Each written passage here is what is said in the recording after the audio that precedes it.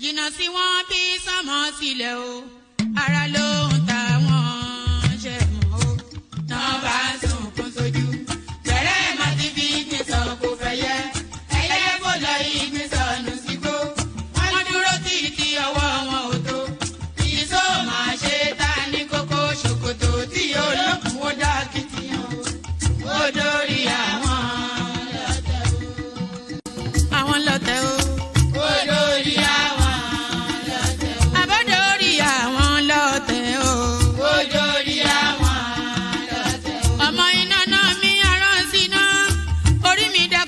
Ṣí mi lọ́nà o, mo tẹríba fàdàgbà o, àgbà ẹ foríjì ni, ojoojúmọ́ ni mo ń pọ́n wọn lé, mo ń ṣèyá sí àwọn àgbà o, mi ò fojú tí rìn wọn láyé, ọmọdé ẹ má fàgbà ṣe yẹ̀yẹ́, torí oníkọ́ tó lè ọlá ní, ọmọdé ń bọ̀ wá dàgbà o, màmá ń bọ̀ wá dàgbà o. Máa ń bọ̀ wá dàgbà o. Ọmọdé ń bọ̀ wá dàgbà. Ọmọdé ń bọ̀ wá dàgbà o. Ọmọdé ń bọ̀ wá dàgbà. Bọ́lájú kòkòrò bá pẹran nígbó tó bá fúnra ẹ̀ pín ló dára jù o. Kọ̀wé mi á jẹ́ dàgbà o. Èyí mo rí màrò ẹ̀fọ́ gbogbo náà ní ilé ayé. Sùúrù ní ṣẹ́gun ohun gbogbo. Ẹ má ṣèké mo ní ẹ má dalẹ̀. Forí orí kìlọ̀ ló jẹ́ ẹni forí wọ́rí yóò sábà mọ́ àwa ò ní sábà mọ́ láyé o. Nílé ayé o. Àwa ò ní sábà mọ́ láyé. Àwa ò ní sábà mọ́ láyé. Àwa ò ní sábà mọ́ láyé. Dẹ́bìtọ̀ rẹ̀ àtàrà ilé o. Àwa ò ní sábà mọ́ láyé. Àwa ò ní sábà mọ́ láyé. Àwa ò ní sábà. Ṣòkòtò wọn múra wọn sáré kẹrù sọkọ o àyànmọ́ ògbóògùn wo wọn ò béèrè lọ́wọ́ orí mórí lọ́mọ mẹ́wàá lọ ìyàwó ohun tí ẹ wá lọ sí ṣòkòtò ohun rẹ lágbo ṣòkòtò mo sọ àkúnlẹ̀yàn ọmọ ẹ̀dá láyé kò lè yí padà mo ń tẹnu mọ́ o olórí làlá bàrò orí làlá bàrò olórí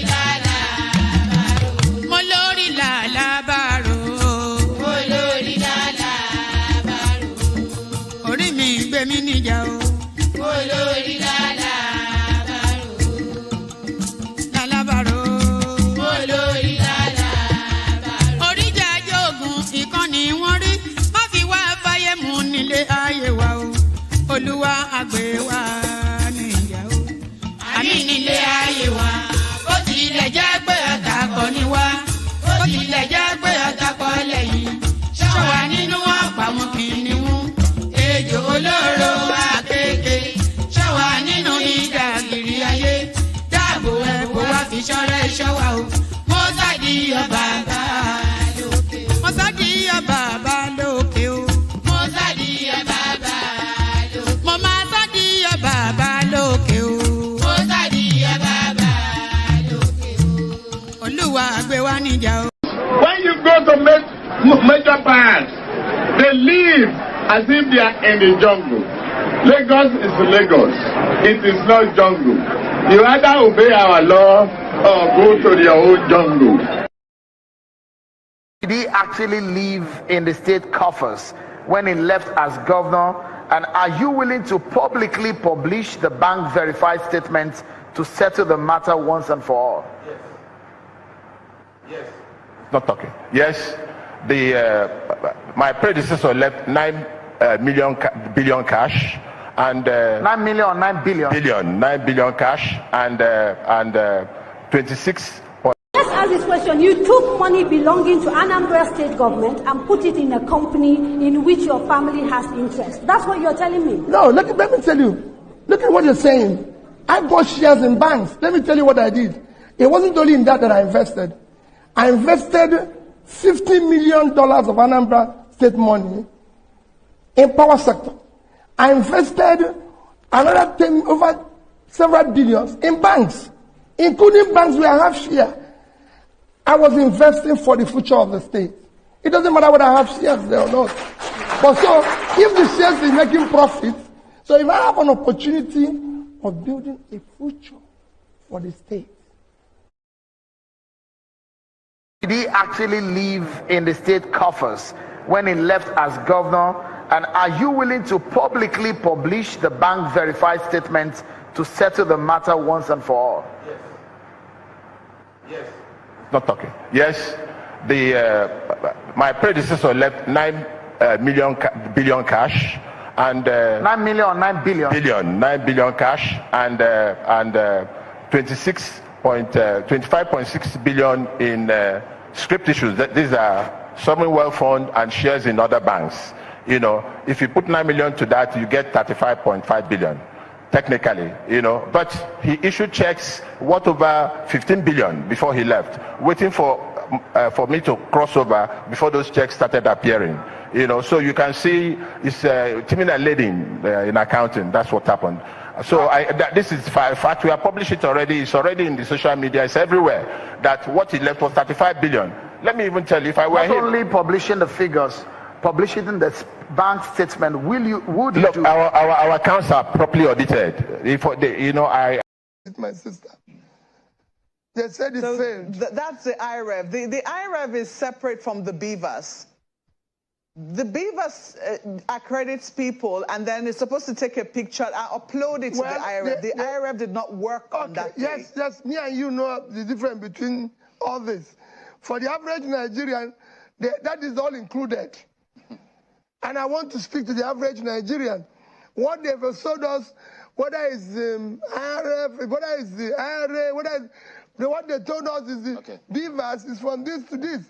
We are promised this sometimes me.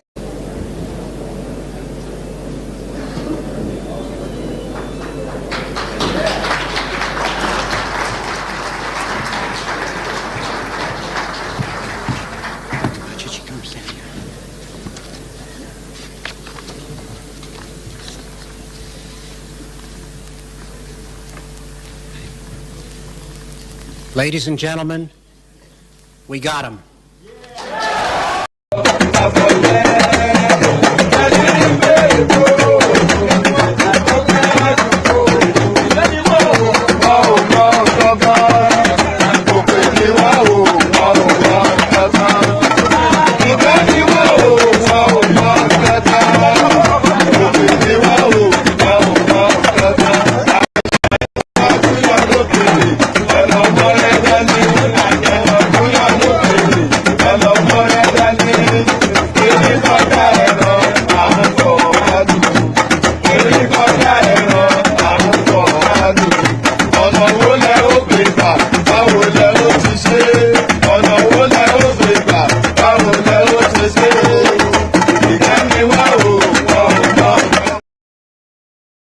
These recent elections.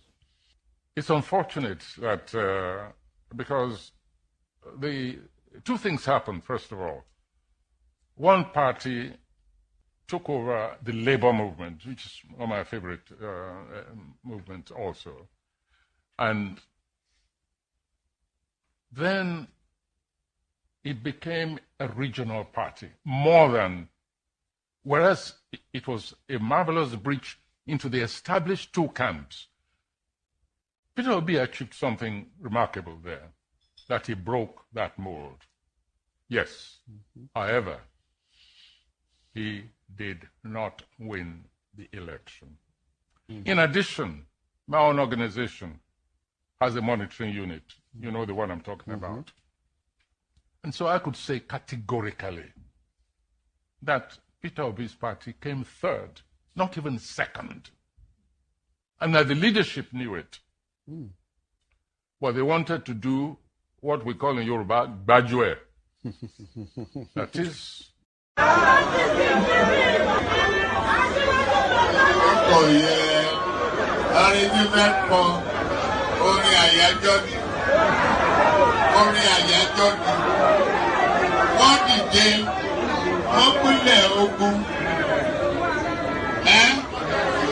Oye tí mo rí ká bá mi wá yẹn dà, ká ní kó bá mi wá.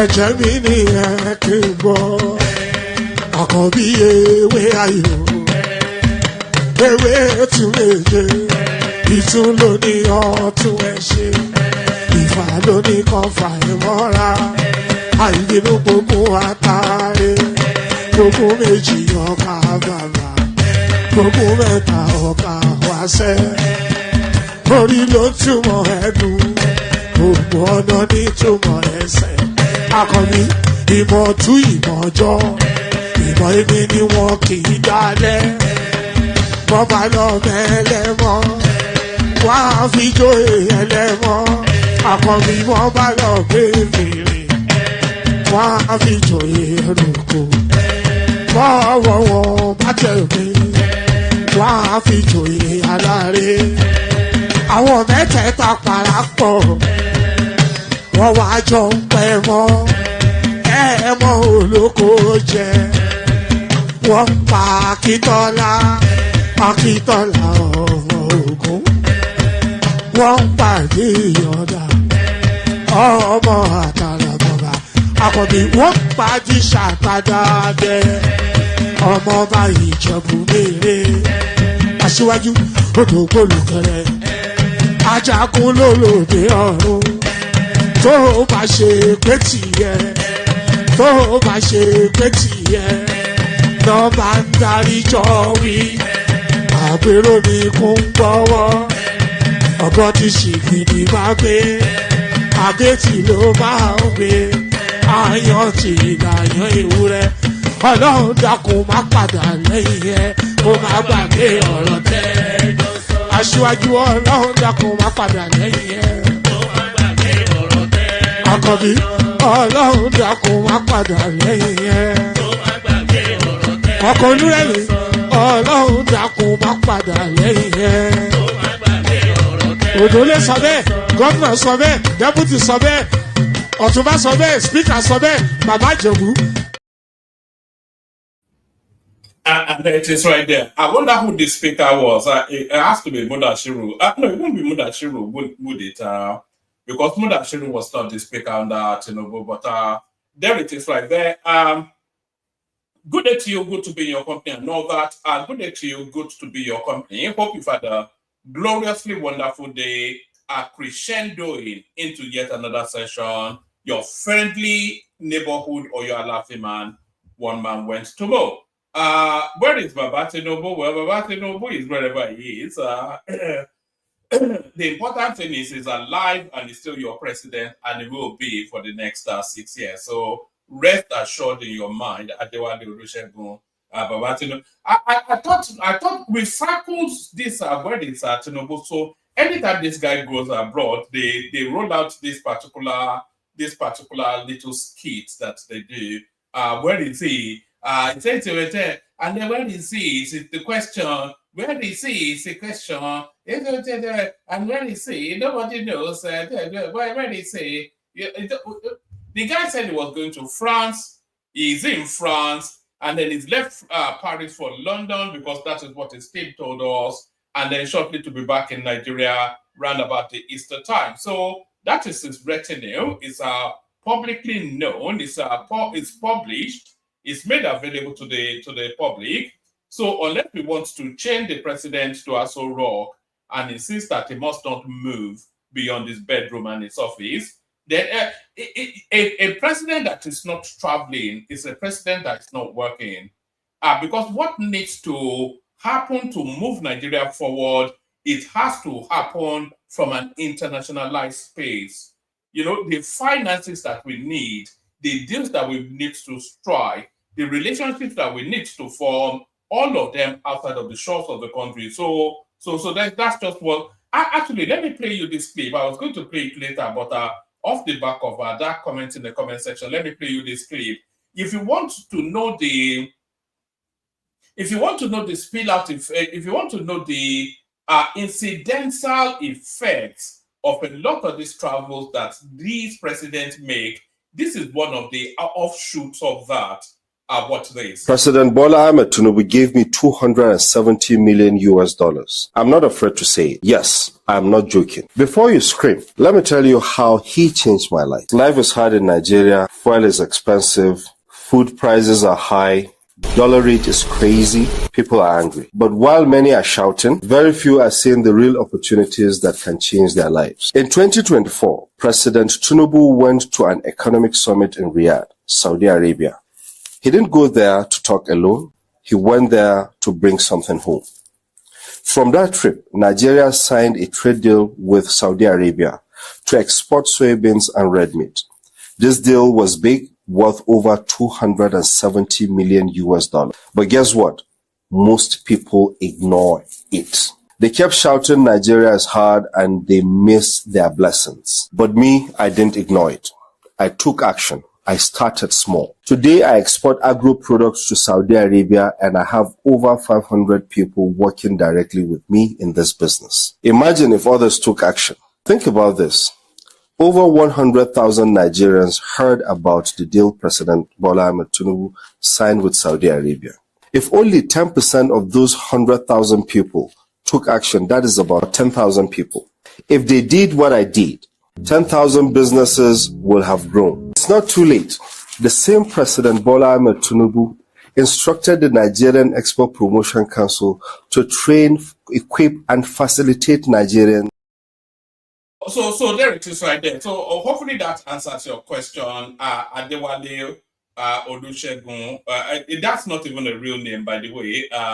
Those are two first names. So nobody's called Adewale Olusegun. So you might want to revise that name, Uchenna, whatever your real name is, and look for a proper Yoruba name. See, you should know by now how Yoruba sequence their names, actually. Adewale is a first name, and Olusegun is certainly a first name as well. Even your former president is called Olusegun, so you should know that. So,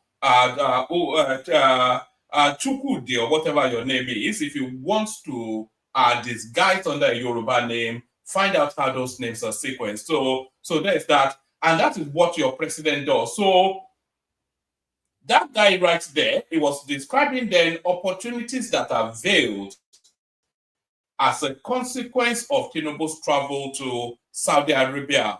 Trade deals were struck, and off the back of that trade deal, that guy he made vast wealth. He's employing 500 people off the back of trade agreements that Tinubu signed in Saudi Arabia. So that's how we work. So where is Baba Tinubu? Where is Baba Tinubu? He's traveling around the world to make your life better, whoever you are.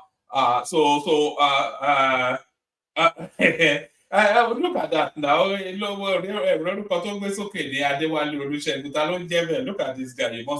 You must be a comedian. But there it is. I will start on the comedic note from Adewale Olusegun, aka Chukwudi. I wonder if it's the Chukwudi that MC Oloma was talking about in that now infamous whatnot.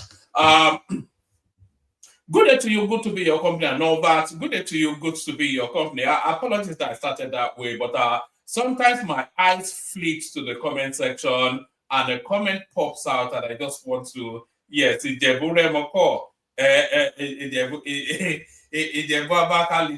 at this comedian. All right. So yes, my eyes flit to the comment section sometimes and I cannot help but be seized by some of the conversations going on there. But good day to you, good to be your company and all that. Good day to you, good to be your company. Hope you've had a wonderful day. Did I already say all that? Yes, okay. Click on the like button then. That's usually what follows after the greetings. Click on the like button if you haven't done that already. Subscribe if you haven't done that already. Come join me on the screen via the hyperlink that says StreamYard. Super chat towards the stream as exemplified. You know, when I invite people to super chat, I'm not just speaking exclusively to Ayo. I'm speaking to everybody at the sound of my voice, but he only seems to be the one that happened to that call.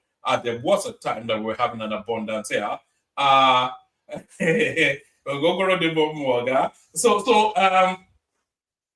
all that. So like, share, subscribe, super chat towards the stream, all those nice and funky things. Let's just launch into it. There's not a lot in the news cycle today. So hopefully, if a panel does turn up, they turn up bearing gifts so that so that we have a bit more to talk about. But we certainly will be talking about Yemsin Wike, who had a, maybe not tomorrow because I have a busy day tomorrow, but in the course of the maybe on Monday I'll be doing a reaction stream to Yemsin Wike's outing in the media. So a lot of the conversations around this session will wrap around that, but on Monday, certainly, maybe tomorrow, but in the course of the next 3 days, I'll be doing a reaction stream to react to Yemsin Wike's outing in the media. It was quite explosive. So react to that. Yes.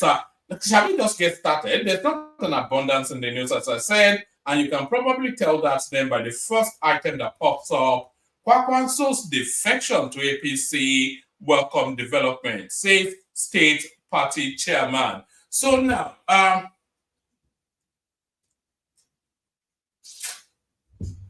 pardon me. So now you might well say that's somewhat of a tepid storyline that, but it's not that tepid because all the indications, all the noises coming out round about that Kano space are indicators towards Kwakwanso somewhat moving to the APC.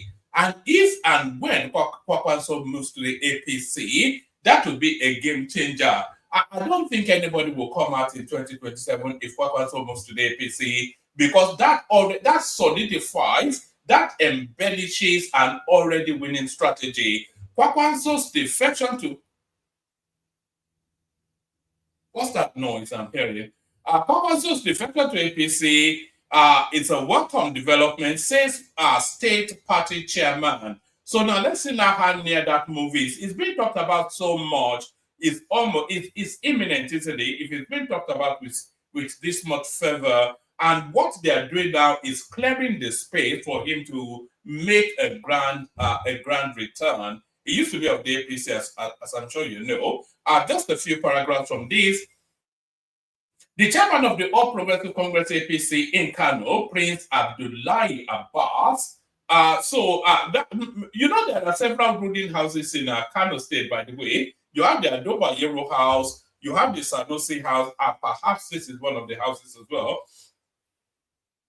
Chairman of the All Progressive Congress APC in Kano, Prince Abdullahi Abbas, has described the rumored defection of the 2023 New Nigerian People's Party (NNPP) presidential candidate Senator Rabiu Musa Kwakwanso to the party as a welcome development. Abbas, in a statement titled "The Position of APC Kano State Chapter on the purported campaign of factional NNPP leader Senator Musa Rabiu Kwakwanso, and made available to journalists in Kano on Friday, said the party has no problem welcoming Kwakwanso to APC. So before Kwakwanso moves to APC, I think Abdullahi Gadudi has to pay him a visit, and that needs to be made public. According to him, APC as a political institution in its renewed hope agenda has embarked on the project of receiving the campees from all political parties, Of recent, the attention of the party has been drawn to the speculations of the impending decamping of the leader of the expelled faction of the NNPP, Rabiu Musa Kwakwanso, into the party. So Kwakwanso, by the way, is in NNPP because they've said they've kicked him out, but he still operates under the banner of that party. So he doesn't have as firm a grip of that NNPP as people often imagine. So it's like sort of floating in the ether somewhere, sort of like a homeless sort of a politician. According to him, APC as a political institution in its renewed hope agenda has embarked on the project of receiving the campees from all political parties. Of recent, the attention of the party has been drawn to the speculations of the impending campaign of the leader of the expelled faction of the NMPP, Senator Rabiu Musa Kwankwaso, into the party. This is a welcome development, especially given the fact that the APC remains his last political refuge, as he has successfully destroyed his relations with. This doesn't sound like a welcoming. I wonder if this is how they are. This is not how to court people, isn't it? It's hardly you court them with flowers, not with pellets. So these are pellets, not flowers. So this is an acerbic sort of commentary. I'm not quite sure that what's the intention behind this is the question. This is a welcome development, especially given the fact that the APC remains his last political refuge, as he has successfully destroyed his relations with all other political groupings in the country, without prejudice to our desire as a party to welcome new entrants and in respect of the constitutional rights of citizens to belong to political parties of their choice. We wish to state our position as a state chapter of our great party in Kano State. The APC Kano chairman further stated that we have already directed our ward chapters to open our registers for new decampees, irrespective of their political and social stature, and this is in line with our party's constitution. We advise all those desirous of joining our esteemed party to go to their respective wards and register. So that doesn't sound like a welcome home party. That sounds like a sort of a thing. All right, we go on from that to this. The real big splash in the media space is Wike's outing in the media space. And these are some of the outtakes from that. I will play you clips on that as well. There are two big splashes. Fayose came out as well, said a lot of stuff. Rivers crisis. I am open to before we get to that, it was throwing stones at him in the first instance. So let's go to the stone throwing first. Let's see. That's my headline piece. Have I abandoned it? Hold on. Yes, so let's pick it up from here. I wanted outright removal of Fubara. This is Yemsen Wike, who is indicating then that Tinubu somewhat saved Fubara, which I think we all know anyway. Yemsen Wike, Minister of the Federal Capital Territory, FCT, has declared his support for President Bola Tinubu's declaration of a state of emergency in Rivers State, adding that he would have preferred the outright removal of the suspended governor Sibilaya Fubara. Wike made this known on Friday, April the 18th, during a media chat in Abuja. President Tinubu last month declared,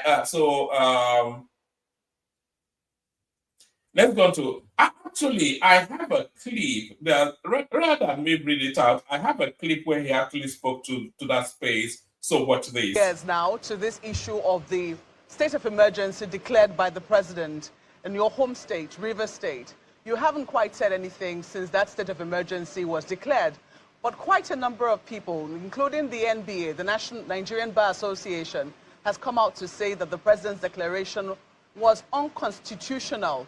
Politically speaking, though, there are those who say that you might be unhappy because it does appear that since the Supreme Court judgment, members of the State House of Assembly who have stayed, let's say, loyal to you, we're gearing up to impeach the governor. And some people have said, politically speaking, perhaps that was a move to, save the situation in Rivers State. What exactly is your own permutation and your thinking since a state of emergency was declared in your state? Margaret, do you want me to tell you the truth? I'm listening. As a politician, I'm not happy. I wanted outright removal of the governor. As a politician, I'm not happy. But for the interest of the state, the president did the right thing. As a lawyer? No, I'm coming. I'm coming. Already the matter is in court. But people must say the truth. The governor was gone. He was gone. Yes, he was gone. So when people say, President did this, I say, look, if that's where they should be worshiping, they should be worshiping Mr. President. Every morning go to the President, can we wash your feet for serving us? How? Mind you, Supreme Court has said, no money can go to local government when it's not democratically elected. Mind you, Supreme Court has said, nobody will go to the state without appropriation. In that situation, there was crisis. All institutions will be shut down. Health will be crisis. Education will be crisis. It is not in my place to make it good for the governor. What about your state? That's what I'm saying as a politician. It is not in my place to make the governor to be happy. It's not me. My business is not to make him comfortable. And that's what does power play. It's part of the role you play. Now, the point I'm trying to make, Mr. President came in and saved the situation, saved Rivers people of that calamity, of that anarchy. Oh, so you know it was going to cause calamity if the governor was impeached? What calamity? That the governor is removed? Was it a coup? The Constitution provides that if there's an infraction of the Constitution, that you can be impeached. I don't know people who are working towards today for the president not to go back for second term. Is it a crime? If they had their way to impeach Mr. President in National Assembly, would they do it? You think that they are comfortable to stop to 2 years? Who told you that? I never told anybody that I'm a pastor or a imam. It's a power game. But then people must face the reality. The governor cannot think that, this and that, if governor is removed, this will happen. What will happen? Yes, but I've asked you so that. So the point I'm making is that President saved the situation. And that's what they didn't understand when Attorney General said that they should even thank Mr. President for serving them. A lot of people have accused Mr. President as bias, saying that you would have been suspended. Suspended for doing yes, what? That you are suspended as a minister. Leg of the problem. Also, one leg of the problem. Agent provocateur. Listen now, one of listening. What's the problem? I don't know what's the problem for president. I instigated. Hold on. Are you not hearing coalition? What's the essence of coalition? To make sure the president does not return. Are they making president to sleep every day? Has anybody killed anybody? Is President finding his heart to say, he's the right to be now. He's also working by delivering the dividend of democracy to the best of his ability. He's not going to sleep.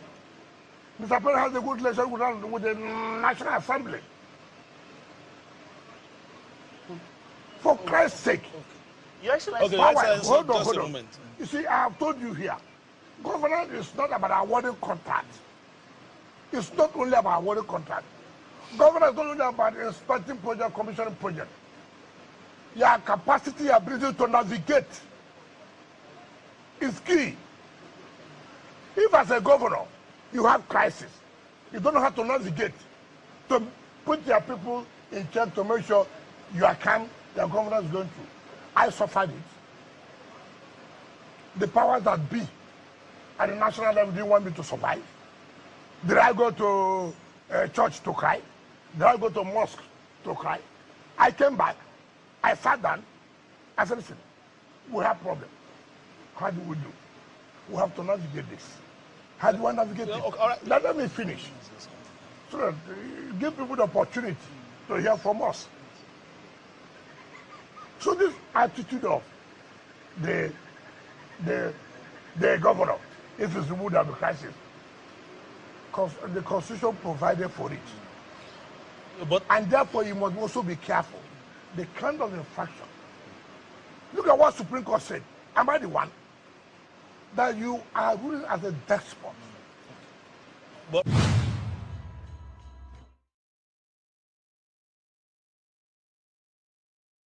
it is right there. So there is Wike then telling us then that he was intent on the removal of Fubara, and a lot of these cries. You notice that even Fubara, he has mellowed down and piped down. You know, a lot of people thought he would run to law and everything, but he knew that Tinubu actually saved him, and that is just he's keeping his own counsel and taking his punishment and keeping his head low. But what Wike was telling us there was it was actually intent on the removal of Fubara.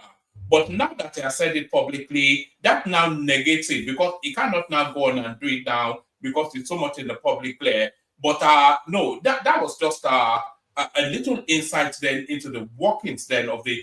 It don't look quite frontally now that it's a power game that, and he wanted to teach the little upstart that look, daddy will always be daddy.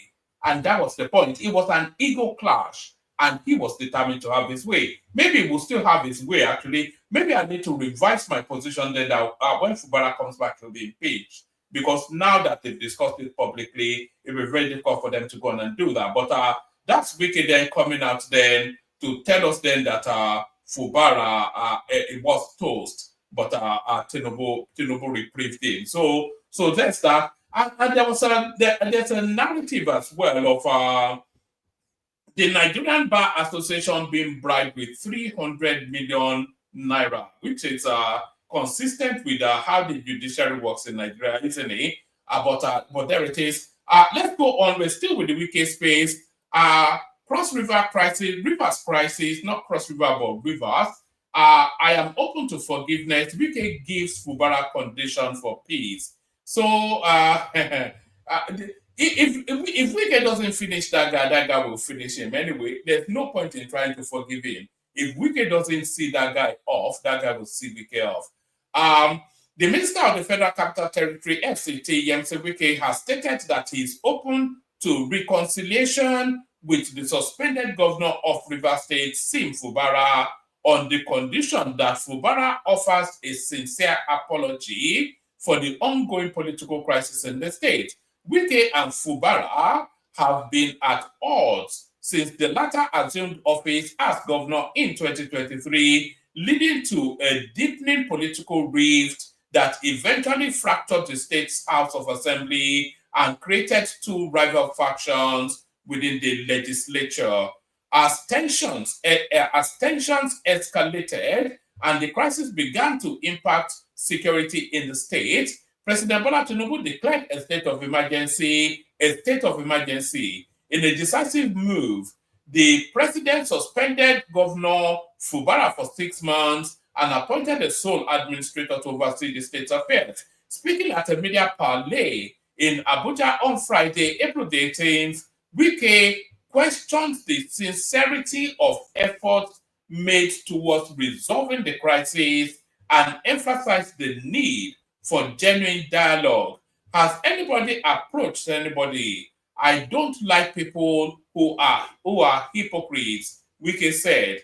I have asked her, a reference to an unnamed individual, to name one elder in Rivers State who has made any effort to promote peace. He added, at the end of the day, if we don't achieve anything, we'll be right back to square one, which makes no sense. The day Mr. President intervened, the assembly members immediately withdrew the impeachment notice. I am open to forgiveness if it comes sincerely. So that is Wike then asking then that Simi Fubara should come and assume the Idobale position, you know, and the apology has to be public as well, of course, because it needs to be humbled. So Wike said a lot of things, actually, a lot of shots fired in different directions. Everybody got hit, including his and ours favorite whipping boy, Peter Obi. I don't do social media candidates. Wike defends decision not to back Obi. So I think he actually said this. So I think we have a clip on that embedded in the article. Let's just look at your. No, he has no chance to win the election. Okay, I don't go to where you see, people like this kind of social media candidates. I don't do social media candidates. I see that as a politician. You won this Abuja. But he got 6 million votes. I said, I see that as a politician. And I analyze the candidate who is likely to win. In politics, it's not always the right that, oh, this is the best candidate. No. You see, Nigerians today, their politics, so many factors come in. And I have always told people this.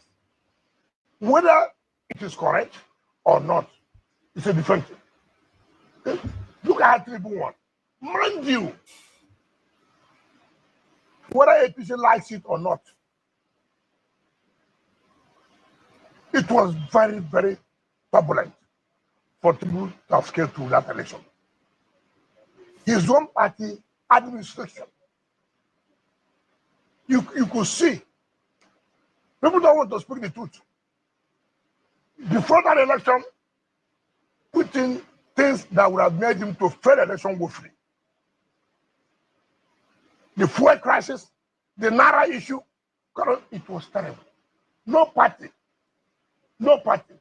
in government would at that time bring such policy when you know you are running an election. But everything was done and he survived it. Honorable Minister. He survived it. So that's how you will know that there are people, first of all, God is on their side. Two, they also know this game. He must give it to them. So there it is. You have to remind ourselves that Wike is actually an opposition figure. The way he fanboys Tinubu, you wonder sometimes if he has any intentions for his own party or what they are even. The Minister of the Federal Capital Territory, Yemson Wike, has given his reason for not supporting the Labour Party presidential candidate Peter Obi during the 2023 general election. So I think you already said that, but let's just read it anyway. Speaking in a press briefing on Friday in Abuja, Wike stated that Obi was a social media candidate who stood no realistic chance, as to say, who stood no realistic chance of emerging heavyweight in the elections. No, he has no chance to win the election, Wike said. I don't go where you see people like this kind of social media candidates. I don't do social media candidates. So they say, watch the clip which you've just done. So that's that. So let's go on from Wike then to other matters. Let's go to Gani Adams, who, what is he talking about now? You know, I've never really rated that Gani Adams anyway. Gani Adams orders reject Southwest Sharia panel. So these are attempts then to infiltrate. You know, it's a conquest move, actually, this Sharia something, because if they install Sharia in Yoruba land, that Sharia then will be orchestrated by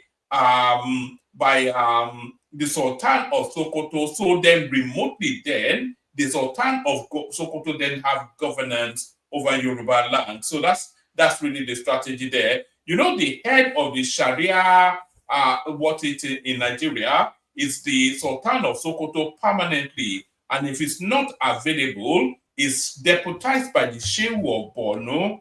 So it's a conquest sort of a thing, although the Shehu of Borno is a Kanuri man, I suspect.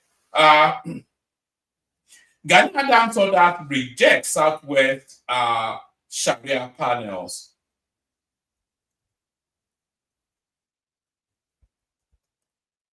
Right, a Yoruba self-determination group, Yoruba One Voice, led by the Abe Ona Kakanfo. Oh, how did somebody like Gani Adams ever get that a title as weighty as that? Is really where the question is. I'm not quite sure if it's robust enough a character to be the Abe Ona Kakanfo of Yoruba land. What's it called? Even Tinubu is only a Nashiwaju, but this one is the Are or not. Who is the Balogun Bashorun of Yoruba? Which two titles did Abiola have in those days? He had the Are or Kakanfo and the Bashorun did or something. And then they're not giving it to Gani Adams. A Yoruba self-determination group, Yoruba One Voice, led by the Are or Kakanfo of Yoruba land, Iba Gani Adams, has kicked against the push to introduce Sharia law in parts of the Southwest, warning that such a move could destabilize the region and threaten Nigeria's already fragile pluralism. This position was articulated in a communique issued at the end of the organization's international virtual conference with the theme Sharia law in Yoruba land, setting things straight through restructuring, presided over by Adams, who is the YOV convener. The conference brought together members of the YOV Global Coordinating. I wonder if Adeyinka grandson is part of this. I suspect he's back in prison. I heard he's back in prison. Presided over by Adams, who is the YOV convener. The conference brought together members of the YOV Global Coordinating Council, the General Assembly, critical stakeholders, and prominent Yoruba sons and daughters across the diaspora. The communique stressed that regional autonomy and restructuring remains the only viable path to ensuring peaceful coexistence and sustainable development in Nigeria. So I'm not sure that anybody is after the Fulanis are certainly not after any peaceful coexistence. They are after conquest, the conquest of you. They want to conquer you. That's and I think they just slaughtered yet another. Not slaughtered. They just pied yet another bunch of people in Benue yet again, as today. Participants maintained that if the political class continues to resist calls for true federalism, the Yoruba people may be left with no option but to pursue complete political independence. So that voice has not been ricocheting just as because the average Yoruba person is a Yoruba nation sort of a person. The average Yoruba person would rather be in Yoruba country than in Nigeria, but is not reverberating in quite the manner that the Southeasterners are agitating for Biafra. Participants maintained that if the political class continued to resist calls for true federalism, the Yoruba people may be left with no option but to pursue complete political independence. Speaking at the event, Adams condemned. Is Adams? I thought he was a Muslim actually, Gani Adams, unless I'm mistaken. And that guy, although Adams is not a Muslim, let me say. Speaking at the event, Adams condemned efforts to implement Sharia law in Yoruba territory, describing them as a ploy to weaponize religion for political purposes. He warned that such moves could fuel unrest and embolden extremist tendencies in the region. So it's a curiosity, isn't it, that as soon as you hear Sharia, you think extremism. Introducing Sharia would not improve our economic, political, or cultural fortunes, Adams said. Pardon me. It could shatter the peace of our land, force our youth into violence, and spark crises similar to what is happening in other parts of the country. The conference also issued several key recommendations, including a call for comprehensive constitutional amendments to decentralize control of local government. The control of local government has already been decentralized. So I'm not quite sure what I think that after the horse has bolted, the conference also issued several key recommendations, including a call for comprehensive constitutional amendments to decentralize control of local government and economic resources, reduce the federal burden, and empower grassroots governance. So that's Gani Adams taking a firm position on Sharia in Yoruba land. Just the idea is anatomic to the Yoruba ways to be superimposed upon by any particular region. We're free-born sort of a people in Yoruba land, are quite content to exercise that freedom of choice, and of course, Islam is a religion of force, not of choice. It stressed that any religious court system must remain voluntary, civil in nature, and operate within the bounds of human rights laws. Delivering the keynote address, Professor Oluwafemi Obayori acknowledged the historical presence of Islamic law in parts of Yoruba land, such as Ilorin, but warned that recent attempts to institutionalize political Sharia in the region represented a cultural offense rather than a spiritual revival. So I'm not quite sure that I'm conceding the presence of Islamic laws in Ilorin. It may well be a heavily Muslim space, but I'm not sure that they're operating under anything other than the secular constitutional laws of Nigeria. Because the northern regions, we know that they are all under Sharia, but Ilorin certainly not. He cautioned that the unregulated spread of Sharia panels, suppression of traditional religious practices, and marginalization of indigenous festivals like Isheshe pose significant risk to cultural identity and national unity. Echoing this view, Professor Kolawole Rahim, he's a Muslim, of course, Rahim, an Islamic name, a technical advisor to YOV, noted that whilst Yoruba Muslims deserved faith-based dispute resolution mechanisms, so that is the tekia right there, he's inserted that, such systems must not override Nigeria's secular legal framework or infringe on others' rights. Rahim further argued that in northern states where political Sharia has taken root since 1999, non-Muslims often faced systemic discrimination, a scenario that must not be replicated in the Southwest.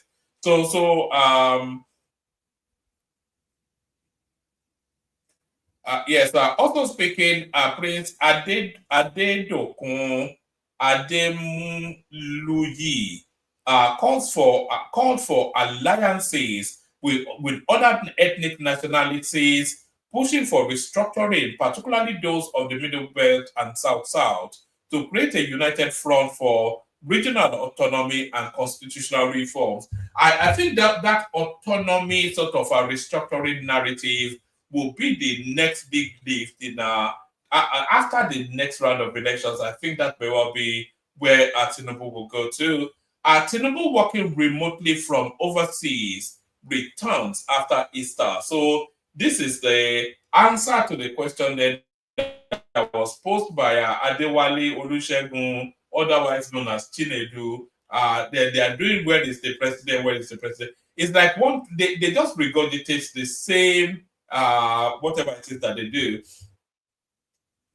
The presidency has said President Bola Tinubu continues to direct the affairs of the state from Europe, despite being outside of the country for nearly 2 weeks. It also said the president will return on Monday, April the 21st, after the Easter holidays. In a statement signed on Thursday, Tinubu's special advisor on information and strategy, Bayo Onanuga, explained that the president, who traveled from Paris to London at the weekend, remains fully engaged in Nigeria's governance and is in constant communication with key government officials. What is this thing? Hold on. Hold on. You see this little clip that is in the background? It's playing through and I can hear it.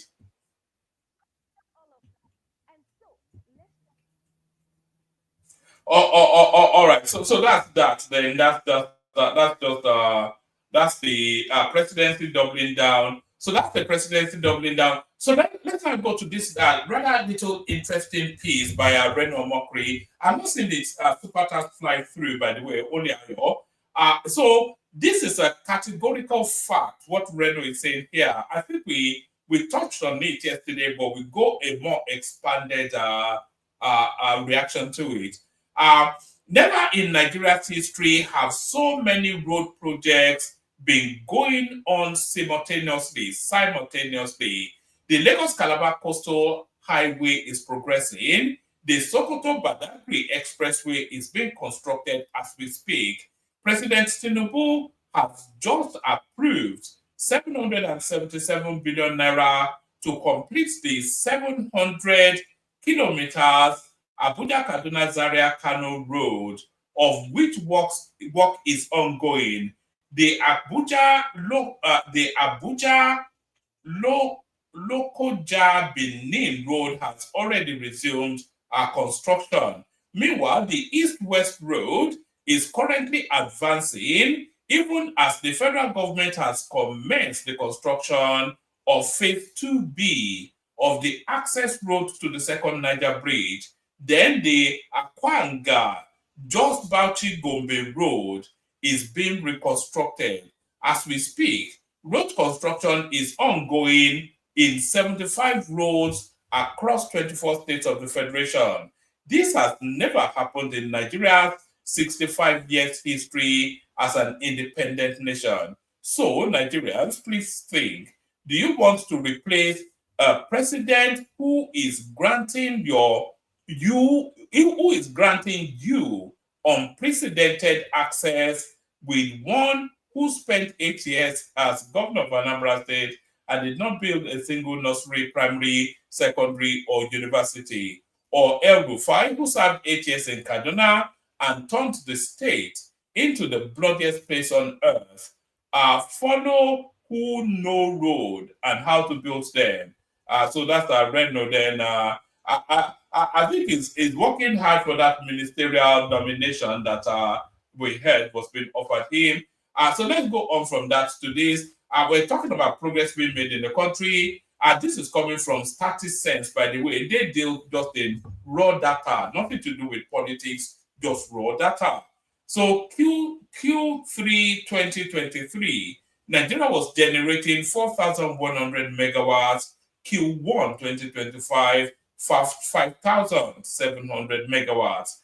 Power generation growth, nearly 40%. So it's always going to be in the workings anyway. So Tinubu's re-election is going to be entirely dependent on his performance. So that's the readouts. Like I said, there's not an abundance in the news. So let's go to the clips that we do have, and then we see who turns up for the conversation. And we start it off with Fayoshe, who is permutating towards 2027. They came out and said everybody is fighting for their own survival. That's the truth. So let me give a scenario. Federal election. Governor Fayoshe, let me give a scenario. There are those who are tipping in your party. They are saying Sheyi Makinde will be a good presidential candidate. If you have a Sheyi Makinde, a Peter Obi, and Bola Tinubu on the ballot in 2027, where will you cast your ballot? Let me say to you, when I saw an advert running on the social media, with all due respect to Governor Makinde, I forwarded it to him. And he called me. And he said he's not running. And he said he doesn't know anything about those flyers. And there were some guys, some boys flying it. He has not told me otherwise. And let me say to you, I will not put words in his mouth. I would rather believe whatever he tells me as a brother. And he told me that he's not going to be the person that will be used against the Yoruba man as president. I stand to be corrected. And I stand there to say that Governor Makinde, by what he has told me, will accept anything changes. What about My Peter name is Obi? Ayofashi. Considering what is happening in the country today, the groaning of a lot of Nigerians about the situation in the country, the economic situation in the country, there are those who say that they're faced with a lot of challenges, and perhaps under the Bola Tinubu's leadership, that Nigerians have seen a range of policy shifts, which immediately is impacting negatively on their pocket, and that perhaps people will be thinking of an alternative. In your own mind, with what we have on the ground, is Peter Obi looking like... So that's our fire right there, who had a big outing in the media today. So if he had that conversation with Makinde, as he saying that he did, and Makinde told him that it will not be used against the Yoruba man, then that's a misreading of the situation by Makinde. Makinde running as the PDP candidate, it further solidifies the prospects of Tinubu being returned. Because a choice between Makinde and Tinubu is no choice. So, but who will he hemorrhage votes to? That's the thing. I think he will hemorrhage votes more to Peter Obi than Tinubu. But if Makinde, but that blunts then Atiku being able to get the PDP ticket. That would be the only good coming out of that. So the Mauritanian comes out again, and it goes to Charles Ayagolo, who is his usual go-to. So Dati Usman Baba Ahmed is out again, talking gibberish as always. I expect Tinubu to throw in the towel. If he is that smart politician that he turns out to be. You know me, I say the truth. For someone to have organized 2007, culminating in his electoral heist in 2023, that person must be super smart politician. I'm not praising him at all. It's not good to be what really he is that I don't want to say. But look, he skipped 2007 and jokingly made Atiku candidate, made Ribadu and somebody 11, made Buhari in 15, Buhari won, and then skipped 2019 and then stole 2023. If he is that smart, everything is there for him that he's going to lose 2027.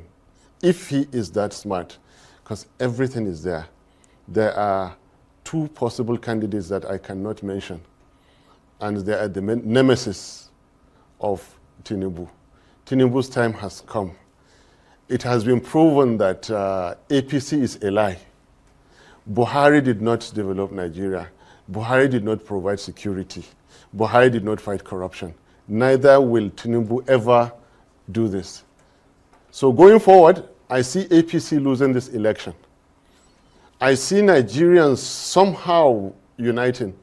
Listening to what someone like me is saying that, look, if you cannot practice this democracy, it's not for you. And then Nigerians will decide to come out and practice democracy for the first time. And then bad leadership will begin to have no hiding place in Nigeria.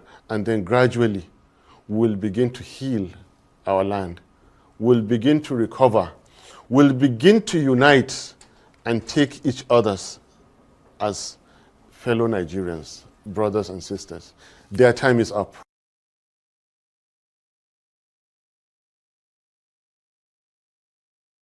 All right, so that's Dati Yusuf Ali.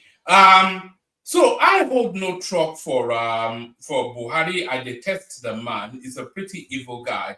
But it's a categorical lie to say that Buhari did not develop the country. He developed the country as best he could, given the circumstances. The country went through harsh economic times in terms of revenues under Buhari. And even with that, he built a lot of roads. He built the Lagos-Ibadan railway service. That wasn't even started by Goodluck Jonathan. He started and completed that. He built the second Niger bridge. He built lot of stuff. Buhari, he did a lot. He did a new wing at the Muritala Mohammed International Airport. He did a lot, which we will say is a not a snail pace evolution, but an evolution nevertheless. So he did stuff to develop the country. Was that sufficient? Arguable, maybe not, but he certainly did do stuff. So that's just a lie. Now, this next clip, I was actually meant to play this at the intro space. It's a song actually that speaks to that CBEX incident, that CBEX 419 whatnot that happened in Nigeria sometime this week.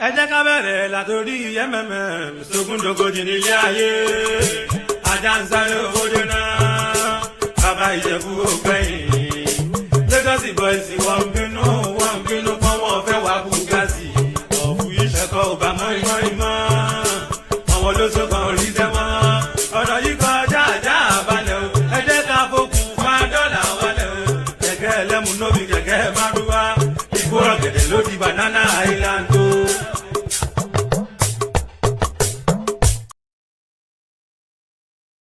I saw that little clip and quite in tandem with what's going on regarding the CBEX scam. So that I was intending to play that in the intro bit, but it was talking between the clips. So we're going from that back to the politics and back to Yemsen Wike, and here is his take on if there are two people if there are three people actually that Wike likes to bring out the Koboko at the most: Atiku Abubakar, Peter Obi, and now latterly Sim Fubara. So he has flogged Peter Obi already, and he has flogged Sim Fubara already. So now the third stroke of the cane now, you know who's behind this going on. Watch this. On the other part of those who are looking for is selfish interest. The likes of Atiku and all other people. Which coalition with who? Why not come into the Paya party? Everybody wants to be president of the country. Nobody wants to say, look, let me build our party. So that at the end of the day, our party will be in a formidable position as an opposition party to take over power. You don't do that. Only what you want is, let me find a way how I will be the one. If that does not happen, to attempt Israel. And you make the mistake yesterday, you want to repeat the mistake today, tomorrow you make the same mistake. And then you come out to say, we were rigged out. Who rigged you out? You have already rigged yourself about causing crisis. And this is what I've always said. Like, because people are not sincere to themselves. And people like me will not accept that. So the issue of coalition on these other people, they are not sincere. The issue of want to be alone, you're also not sincere. Because you have not shown that you want to be alone. You have not shown the seriousness that you want cohesion in the party.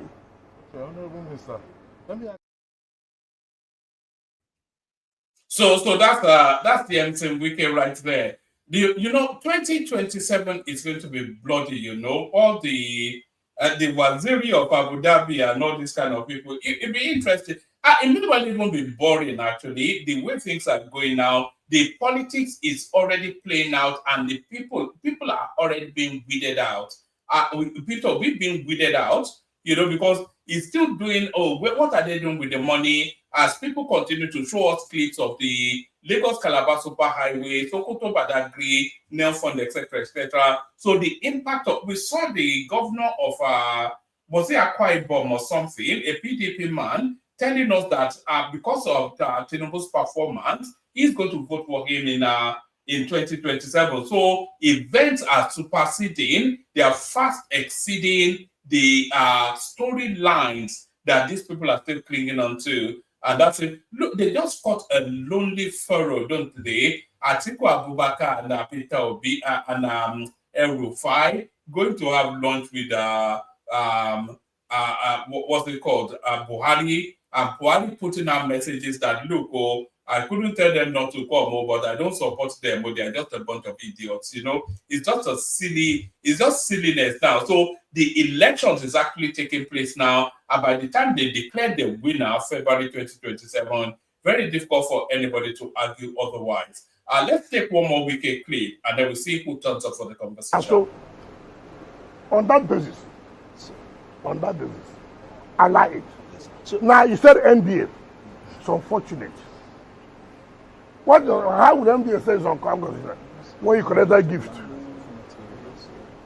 What is it? No, they're not connected. No, they are. Listen, why not hold on? Yes.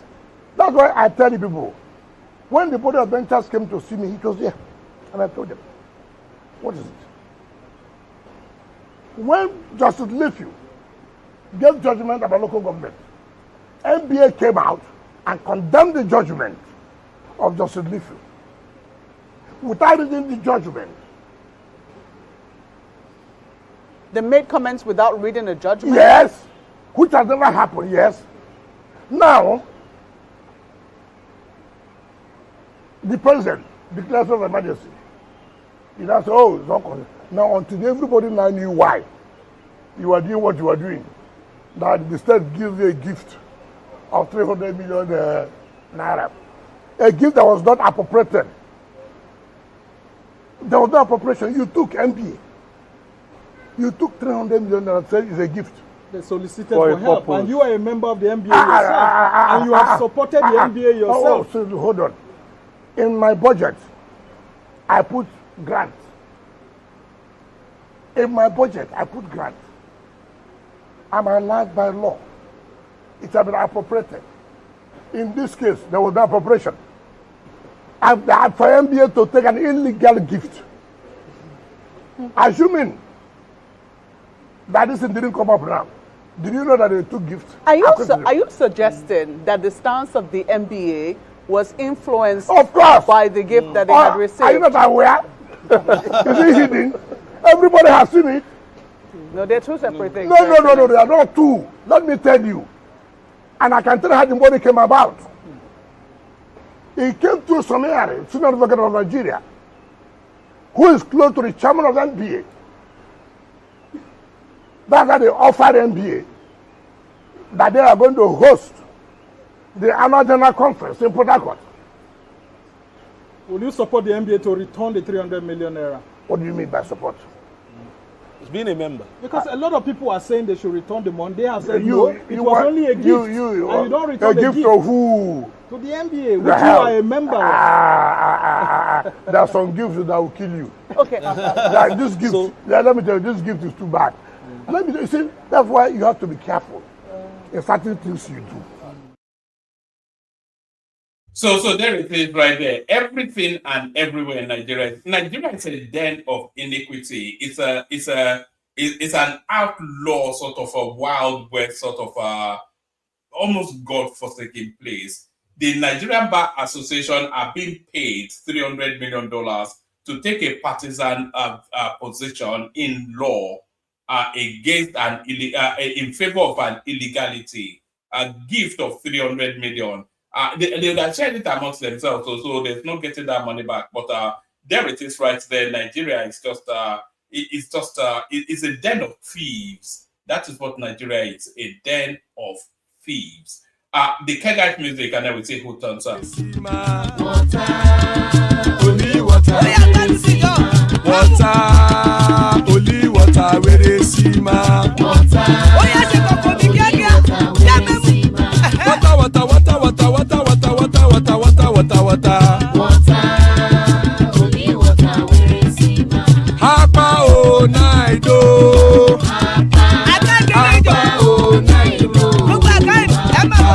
Hapa you don't come oh.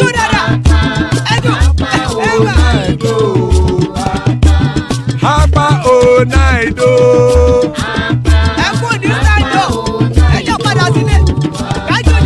Oro kẹ̀kẹ́ ẹlẹ́mù yé o.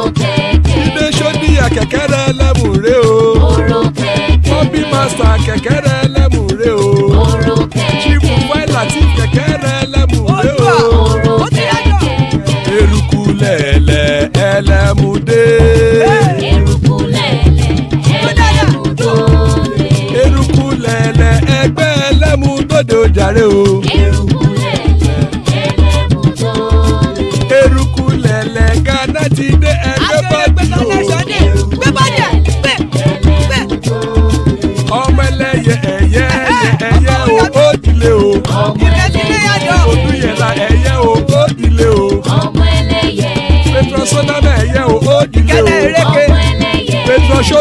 yẹyẹ rẹ̀ ó sì lé o.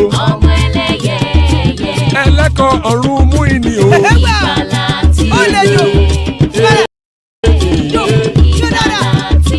àkùkọ ọ̀run méjìkọ.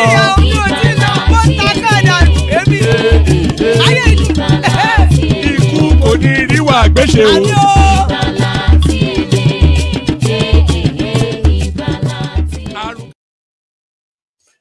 And it is right there. Ikuko Neru agreement death have nothing to do with us. So joining us, Baba. So Baba always rescues the session. That's it. It's there. Actually, I'm not even sure. Baba, are you there? Of course, I am, woman. All right, madam. Always say the line. Yeah, because we were there for so long, I wondered if we were still there. Good to have you here. I just don't want you to escape, to run away. That's yes, why I registered my presence. Yes, I was actually already having dreams of my bed. Maybe I'll get there earlier. Sorry, I put a foot in that door. Yes. So yes, good to have you here. A slow news cycle day today, but nevertheless, Wike came out, all guns blazing, fire in usual form. What have you been making of the day in the news? Yeah, it's a very interesting day. It's the Judas Day. So all you Judas, home and abroad, I salute you still. You will get your just desserts when the Messiah rises from his grave come Sunday. No problem there. A very fine evening to you, one man. How are you doing? I'm good. Good to have you here. Yeah, great. So let me greet in advance panelists to join me. I salute you. Come, I welcome you too. And hey, people of the commentariat, I salute you. More so, the ayo, the joy of the platform, and Ogati Uloga. I love the political, socio-political humor you bring to that commentariat. I salute you. I welcome you. I saw Izzy some time ago. And Alhaji Abdul Mumuni, I have some words for you. I'll come back to that later. And people, our esteemed viewers, I salute you. I formally welcome you. If you click the like button, you know that is the most important thing. Responsibility which you must adhere to or perform. And whilst doing that, don't forget to share and also subscribe. And for the eavesdropper, please, in Jesus' mighty name, repent.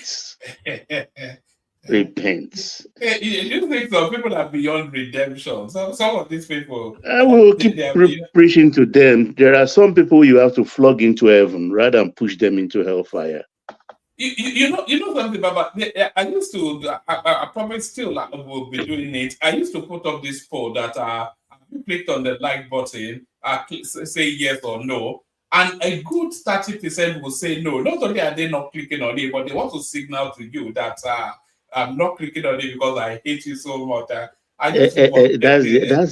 They just want to be disagreeable and deplorable for the sake of that. Yes. It's funny anyway. It's the new mankind we have. I think they are made from a different clay from Adam. I don't know.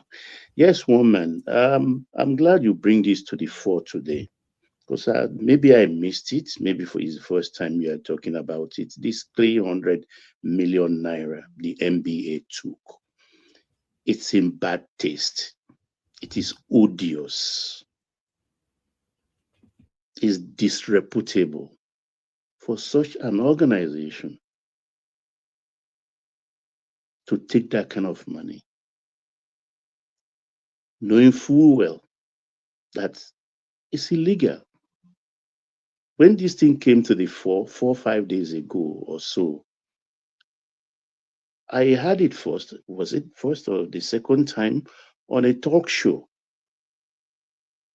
on a TV station? And one of the most acerbic, vociferous voice amongst the talk heads was supporting this. That's all. He knows how they work. It is a gift. They must not return it. He was part of people who spoke on one of the panels of the NBA some 4 or 5 years ago. He knows how it works. They need a lot of money and they always solicit for it. And I was taken aback. I was looking at him. This is somebody who put himself forward as the voice of everything good in Nigeria. He condemns even the good and the bad. And I cannot stop shaking my head because that's who we are.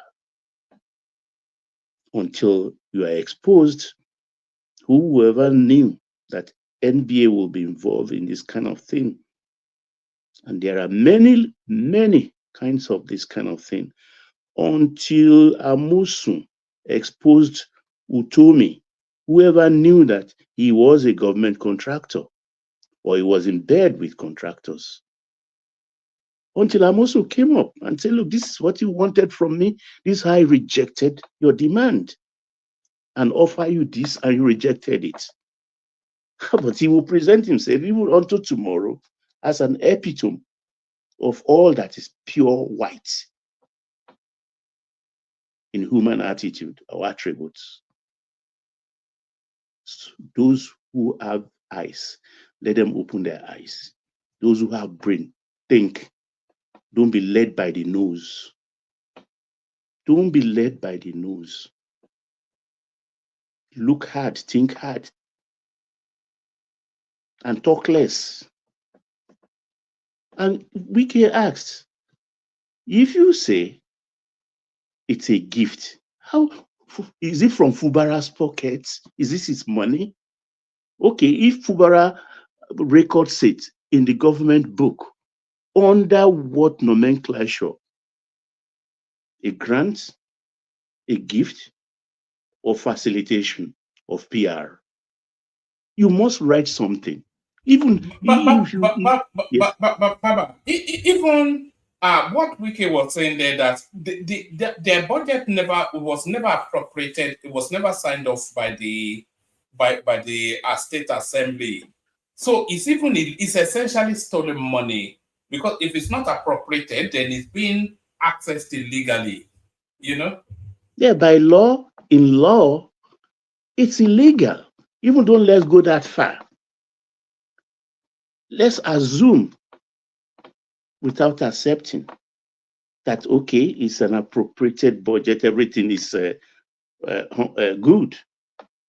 But if they must give you money, they must have to receipt it. Not physical receipt to you, but they must write something down. That's how government work. No government will bring money. Governor will bring money, even if you're his younger brother, and say, take, except people like Yahaya Bello, dummies like him. But any clever person will never do that. You have to record something. Because Yoruba ni onde waju dejo, onde idaso. Because of tomorrow, you can be brought back to explain that line item. And then you claim that it's a gift. What manner of government will give a gift of 300 million to you? And in arranging this annual conference, Oga is here. If enigmatic comes somebody can, and Ogbeni, they can say no. They buy forms, they register. Each lawyer registers. They pay money. They give them conference tools. A bag, label clearly, Port Harcourt 2025 conference containing some stationery. They pay huge money for it. So is that money not enough to host such a conference? If government is going to facilitate something for you, maybe just the hall you will use. The government can pay directly to the hotel owners or the event venues. Or giving you cash physically, Now it has stonefish or bone in their throat, the executives of MBA's throat. They have to drop that money. They have to pay back. Don't label it a gift. What kind of a gift? What kind of a gift? I remember many years ago, I walked into one of my children's room. The TV there was not there. And I was saying, what happened to this TV? They were looking at me. Then someone said they gave it to my driver. Mbo, why? The children gave you TV from their room. He said, yes, say it's a gift. What a gift? If I open my eye, you've not returned that TV, you will see what I will do to you. There are some things that are not, they cannot be gifts. It's so funny. And for them to come out, the executive of the MBA to come out and say it's a gift, they should have some intelligence. Fubara never knew he would be leaving government. So apparently he must have, he wouldn't have erased it from the recorded account statement. So Ibas must have found it. Himself didn't say anything until MBA said, no, we are going elsewhere to Enugu to host our conference.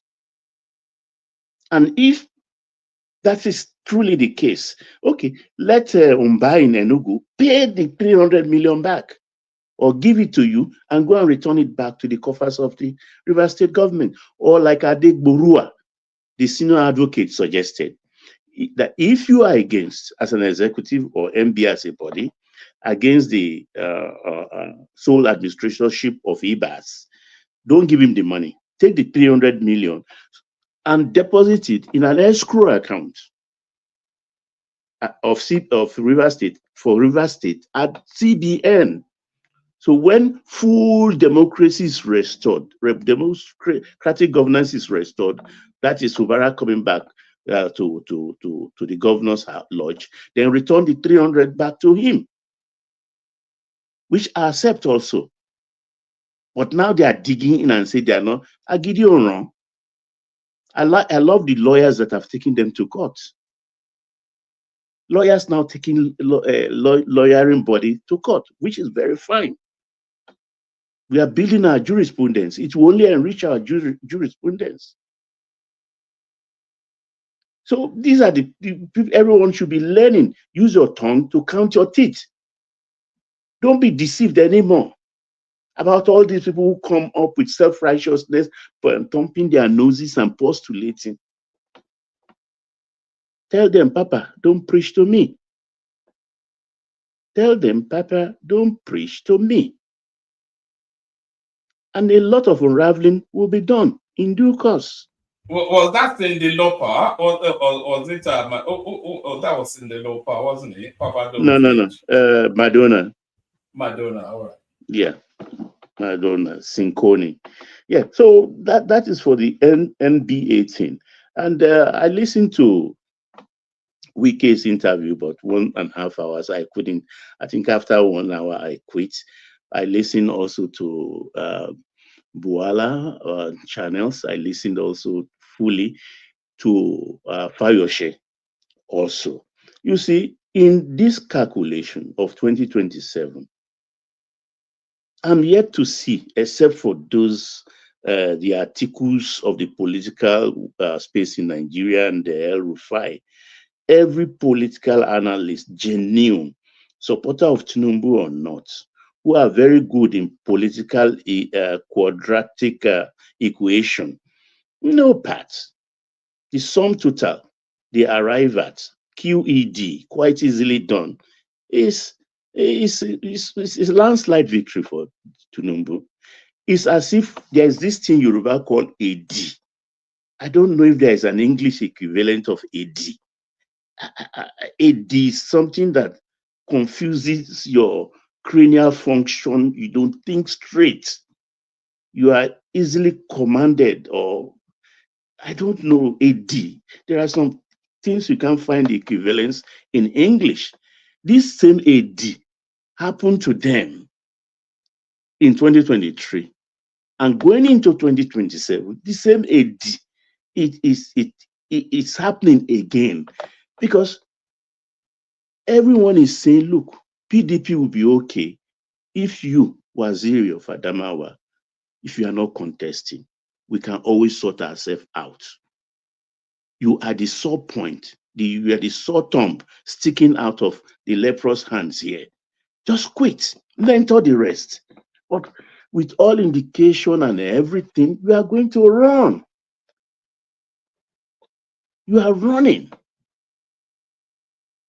And who told you that you will win? It's still a mystery to me.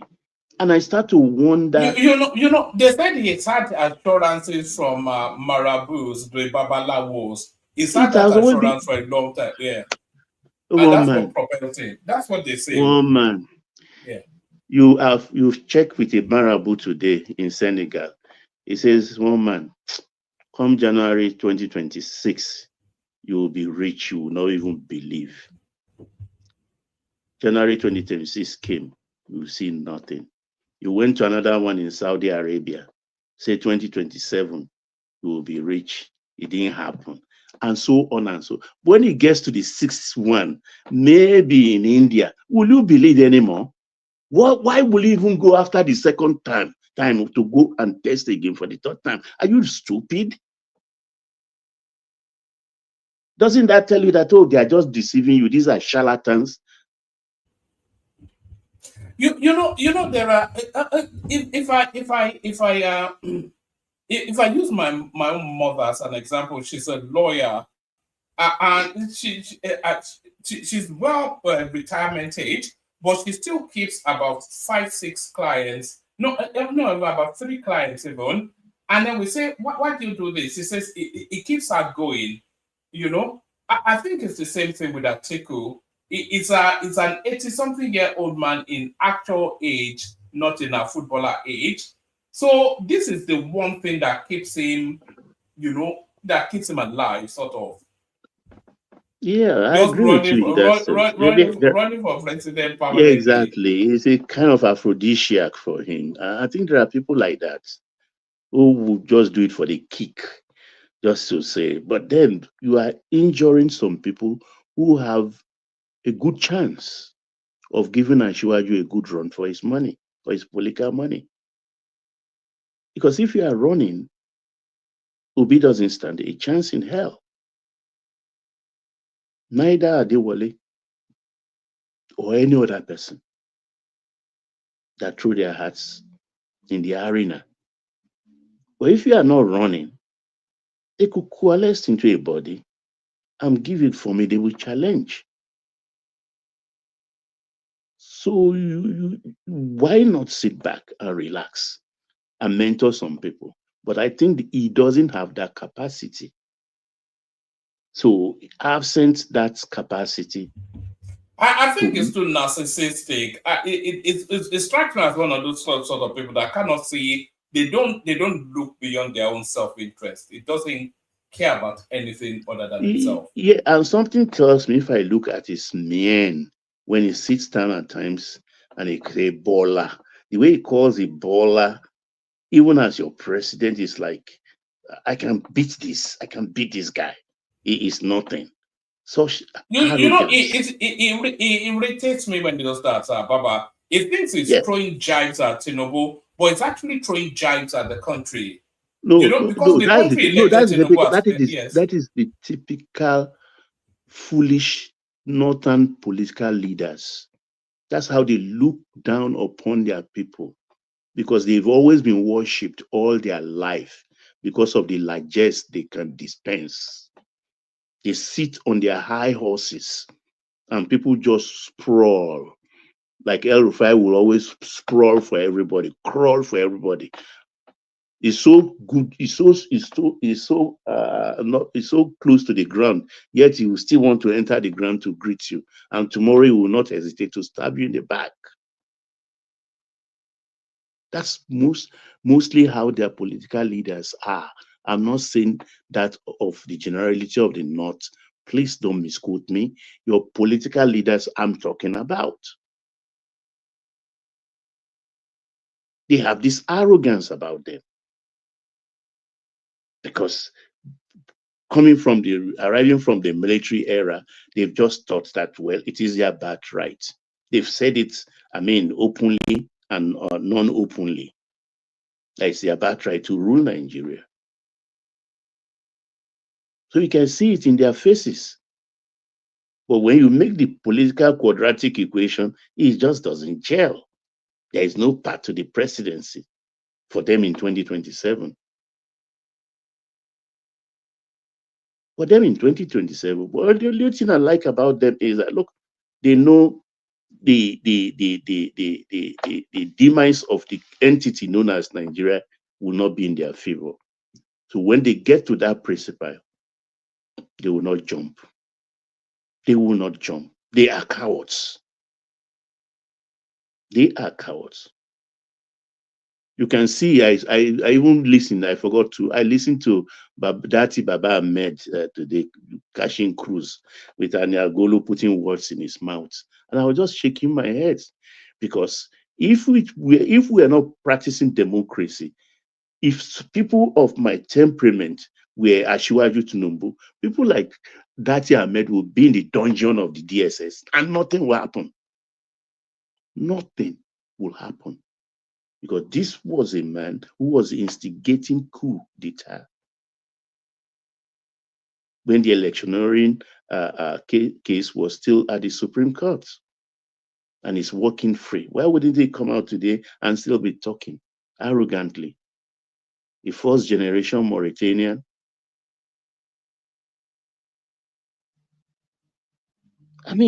This government, is tolerating so much hogwash, rubbish from some of these northern political leaders. They do nothing for their people. Like someone said, the day the North takes care of their people, start educating them properly, that's when Nigeria will start to arise as a nation. Because they will always pull us back. They will always pull us back. But the day they sit down and say, yes, they want to challenge and catch up with the South, train their people, all the resources they've stolen, put it down on the street for their people to use, brush them up, Nigeria will be a good place. And I repeat it, even to their annoyance, if they like, I don't damn care. All the indices that portray Nigeria in bad light, 80-90% comes from the North. Comes from the North.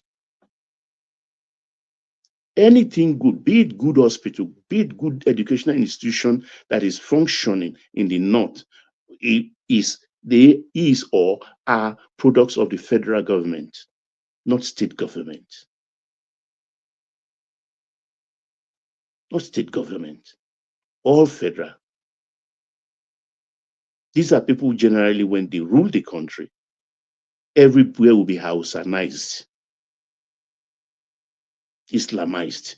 Every ministry will have a mosque. Everybody must learn their language. It becomes a fad. You must dress like Hausa.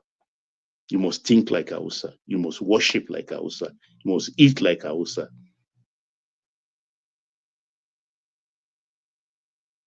So whatever they intend to do with the country is in their hands from 2027.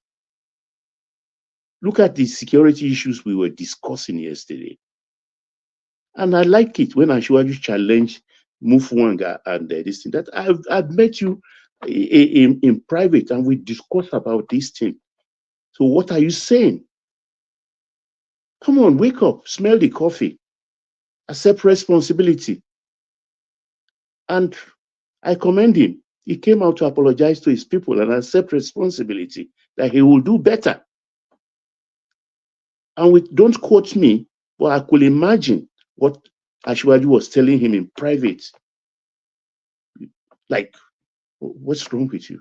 I didn't know your people. You don't know what to do. Start it. We'll back you. I was not there. I'm just writing the script. Please Come on, go and do the needful. Protect your people by whatever means. And he was cowardly. Couldn't do it when he was confronted. When the head of state has given you what one man went to Mo called dog whistle.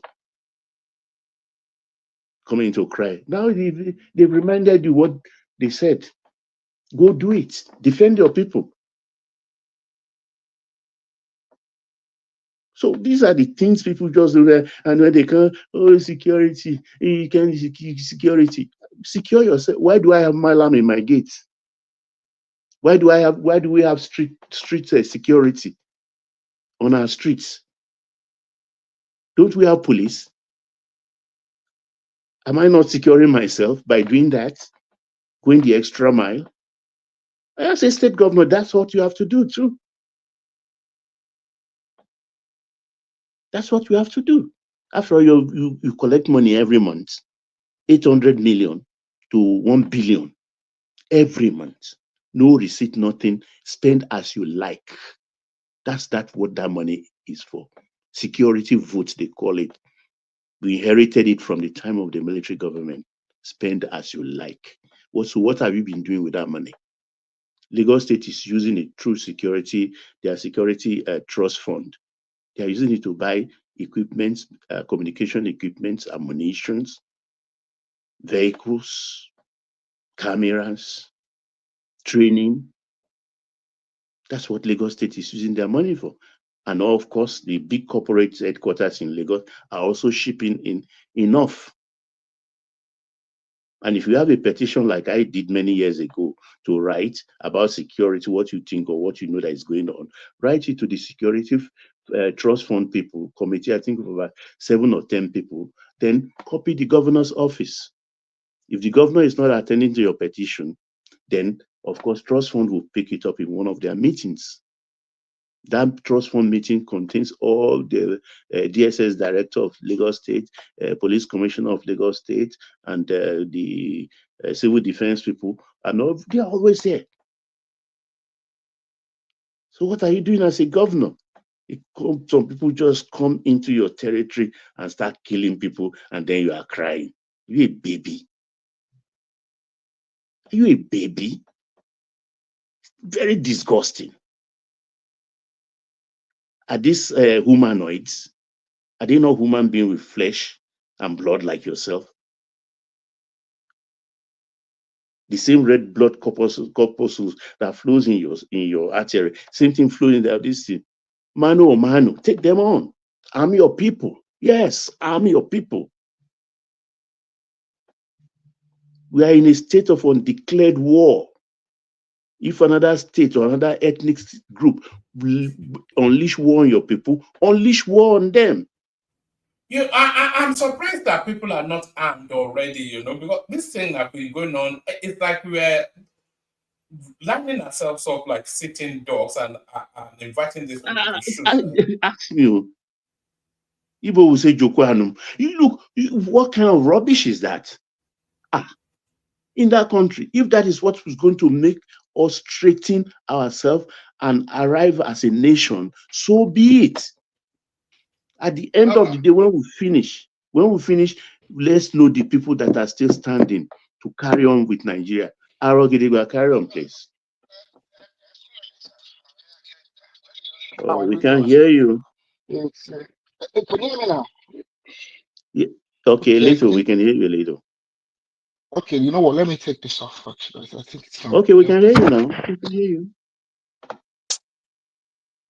Okay, I think it's possibly better now. Yeah, great. Baba, and can I be heard clearly? Clear, loud and clear. Okay. I find it very hard, sir, if it's Benue and this Plateau area, because I know that area, they have in fact, they are notorious for having their own militias. So hearing that they're getting wiped out like this, it's rather concerning. Because they are notorious for having their own ethnic militias over there. Notorious. All this crying, and these governors crying. To me, it just sounds like be like, I mean, why are you crying about? The governor should, like you said, they should harm their people. They don't have two heads, you know. They don't have two heads. You know, they said they are coming. Yes, they are coming. Don't worry, we'll be waiting for you.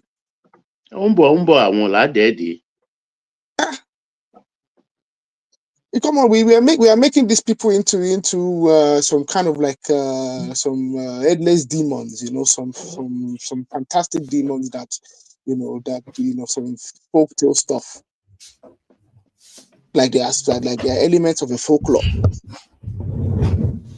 or super being. Super beings. No, their blood runs red. So I mean, I don't know. It's quite it's disturbing, and I think really it's the governors. Okay, like you said, they have security vote, they have the money. What they do with the money? One Oba wants to fair Oba Comfort Joyi, they will give him money to go and buy a new car. They'll be buying cars for kings. They'll be giving their girlfriends money. That's what they do with the money. It's just they just spend it away. Look at our governor of Osun State. One of the most backward states in the southwest is spending his weekends. He spends his weekends dancing and he's paid he's an entertainer at a wedding. Whoever In gives an entity's wedding for that sake. money to spend, Prince Daddy, let's make this interactive and BT. So don't wait for interjection or anything. Make it interactive, please. Okay. Good evening. I'm disappointed with the governors. I'm really disappointed. All this Kosovo power. It is the governors. All of them. Mind them. Without a doubt, all of them are useless. Even Lagos State, Sanwo-Olu, his girlfriend too is doing. It's just disappointing. Now they will call for our money at the right time. Now, no problem. She did Granada. Let her stay in Granada and don't come home. So that report is true, huh? The report is the money is really in Granada. Of course. Where did she get all the billions she's spending?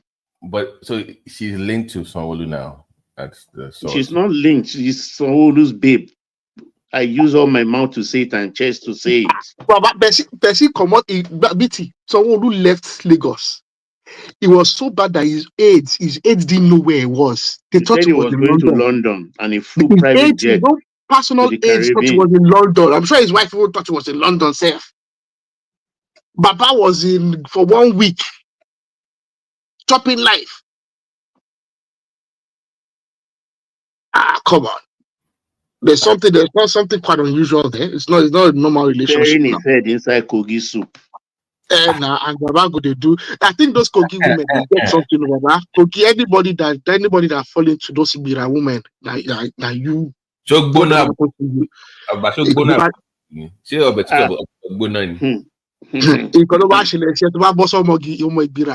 your own be that too. You've forgotten if you grow up in and you do holidays in Isolo, Galiko, what's this place? Makpajao area in those days where they have Okoege, where cassava is, and they are the laborers.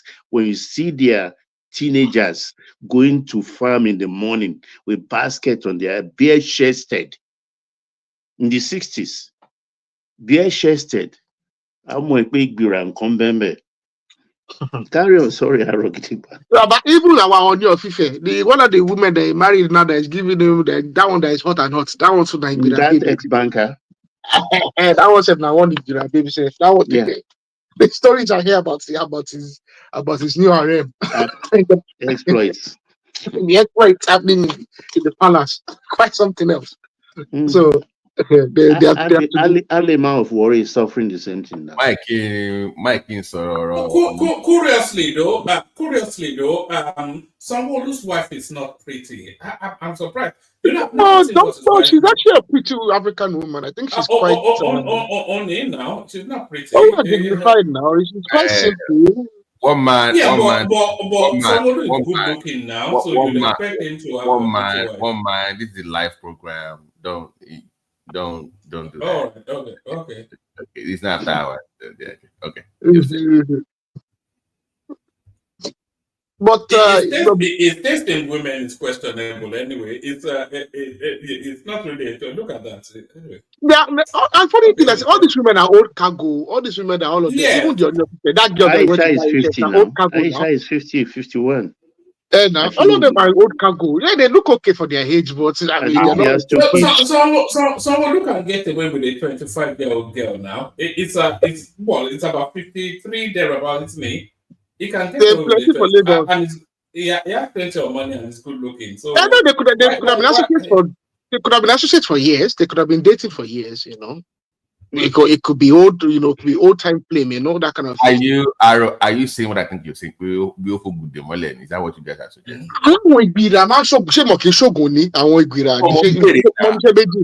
I'm only asking the question. I don't know. I'm just asking that. I don't know, but from what I've been told, we will invite Yaya Bello and ask him. All I've been told is that in that part of the country, that is one of their that's just their, you know, from time I've always heard fancy stories about the Tapa and the Bira from time immemorial. That they do jazz, and the jazz is strong. That is all I've always heard about them. Not just their who has the best jazz? It's always been said that even the Yoruba, that most of the jazz that a lot of Yoruba people use is from really the Tapa and the Bira are notorious for jazz. Like that's yes. I mean, I've always heard funny tales about Tapa and the Bira. That's all I can say. I think so too. I think so. Tapa and the Bira. I mean, this is not anything to do with 2025. Like I'm talking about. That's all I've always heard. That the Tapa and the Bira, the version of jazz. Like I thought the Oni had the best jazz. What does the jazz dot the Oni have? They just do. Is he not the ones? Is he not the custodian of the deities? That is different now. I see. You know, I will say tonight. So let's not talk about Oni in that. Like you never talk about him. Me too. I don't even. No, we are not being disparaging now. You know, the only king in Wike.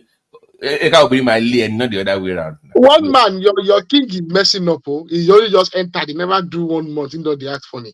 No, one man. Don't do this your versus Ife tonight. I know where you're going with it. Let's not do this on this show. You know, you guys, I don't know what it is. They need to resolve that. The only thing I wasn't impressed with is not tall. I want a king to be tall and imposing. How tall is he? That's probably about 5'10", 5'11". Yeah, it looks about 5'7", 5'10". Yeah. No, that guy is not 5'7". No, that guy is definitely more than 5'7". It's about 5'9", 5'10". Yes, but that's still not tall. Now look at the Onis. That's above the average height, man. What are you talking about? Yeah, but that's why it's a king now. Yeah, it's one man, your king is vertically challenged. Is that what you're saying? No, he's not beating. No. What would you say about me then if you talk about the king? I'm not even as tall as he is. All right, okay. But back to the matter. You know. It doesn't have this internet. So how many new wives is your king going to marry now? One man. Has he taken another one? He should do like his forefather. I'm just saying the wife is one that me and my husband can. Nah, I don't think that Canadian. She stand beside them. You can tell she's like one of those. Me and my husband kind of. That kind of woman. My husband. It's 1 day, 1 view, 1 man. One day. You have a modern queen, 1 man. Modern, yeah. I actually think the late Alaafin is more modern than the new one because it's very futuristic, isn't it? Yes. I think the late Alaafin had the advantage of having he had a broad experience. He grew up and he went to Catholic school. He was a choir boy. He had studied the conventional what they call that thing when they, as Muslim children, they kill all of the kill. He had gone to Catholic school. He was a choir boy. He went out. So he was quite exposed. He had seen a lot.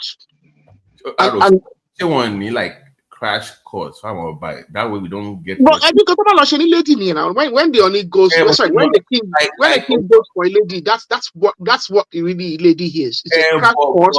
Not that one, not that part. Like in terms of the history, like maybe a month. Just that way we don't have what your guy in the always does all the time.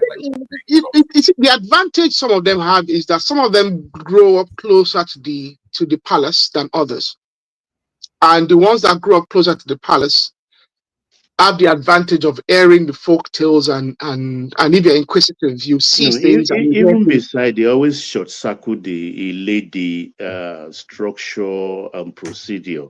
Supposedly, it's supposed to be like 3 months, 90 days minimum, but these days just 3 weeks. Why? Because of litigations. If you don't quickly install them, they will litigate, and there will be interim injunction, and that injunction, by the time you know it, that stool will be vacant for another 5 years. So when he's sitting on the throne, there is no way you can get injunction for him to vacate the seat. He's sitting and he's sitting. Is the substantive case that will have to go on. In fact, BT, it was notorious in Ife. They've had 51 Onis of Ife.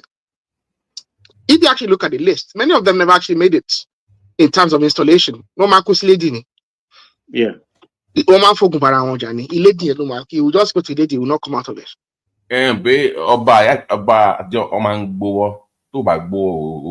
So even they but now it's changed. You know, so that's like Baba said, it used to be quite an extensive process.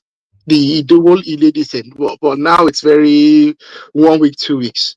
Yeah, my point is, if we go to that process, then the king will be measured in his utterances. Like, the king will be measured. Have you seen any of them wearing the old crowns? They don't. Taylor crown they wear now. Not those crowns exist, or they dare not put it on because they know they are not because they have not done all the it's a public forum and I don't want to go on. So the array itself is not really the crown.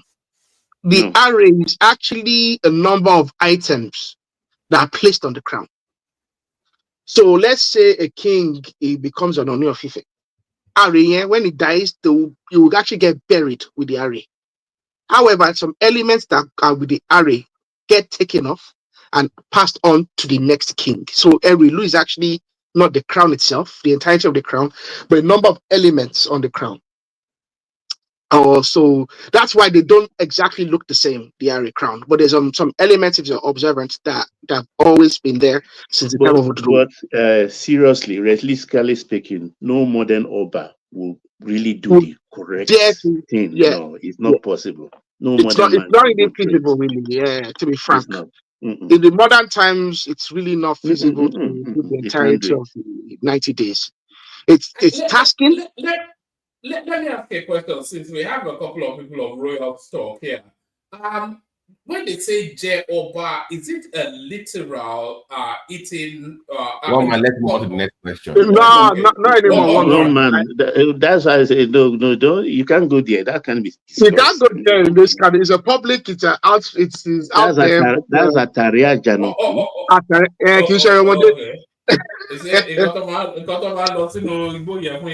All right. Let me ask this question then. Does an Oba have a deity of choice? Like, for instance, the new Alafi, it speaks a lot to Shango sort of something. Yeah, but Shango is the only deity in Oyo. Okay. No. Yeah. One man, you have your own, but if you remember, Ani Oba, Okosho, Okwaide, that means so it doesn't mean you serve everything, but you must at least participate in everything that is involved. Yeah, but BT, Shango is their deity in Oyo. Yeah, but you can't pick and choose. Shango was a king, was an Alaafin. Yeah, so it's their own deity in Oyo. That's the specific deity in Oyo. I think Ife has the advantage of having a great multitude.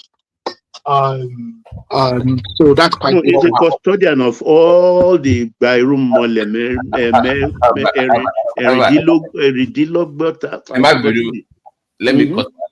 cut Wahala. I think that Wahala. So Arrow. So who is the superior? You said you shouldn't go there. Now you are coming back to that. Let me go there because this is the way somebody framed it, and I wanted to just ask you. He said the throne of Ife is superior to the Oni's throne, but the individual on the Alaafin's throne is superior to Ife, meaning that technically, the Alaafin has the right to the Ife throne. Technically. But even when we look at the Alaafin's throne, okay, the Alaafin is, if you go by the historical knowledge that we have, the Alaafin is probably the younger of the children. I think the only child that is younger than he is the Owa Obokun.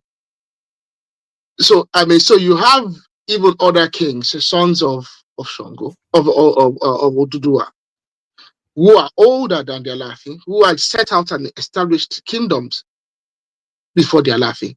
I think the advantage the Alaafin had coming into the times when the British came is the Alaafin expanded an empire, and he was unique amongst his the sons of Oduduwa as someone that's expanded quite the empire to say the least. So I think that's what people speak about the Alaafin, and they speak about the greatness of the Alaafin. It's actually not anything particular about the Alaafin.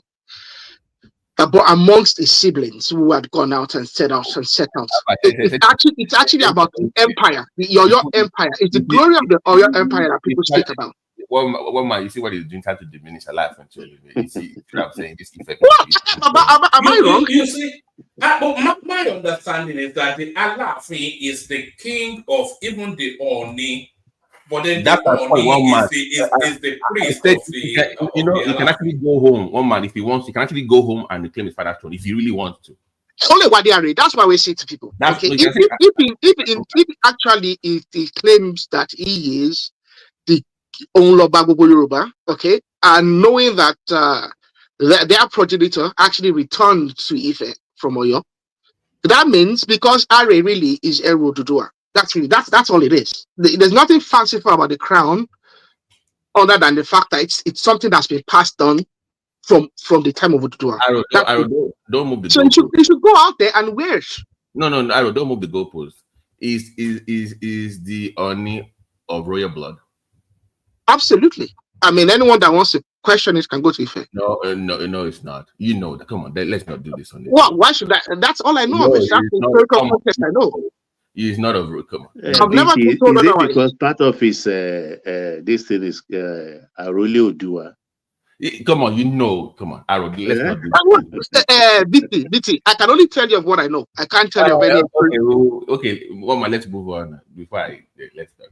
No, but what's your understanding though? Do you know? No, it's more like a placeholder until my son returns. It's not really actually blue. BT, I'll tell you where this story came from. Okay, and it's actually nothing to do with Oduduwa. It was several, in fact, hundreds of years after Oduduwa. When a particular Oni died, I can't remember his name now, and one of his servants actually, because back then they didn't used to go very close to the Oni, they would sit very far away from the Oni, and the Oni was a distant individual. He was a distant individual. You saw someone that came to court. The people of the town were very distant from him. It was like it was almost observed like a deity. He is a deity. He is a deity. You can't look at his eyes just like they describe Moses. Yeah, but these days they all have access to the Onis. They go to parties and whatnot. So I'm talking about the ages past when they were seen from afar. They were seen and not much heard. Their voices thunders. Exactly. And their eyes like fire.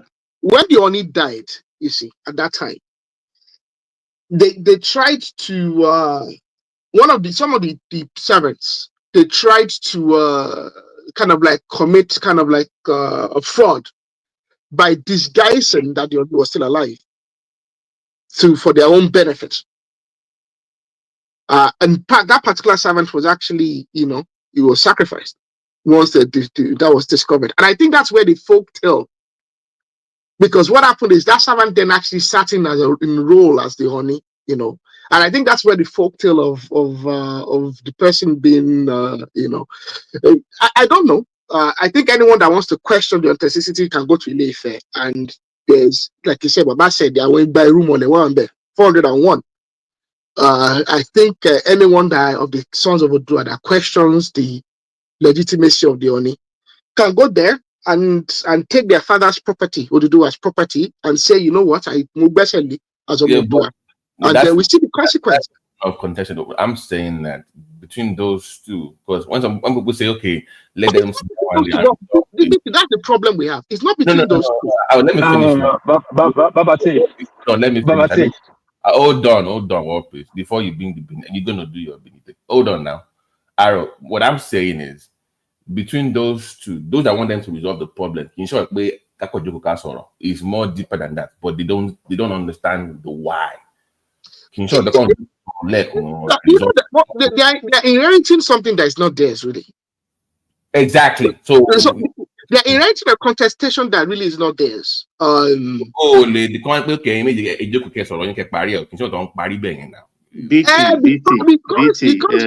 Arrow, let me just hint you. You see, the story of that throne, the source, is in that obelisk called Okpa Oroyo in the Ife Palace. There are a lot of things written on that obelisk. Only few people can decipher it. And when you know it, you will actually know the kule of the kingship in Yoruba land. Those that are really originally from the source. Sorry, Wopis. Sorry, Wopis. Let me ask you a question. Hello, you are saying it's not their fight. It's not between them, the Oni and they're laughing. So what did you mean by that? So in 1930, in sometime around 1937, they established the Western House of Chiefs, and the Oni of Ife at the time became identified by all the other kings, including the Omonoba. He was identified amongst all of them, without a doubt, all of them at 1937. Remember the dates. This was well before independence, well before the ascension of Action Congress. All the other kings, without a doubt, without contest, said that is the head of the Western House of Chiefs. All the kings, all the way to Edo, all the way to the Ude Shekiri. So now, Action Congress come along. There was the issue of the Alafia for Yo. He was in a different party. He was in the NCNC and all that stuff. He was deposed and all that stuff. And I think sometime in 1978, Adeyemi became the Alafia for Yo. And he came in with a vengeance. Not long after, 1980, Shirwade became the Oni of Ife. And those two individuals. 68, Adeyemi is the third. Well, 68, sorry, it's not 78, yeah. 68, yes. And Shirwade was 1980. So, Adeyemi came with a vengeance. He was trying to, assert some form of dom. He was young. He was a very, very young king. You have to think about it when he became a king. He was young, and young kings can be restless. He had issues with the political, had political issues. And the father died in ignominy, so that grudge. Yeah, his father died, I think, somewhere in Ekpe or somewhere, somewhere on the fringes. No, it was given a home in Ikoyi, actually. Yeah, so that's really where this has come from. Adeyemi and Shijuwade's haughtiness. They are both rather haughty kings. These young princes that have ascended their forefathers' thrones should not take possession of a fight that is not theirs. Do you know part of why they divided the old Oyo into two, Osun and Oyo, was because of the fight too? Not the total reason, yes. Because they couldn't settle, because obviously at that time they had come to have divide the state into two. Yeah, so because because Arrow, you saw what happened during the coronation. where People of the Alaafin messed up. Why should they identify? Why should they honor the Sultan of Sokoto and act like he can't see the Olympics? You know, like the I beg, Baba, let me say, Baba, let me say this now, please, before I forget. I beg. Where's my drinking now? I'll bring it. 3 years. Yeah, I don't know. Oh man, you know this guy. 3 years. Okay. I'll bring it now, please. You know, I was not thinking that. I was not thinking that actually that it'd be 3 years now you'll be chasing him for. Yeah. No, actually, they actually send it, but the custom they allow it, so I will do it again. Anyway, I don't know why your people just allow the political rewriting of the Western history, and they still allow it to be playing. Though somehow speaking out, but this let's settle in-house is spoiling a lot of things. Everybody knows that the Alaafin of Oyo is the king of now what we call the Yoruba people. Oral history is clear. The Oyo history is clear. I don't know why we have to try pull it and say, oh, technically, what to use technical and logical. Oh, technically, the Alaafin is this. Spiritually, the Union of Ife is this. I don't want to ask go down questions though. I start speaking of what is not there. First, I say Oduduwa's compound, which is not that. The only clear Oduduwa child that have a migratory pattern is Oromia to Benin to Oyo. His son, Shango and Ogun. It's clear in Benin. Hold on. I say Shango and Ogun, his sons, as his grandson. Shango is his son, his grandson is Ogun. According to your history. What about the Owa? Leave those ones. Those are political history. Now, those two is clear. The Ereka first of Benin is cleared. I'm not talking about Benin now. I'm talking about Oyo. Oyo Alaafin is the head of Yoruba people until 1950. This thing that is it 56? I mean 52 that dethroned the Alaafin of Oyo. 54. Try to weaken his power. They started raising autonomous foreign chiefs. We all know these things now. We not. Why did the Alaafin? Why did the Alaafin? No, please. Why did the Wait. Hold on. We want to talk history. Let's talk history on history base. Don't just start using logic. Why not this? Why not that? No. I was talking about Alaafin for your year. There are two sort of group of people in the West. I just look and I shake my head why they allow people to write their history. The Jebu Riverine people, hold on. The Jebu Riverine people and the Oyo people, I'm not talking about Ibadan, the Oyo people, they are so calm because, okay, we are one. And that has caused a lot of problems in Yoruba land. Only Alaafin of Oyo can bestow a official title on Yoruba land. The Oyo will not try it and dare it. The Ooni of Oyo, Ooni of Ife, can always give his own title in his domain.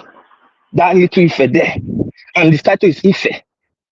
And the title they borrowed is still the Alaafin for your title phrases. Go and look at the court citizen. Baba Afalola was the lawyer for the then Alaafin for you. Now, when the then Ooni of Ife tried to bestow a title, they took him to court. Scanner there. They're making him understand. He's not a child. He's not. The Ooni of Ife is just a title.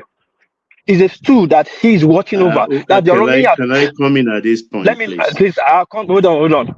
Then the Oromia then appointed him, whoever was then, to be watching over that throne.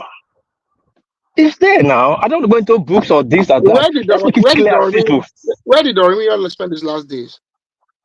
It's not about where he spent his last days you're talking about now. This is what you're talking about. When you are ready, let me give me some time to talk. Speak. I'm done. Speak. I'm done, Baba. Speak. We are talking about not fighting. Let's start it first from where this group of when you finish, Baba, I have a question. But carry on. Yeah. Okay. At what point in the history of the people that occupies Southwest today became known as Yorubas. It is at that point, actually, when the Oyo Empire gained prominence. They are known as Oyo, and they are in Oyo Ile, not today's Oyo as we know it. Closer to where Kwara is today. That's the Oyo Ile, not where Oyo is situated today. It is at that point of his conquest, the Oyos became known as Yorubas. The Yorubas were never one before. They were just scattered group, everybody with their own language. But Ife remains the source. Otu Ife remains the source of all those people who believe that that is their source, including Oyo. And those children who they gave the crown, the 7 of them, that known as the original title owners to the kingdom of Otu Ife. Buba, Alara of Alara, and Alaketu of Ketu, Oromiyo. I can't remember the whole of them now. That's why they call the Ade or something. Ade Mbaye. Those are the 7. So if political head, we have titular heads, even in Roman Kingdom, in European history. Yes, Alafi could be the political head. That's no doubt. But when it comes to the source of the Yorubas, their origin, it is said, I've not seen it, that the Yorubas have their own mythology. They have a narrow cave in the palace of Ife today that they said leads to heaven. And they believe it. It is buried in there, in the palace. It is our source, no doubt about that. I don't see why there will be any reasons for any discord in all of this. There's in history relative to the West, the Rome, and other empires all over the world, even up to Asia. There are, in situations like there are titular heads and there are political heads. So also is in kingship. So there shouldn't be anybody actually poking fingers into this history. Well, there's nothing unusual about it, Baba. The European sports great war based on this as well. The European sport wars for many generations based on who has the right to the throne. So I have no there's nothing particularly unusual about what's happening. I just think it's unnecessary. Because WAP is going to try to find a way to Benin, and you know how that goes. We're not doing with day to day. One thing that's peculiar about Hold on. Someone about spoke. I just let me say this and finish off. Let me say this and finish off, so I don't come back in at all. Ife is a very small town. It's particularly not large. But one thing that is peculiar about Ife, anyone that is familiar with Ife, is this: there's very few cities or towns that are Yoruba speaking towns across the whole of Nigeria and far all the way to Ghana. That's more Biagbolenife. Like there's and many of them still have like an ancestral, like their home front somewhere in Ife. There'll just be one house and they will have their Orisha there. They'll come there. Have you heard of the word Orun Asante? That's the heaven of the Ashanti kingdom. Can wait now? Let's make this conversational now. Come on now. We are talking about history, yeah, not just lumping your this thing upon somebody. I'm not talking about Ife. Like I said, let's forget about Ife. All those are political this thing. If we go into that, we will not live here. I'm not speaking about your knee now. I'm speaking about Ife. Hold on, everybody. Everybody's connection is quite poor, and then there's a bit of background noise from War Piece as well. So whoever wants to take the floor, well, let's be one at a time, because Adama is here now and she doesn't. We can all hear War Piece and everybody, one man. I don't know what's going on with Jopping. Is it? I can hear you. I can hear everybody. No, I'm not saying the connection was quaky, but I wanted to ask you a question about War Piece you land, and then the question really I'm pointing it at Aro because he may well know, but War Piece you land, and then I ask my question. Oh, okay, yeah. As I was saying, We were talking about Oyo proper. We know the old Oyo started from Katunga. Katunga, after the invasion of the Nupe or the Dala people in the 1500, now they settle in this present place now. We are talking about the origin of the Alafi, which is the history is clear. Oromia. Oromia history is so clear that the rest they are trying to now add to the other can be to go to call different name, but that's a consequential right now. We are saying, first of all, the Alaafin of Oyo is the head of Yoruba people, not technicality, not spirituality. He is the head of Yoruba people. We should stop playing politics about what makes him the head, sir? Because he's the head of Yoruba people.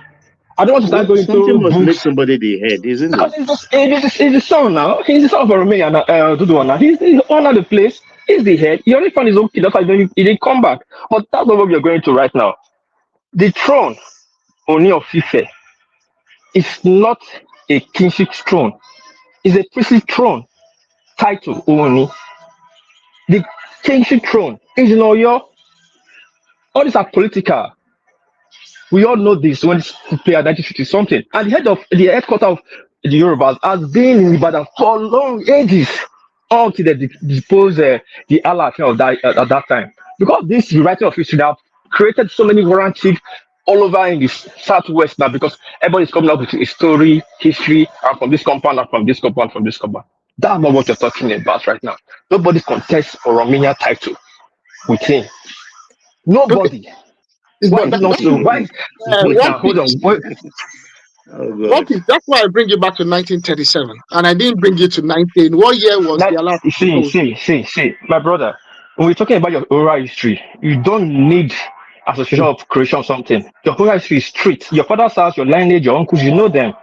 It's straight. You don't need one book from one side to come and tell you. The only people that ever wrote a book were the Samuel Ajayi. No. I'm not talking about that. I'm not talking about that. He's quoting the Johnson book now, isn't it? I'm not quoting Johnson book. I'm not quoting Jones. I'm making reference to 1936. You're trying to talk when they came together. They talk about the who is the.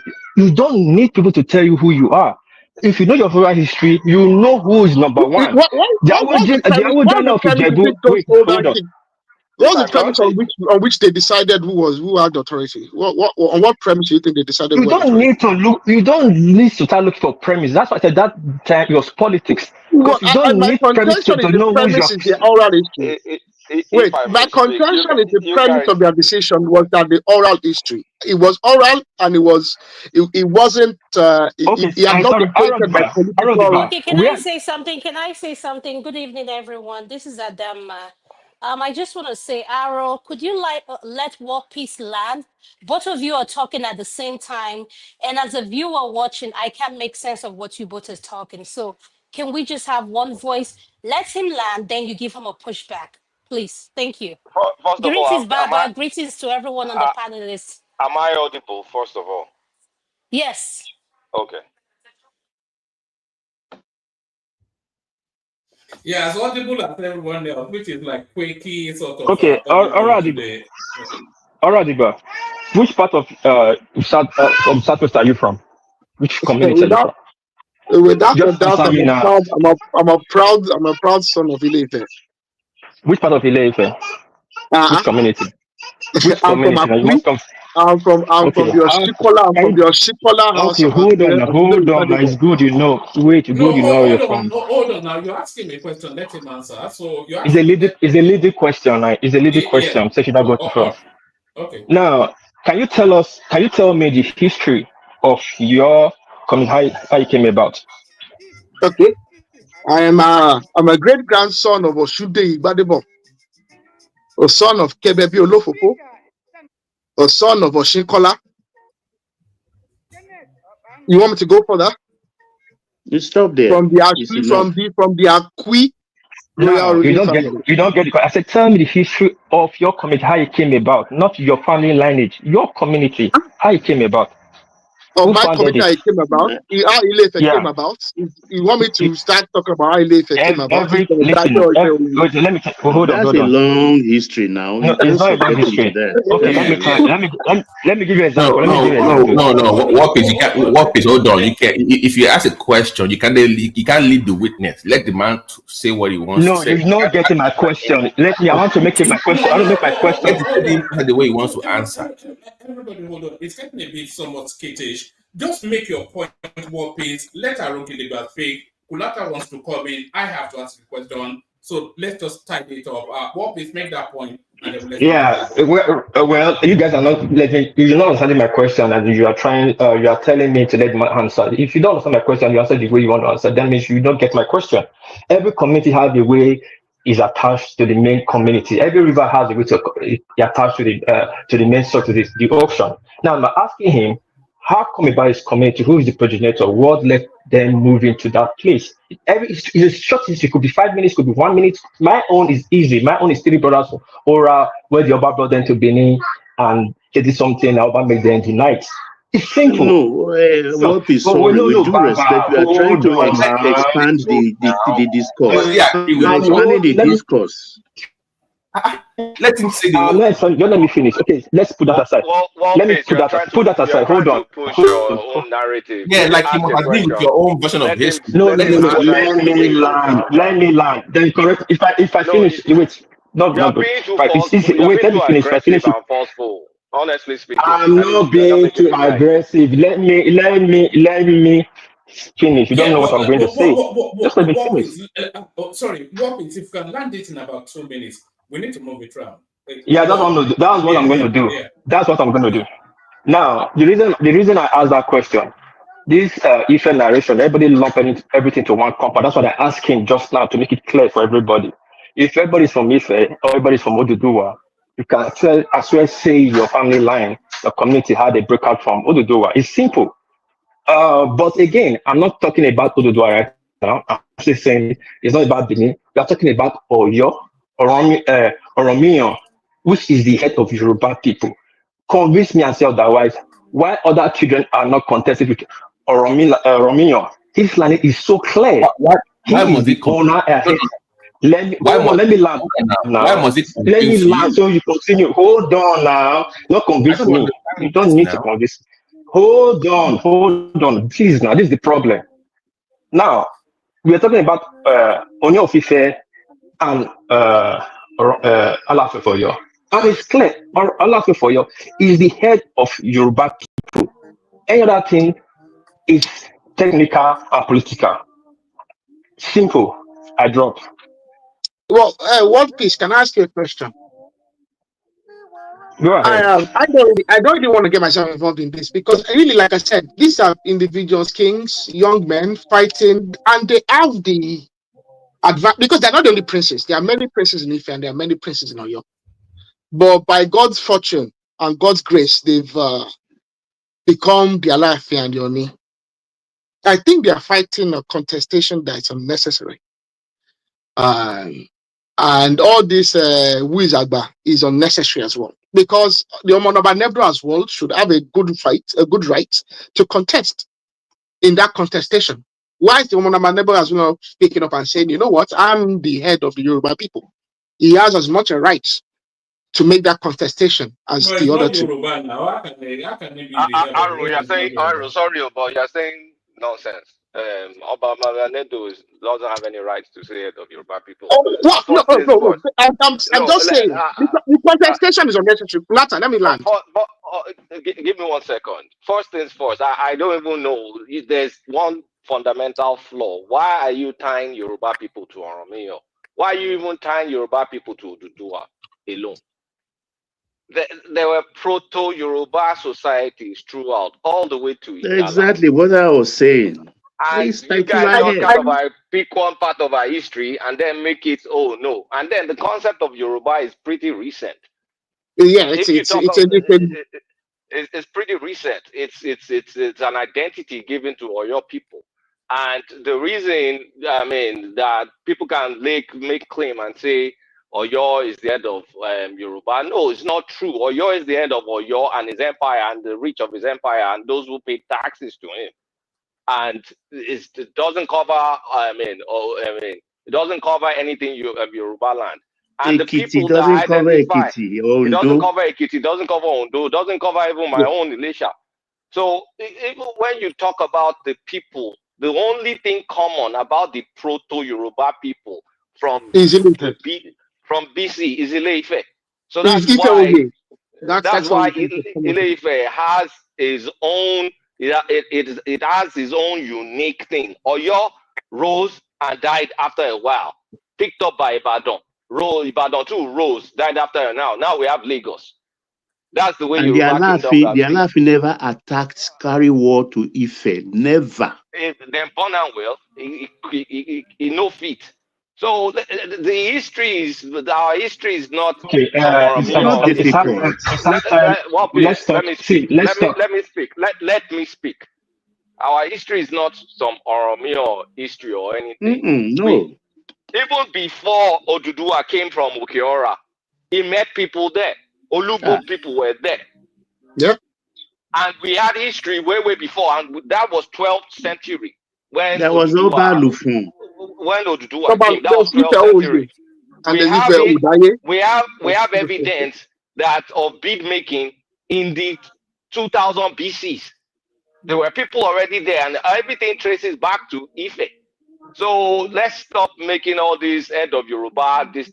What is indisputable is the fact that I can't even hear you. What did you say? What is indisputable is Ile-Ife is the source, and that is it. And that's why in 1937, when they asked for representative of all the Yoruba people, in fact, all the West, including Edo, they picked Oni of Ife, and there are pictures that back it up when they're sitting with the British royalty. I'm going to stop. That is a lie. That is a lie. That's a lie. Don't bring your intelligence this low. That's a lie. I don't want to go to that part. It's a lie. That was a water. That's a water project. That was a water. No. Listen, it's not only that I have that evidence. All this editor. No. will actually bring the evidence. See. I have it too. Don't let only you have access to Ankara. So stop that. Let's not argue. No, not bring mine. No, it's not bring mine. Not bring mine. Bring that. All these what about this? Let's stop. All this what about? See what about is let's stop it. If you want to talk tangently, let's talk tangently. Bring your evidence. When we were talking, it sounds like when we were talking, I kept quiet. It sounds like kept quiet. I keep quiet. If you want to be factual, be factual. That 1937, whatever. Hold on, you just let me land. Let me land.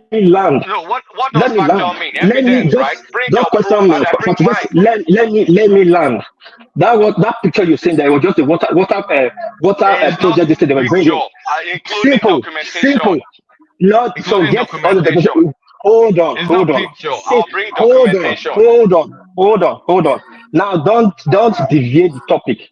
This is what I'm preventing. Hold on. Leave that alone. That's inconsequential. I'm not leaving it alone. No. Even when that's inconsequential, you're just talking. I don't respond to that. You should just debunk that. That's being debunked. Leave that. No. Like Kulata, leave that. First of all, there's something like proto. There's something like proto. See, there's something like proto. There's something like proto Yoruba people. First. That means you don't know the meaning of proto in the first place. Listen, leave that. Forget I don't know the meaning. Keep it for yourself. You know it. What is the meaning of proto? Listen, leave it. I'm not here to start doing definition. Now listen. No, forget that. I don't know. You know good. Now let me tell you. You can't say there's the meaning of something and you don't even know what it means. Kulata, behave yourself now, please. No, because you are saying no. Behave. You are saying jargons. Behave yourself. You keep doing this. Stop it. Okay, so you say stop it. Stop. No. You got what you do and your crew start with the conversation. Stop it. Don't let me talk. And I'm willing to bring proof. You can keep your proof.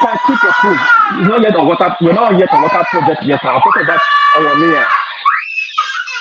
Okay. I'm talking about Ramia. So leave water project. You people making a lot of noise here.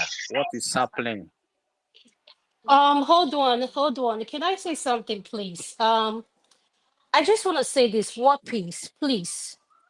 If you want to allow Kolata, he has the floor to finish.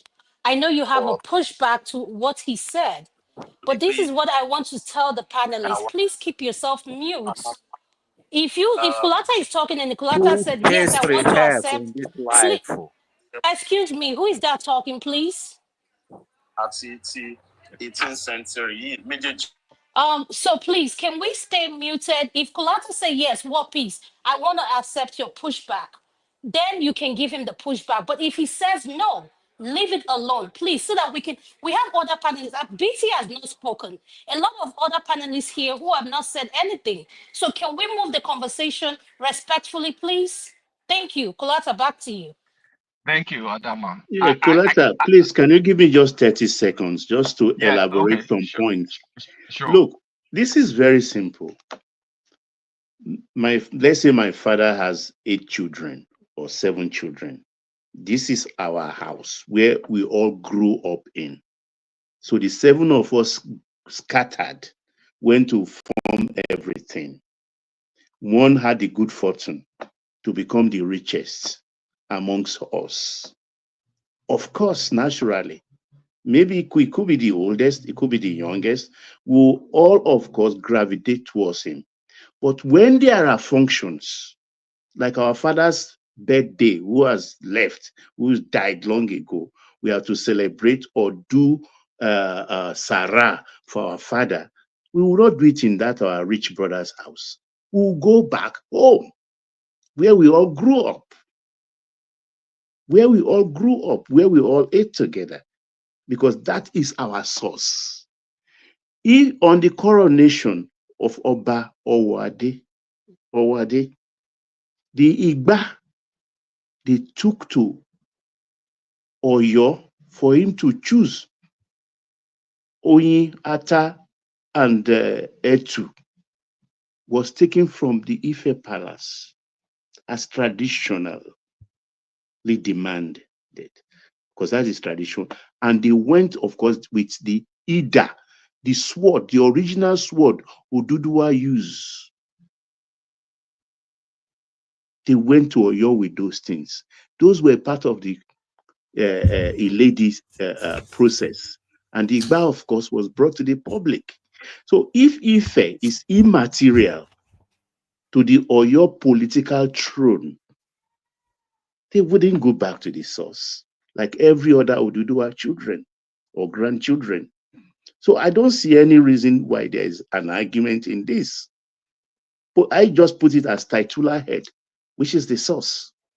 It's not just about the Yorubas or Oyo, but the entirety of wherever Yorubas find themselves, whether in Togo, whether in Ghana, or whether in Benin Republic. I submit, Kulata. Thank you, Baba. I'm not done. Wait. I know. Wait. Before you go ahead. Before you are going ahead. Wait now. Wait. I know you're not done. I'm not interjecting. What piece? I'm Listen, not listen. interjecting now to say What piece? something. I'm not Wait, you get interjecting. no. Just mute yourself. He said, wait. What is it that you want to say? You can tell me as a moderator, and I'll allow it. What do you want to say? If he's giving permission to people to speak randomly on this thing, let them make it brief, not a long essay, and then again come back to start saying the same thing. I'm waiting here. Not let me lose my train of thought. Okay, thank you so much, Kulata. Okay, thank you. I've heard your complaint. Thank you. Baba, thanks for what you just said. You're when welcome. we look at evidence, like multiple evidence, civilization, trace it, glass making industry found in the BCs. You look at all these things, and then you look at the pattern of the people that speak that common languages spread across West Africa. You can say Oyo Katunga was very close to Nupe land, got sacked by Nupe, ultimately they relocated, he got sacked by Fulani, then they relocated to that place that Sunday Igboho was, then before they finally relocated to current day Oyo. That empire died. It was picked up by Ibadan. So are we now going to say that because at some point in time, Ibadan was the military force of Yoruba land of most recent history before the Oyinbos took over? It was Ibadan. should we now say the Baale of Ibadan is the Yoruba king? Because that was the natural group that took over Oyo, made up of displaced warrior camps. It was Ibadan. So Yoruba history is not just stuck on one Oyo. Oyo had his time. He rose and he died. Ibadan had his time. He rose and he died. Now we have Lagos. That's our most. Sorry, Kolata, Eh? the first Oyo that you are talking about, the one Katunga. that is what piece is Very called close to River Niger. Katunga. It's not even Katunga. It's a wrong pronunciation. I don't know how Katunga. to pronounce it. Katunga is the Katunga. normal. It's Katunga, not Katunga. Yoruba name ni Katunga. That means to grow tall. So not He got Katunga. sacked by So Nupe and that one is the one that they refers to old Oyo, and the same thing as Oyoile. You understand? It's the same place. After they sacked Katunga, it, they moved to a place they experience closer a lot to. of they experience a lot of war. Simba. Okay, wait. It's now your turn to talk. You wanted to do a correction. No, You did it. I just want to highlight It's that correcting my because of pronunciation. I was just emphasizing that point. Because of a lot of war, they now relocated from that place to the present Oyo, which they now call Oyoro, which is now the Oyo Alaafin. The present location of Oyo Alaafin is what they call Oyoro. So, as you said, it's war that made them to relocate from the old Oyo, which is the Oyoile or Katunga. So you can and let me continue. even make it correct. Oyo and Adama, can you send a link? Please, Simba. This is what I just talking about. Send a link on the comment section. I did. Simba, you've made your correction. Please, can you go back to muting Okay, yourself? actually. Let Kulata finish. So what I'm saying is we can't sit down here and call Alaafin of Oyo the king of Yoruba, because the people that identify as Yoruba, when we started having that identity, since Oyo rose and died, Ibadan took over. You can as well call what's the title of Ibadan guy? I can't remember the title. I know he's not even a full king; he's a Bale. Olubadan. But Olubadan. Olubadan. You can as well say Olubadan because of the military strength of Ibadan at some point in time, deserves to be the king of Yoruba people. But no, we only have one source, and that's where my own people too came from. There's Enowa in front of Oni's palace today. Enowa, Owa Ijesha people. That's where we all came from. Yes. So I'm going to stop there.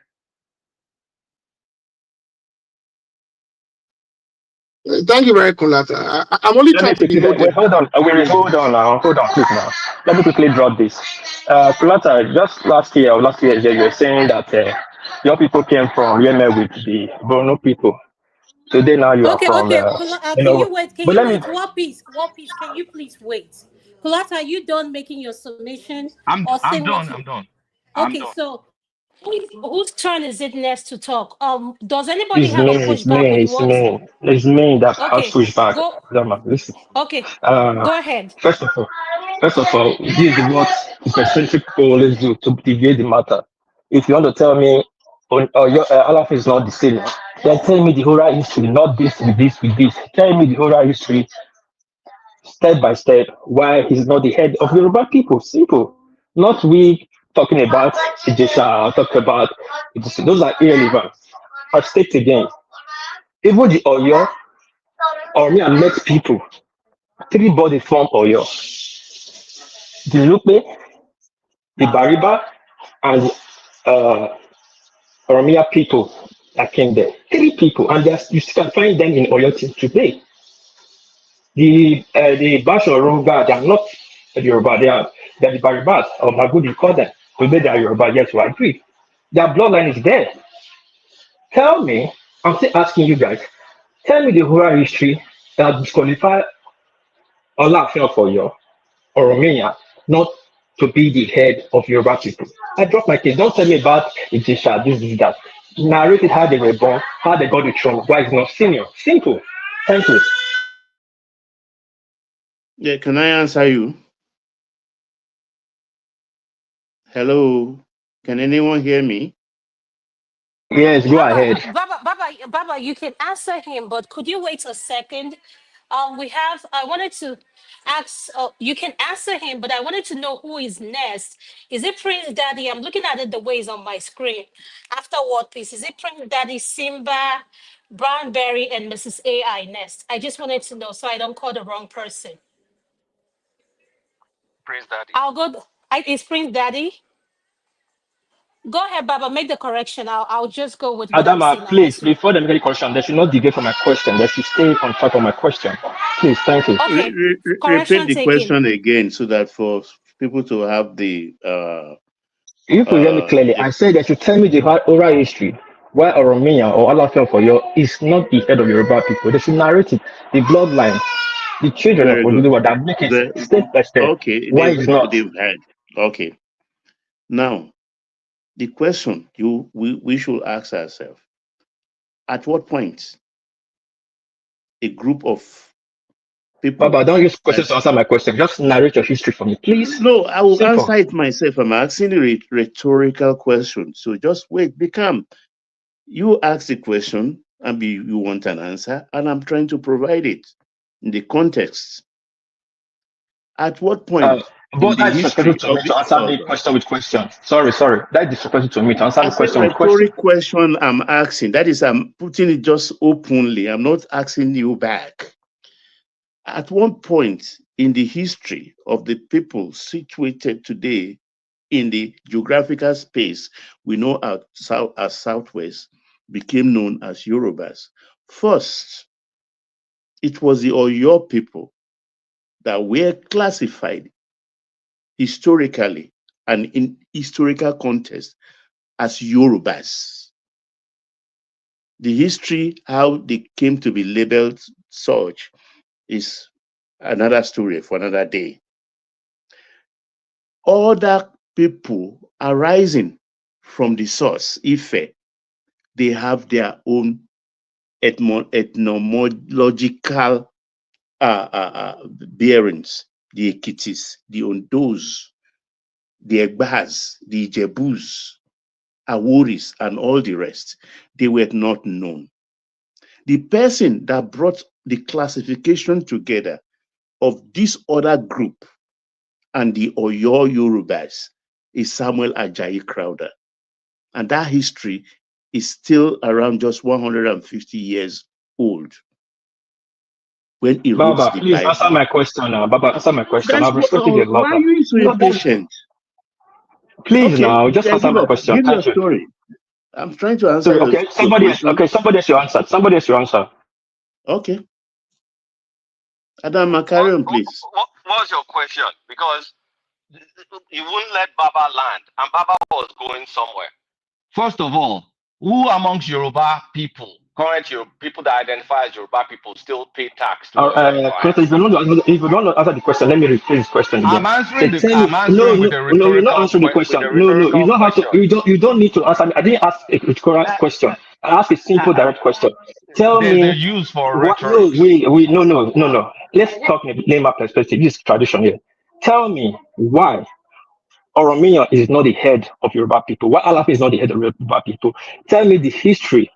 The lineage, the blood lineage. Why I'm is going not? to tell you. So simple question. Answer me simply. Now you will sit down and listen to me. Oromio is not the head of Yoruba people as known today. Period. Oromio is the head of old Oyo Empire. The Yoruba people as known today stretches more than the old Oyo Empire, and not every state in Yoruba land was a vassal state to Oyo Empire. That's your answer. Overcorrect.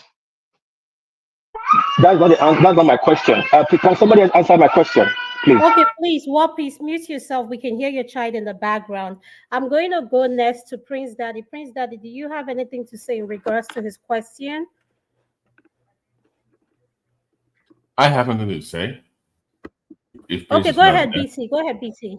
The point is, War Piece. Here's the thing: how somebody chooses to respond to the answer, you cannot control how people choose to respond. That's the whole point. Like, if somebody responds to what you're asking, then let them finish first, and you can. But you cannot control how the answer or what you want them to say. That's not the way to have a conversation, brother. Come on now.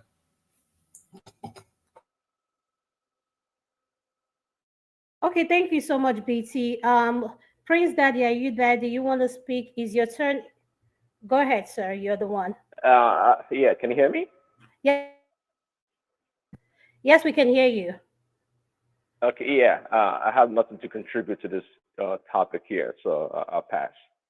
All right, thank you. I'm going to go to Branberry.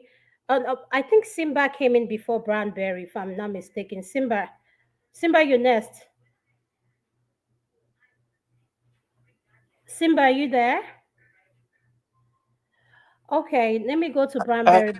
Wait, I'm around Adama. So I Okay, don't go know ahead. what are we talking about? What are the topics? Or you What want is to just talk about asked? this? What please just ask a So question? Simba, so you can ask such question.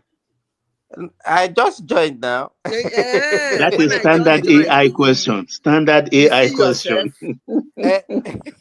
And Simba, if you don't want to talk about that, talk about the 300 million naira the NBA paid as, the Fubara paid NBA. That's another topic for the day. You okay? Let me just say the little thing I know about this. Can what please ask his questions again? What please? Can you ask the question again? And while I'm waiting for him to ask the question, Uncle Atta, I have a question from you at the chat. I was told to highlight it. Kulata, could you read that? AY said, could you please answer that question?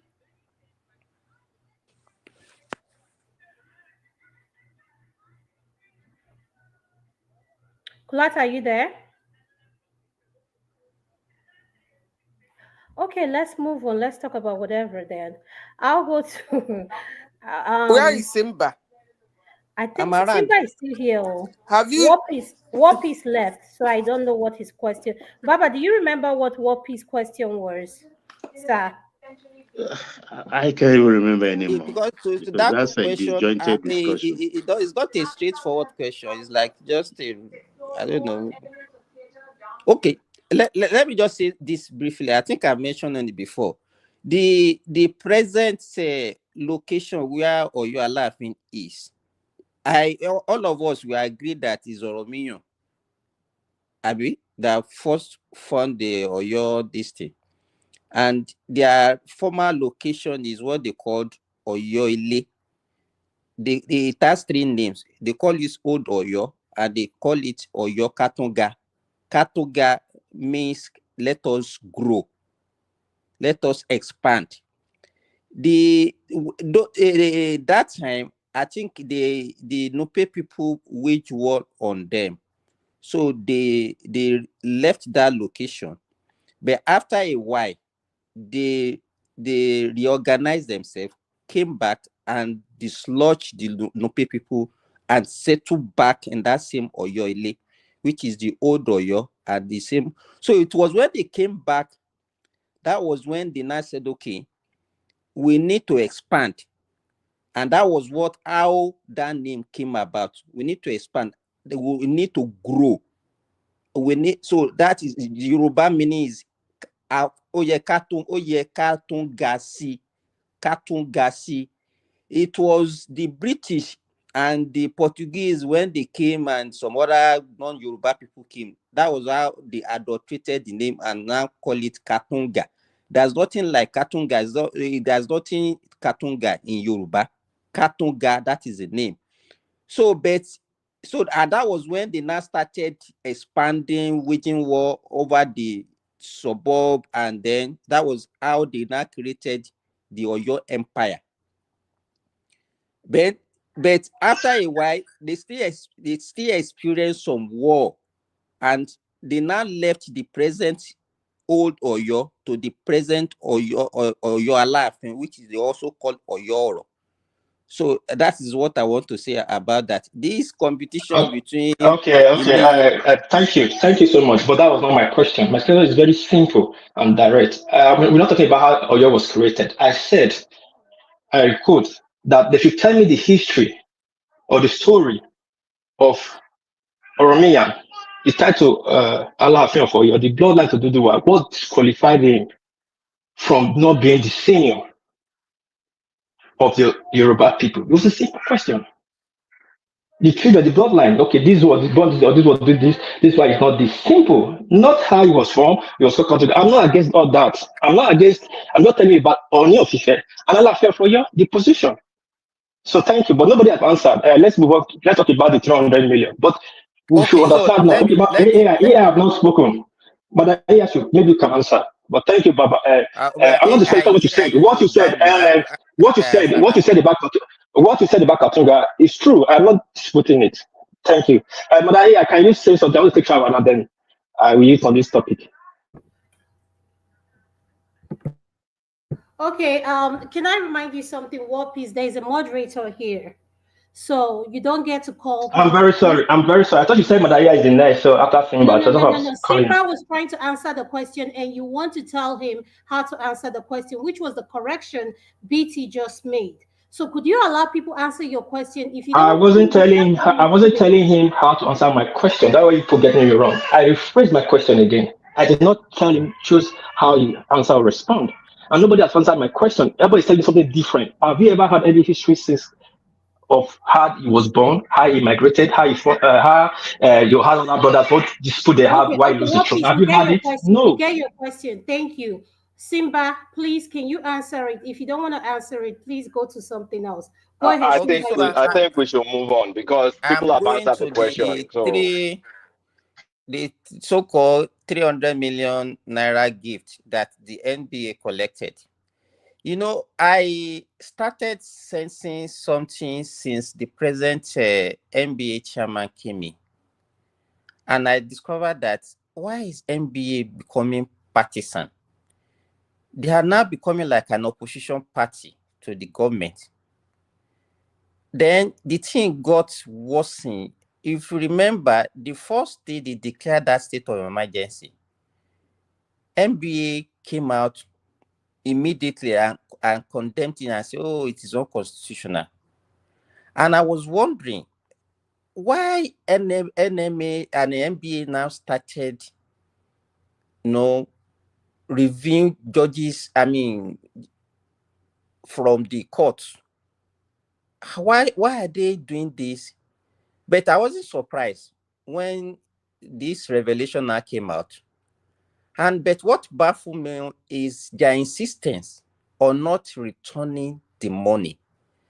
If you stand as NBA, which is the the organization of Nigerian lawyers, and you stand for what you're supposed to stand for as the truth, the justice, and everything, you collected the money, that huge amount of money from a governor, and this money was not appropriated, and you call it a gift. Where do you want them to record that money? And it shows you the nature of Nigeria. Everybody just cry whenever the team doesn't pay them. Whenever they can benefit from, that is where their allegiance is. Let us imagine that this kind of money was given to the judges, maybe the group of judges. Nigerians will start shouting, no, they are bribing them. That's why they have been turning out this kind of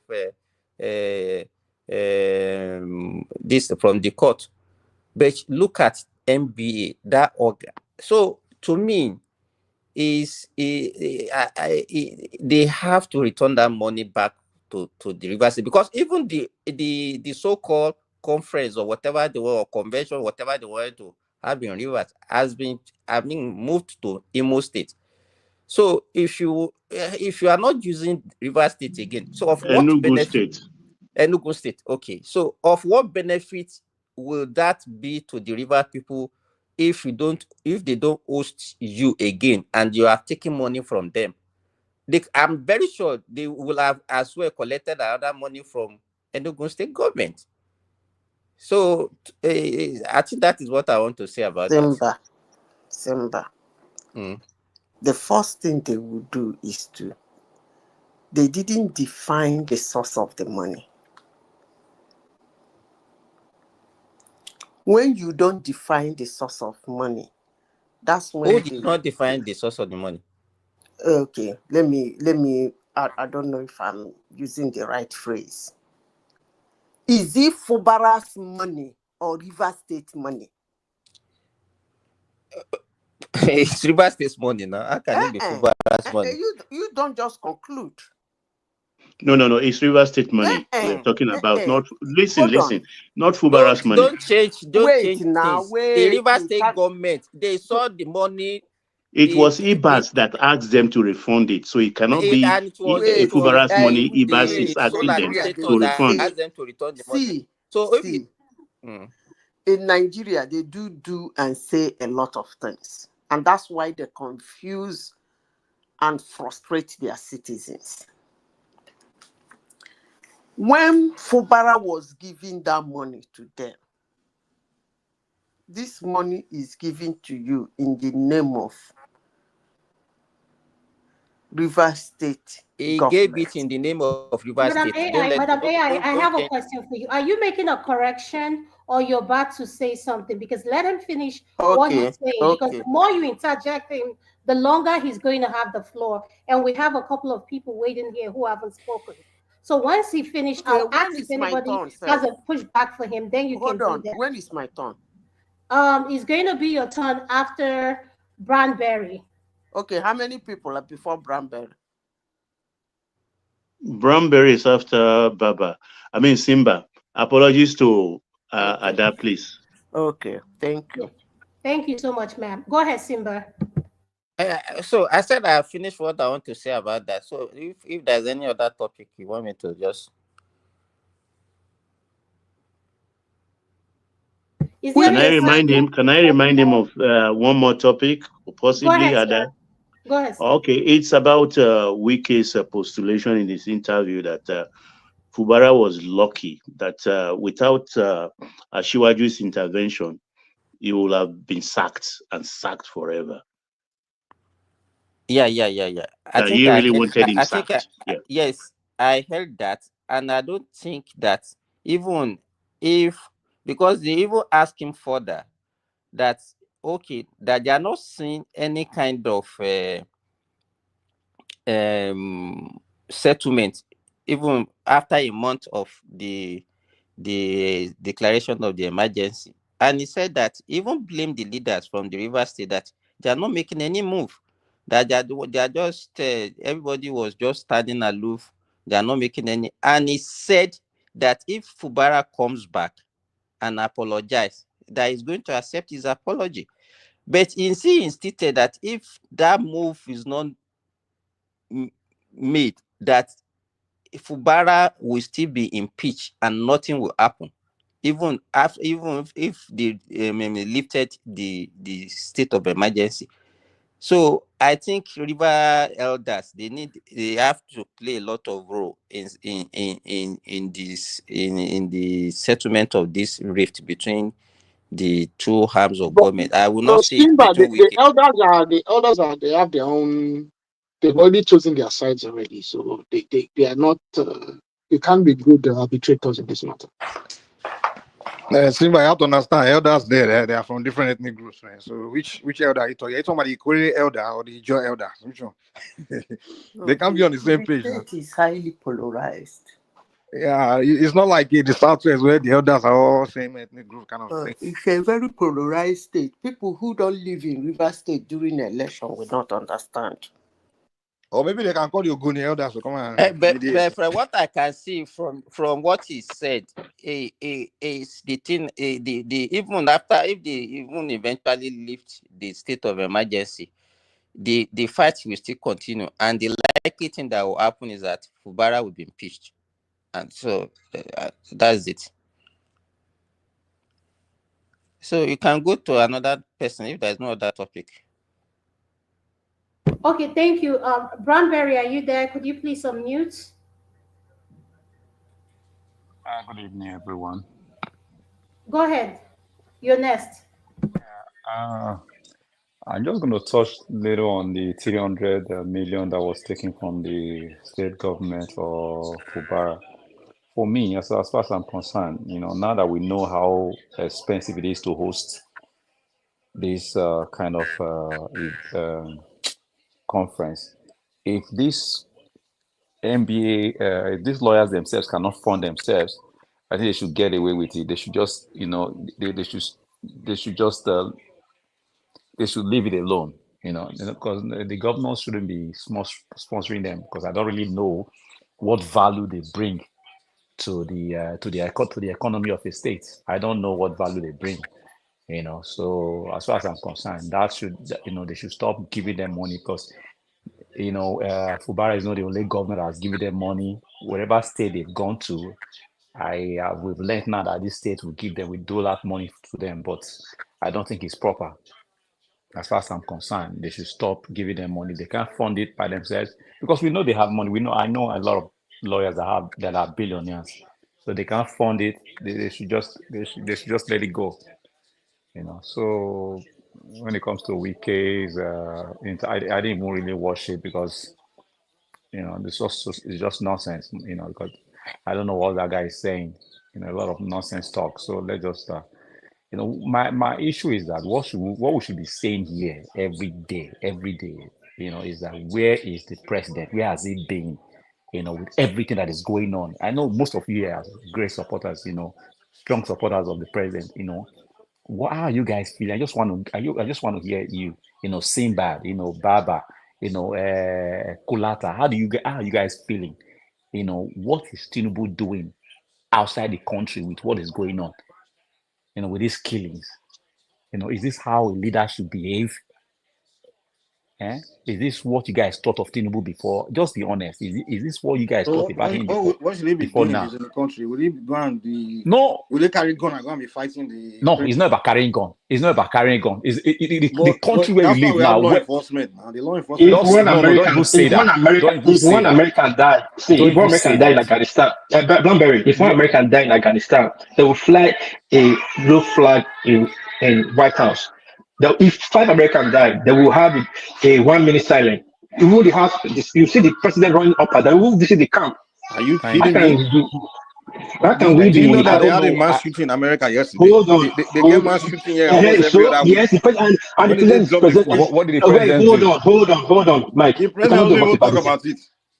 He talked He about it. did. He addressed it. But No, the U.S. now, president if he the doesn't talk president, about it. hold on, You this should be is ashamed Nigeria. of yourself. Nigeria, Whoever is wait, talking right now, you should be ashamed of yourself. Okay, Okay, can you guys please where? stop? No, War Peace.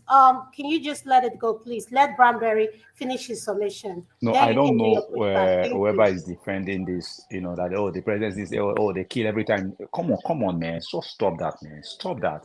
It's true. You don't stop that. They Stop. kill Don't people say every day that. in America now. We know they do. Is they kill people. How many people do they kill every day in America? Just tell me. Do you know that they kill more people per year in America than in Nigeria? Okay. No, So just Google is stats. In America, every year, 25. Hold on. Minimum average of 25,000 people die of gunshots every year in America. And we get at least minimum of 3 or 5 Who mass is talking shootings. really? it's Mike that is talking. Mike. Oh, I know Mike is just full of this thing. No, you have to tell me whatever I stop, say. That's okay. Factual. So it is right for him to be outside the country. It's right for him to be there. Why would he with not? all these killings? It is. So is okay. Wait, crime is going on in the country. He is appointing law enforcement. If and you doing their if you don't job. want to, you ask a question, Branberry. If you don't want to hear his answer, then why do you ask the question? You wanted he asked question. I'm giving him answer. That he can go on. He can stay how long you want to go, no matter what happens. No, the fact of the matter is, why do you ask the question? The issue of criminality. Okay, what is your motive for asking the question in the first place? What do you mean? What's my motive? There's no motive. What I'm saying is is this how a president should behave? How is he supposed to behave? Okay, can we let him finish his summation? Then you guys can give him a pushback. No, he's asking question. We're giving him answer. Adama, he's asking question. He's one asking question. Adama, sorry, he asked a question and he was waiting for answer. So okay, and he got an answer. He was not comfortable. Okay, Mike has answered. That is he should that is fine. Now, as far as there are people there speaking for him, he should stay as long as he wants to stay. And I believe the same thing with Simba. That's what you also believe, right?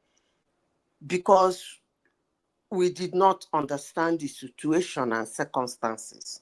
So when somebody come and asks a question, don't you think it shouldn't be something, even if he's speaking or asking based on his emotions, it will be good if we should answer him and explain some certain things to him or her, even when he doesn't believe us, it's not really important. That's actually what I do on this platform. Because it's not the people on the panel, in the panel that I'm speaking to. I speak generally so that outsiders listening will know whether what I said is right or wrong. Now, he asked a question, very fundamental question. Where is Tinubu? Obviously, he knows where Tinubu is. He might not know the exact country. He might claim he doesn't know the exact country, but he tried to strike an argument. He knows Tinubu is outside of the country. The simple question is, and don't forget AI, he mentioned names of panelists. Oh, hold on, calm down, Baba, leave that one now. Hi, you there here that they call me Wish of Tromzo. I never even break anybody's head, though. Or you think I can break somebody's head? Leave that one. Sorry, Shai, if he pain you. For where? I give measure for measure.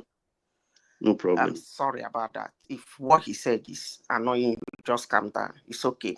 Well, no hard feelings. I said some people speak from their emotions, so let that one stay. Let's continue. He asked that question to strike up an argument because he knew, even if he doesn't know the country the man is, he knows Tinubu is outside of the country. Now, he wants an argument or a debate on it. He wants to cite people to know their opinion. Probably he has his own ideology and his own belief, which cannot be changed no matter the explanation you give. But it will be important if you actually give that explanation. Now, does our constitution as a country in Nigeria allow a president to kangaroo outside of the country for some certain amount of time? The answer is yes. Go, come back, go, come back. I want to remind all of us that on this platform, on several occasions, I've said that Obasanjo is the most well-informed president Nigeria has ever had up to today. And there are certain things he did which favored me, I no go lie. And there are certain things he did in that country to stabilize Nigeria a little. People abuse me. That same man, in his first tenure, he was not stable in Nigeria. Maybe you guys forgot. I will remind you. He was not stable in Nigeria. What was it that Obasanjo never kept his acts in the country? He was going from one country to the other, one World Health Organization, World WHO, ICC, this, that, because as at the time he picked the country, something dropped. He has to go back and fix it. As at the time he picked the country, Nigeria was almost being quarantined from the world map, but most of people didn't know. He was going about looking for money, going about looking for peace, going about reintroducing Nigeria to the world. Maybe most of you have forgotten. That thing almost cost him his presidency because he left it for that crook. And that crook was so ambitious to take it over to him, take it over from him. That being said, in Nigerian constitution, is there anywhere in the constitution that said if a president of Nigeria is sick, he cannot go outside of the country? That is one. Secondly, is there anywhere in the constitution of Nigeria that they said if you are sick or you are sick, you should not take some time out to take care of yourself as a president? Why am I saying this? I remember when Buhari was very sick I don't want to say what happened to him because most of you know what happened to him. He went overseas. Some people organized riot, resume or resign. And then I ask a question, is it because he's a president? What about those that work in the same company with me that did kidney transplant, heart transplant? Those open heart surgery is not something that healed in a month or 2 or 3. Not only that the company kept paying them their salary in absentia because of their health situation. When they came back to work, not only that the company did not demote them, they left the job they were doing with that fast salary and then reduced the pressure of the job from them. Give some of their job description to other of their colleagues. Zita, Now, can I ask you a question, Zita? hold on, let me finish. Now, what is the question? Where is Tinubu? The answer should have been Tinubu is outside of the country. Then let the person bring out why he asked the question. Whether it is illegal, unconstitutional for him to be outside of the country. I want to say this. Nigerians are very fond of using poverty and insecurity as something to hate or say that a president is not delivering. That is actually wrong. Blackmail. They use it to blackmail. Because if you continue using that, they will continue doing their second term and the skies will not fall. Simple question, where is Tinubu? Tinubu is outside of the nation. I think I have answered your question now. Somebody asked on this platform this morning, I asked, where is Tinubu? I'll give you an answer. Tinubu is outside of the country. Do you have any other question for me? I have a question for you based on what you said. Go ahead. You said, is it a president's right to be abroad? Of course it's his right and all, right? And you now said, you now reference people that are sick and have open heart surgery, kidney transplant, which are legit. But is it not the right thing to do? If the president is battling some sort of illness, the whole country should know. So if the country, are you asking me a question? Are you telling me a story? Yeah, I'm asking you a question. Okay, ask the question. Zita. So if is it not right for a president, number one, to inform of his health status? If he's dealing with anything, he should be able to tell the country, hey, I'm going to do medical checkup. Now, let me ask you a question. Is that a question? Yes. If it's a question, let me answer you. Now, the second question, calm down. I said Farabade. The second question is, because the president has not said he's sick, the president said he's going for, his main excuse, he said he's going for work. Okay, if he's going for work, can he show the French people, government people that he's working with, and what deals is he striking? Those are my two questions. Thank you. Now, I want to separate two things when it comes to leadership, governance, and authority. You have to separate the moral and the legal. If you mix two of them together, it becomes a problem and it becomes too difficult for people to understand. Now, morally, let me start with moral. Morally, are you supposed, as a public officer, to tell your people, look, I'm battling with this, so let me go and take care of myself. When I come back, I start from, or somebody should hold peace before I come back. Yes, morally, it is good. for you to do that. Kulata, can I ask you one question? Kulata, you live in America here, right? Like, hold on now, let me answer his question. Oh, I thought you were done. Sorry. Which can somebody ask Okay, me go a ahead. question? You want to ask him I thought you were question? done. I thought you were done. Yeah. Then legally, as the president of the United States, of Nigeria, is there anywhere in the Constitution that no matter how brief the sickness is, he must declare it?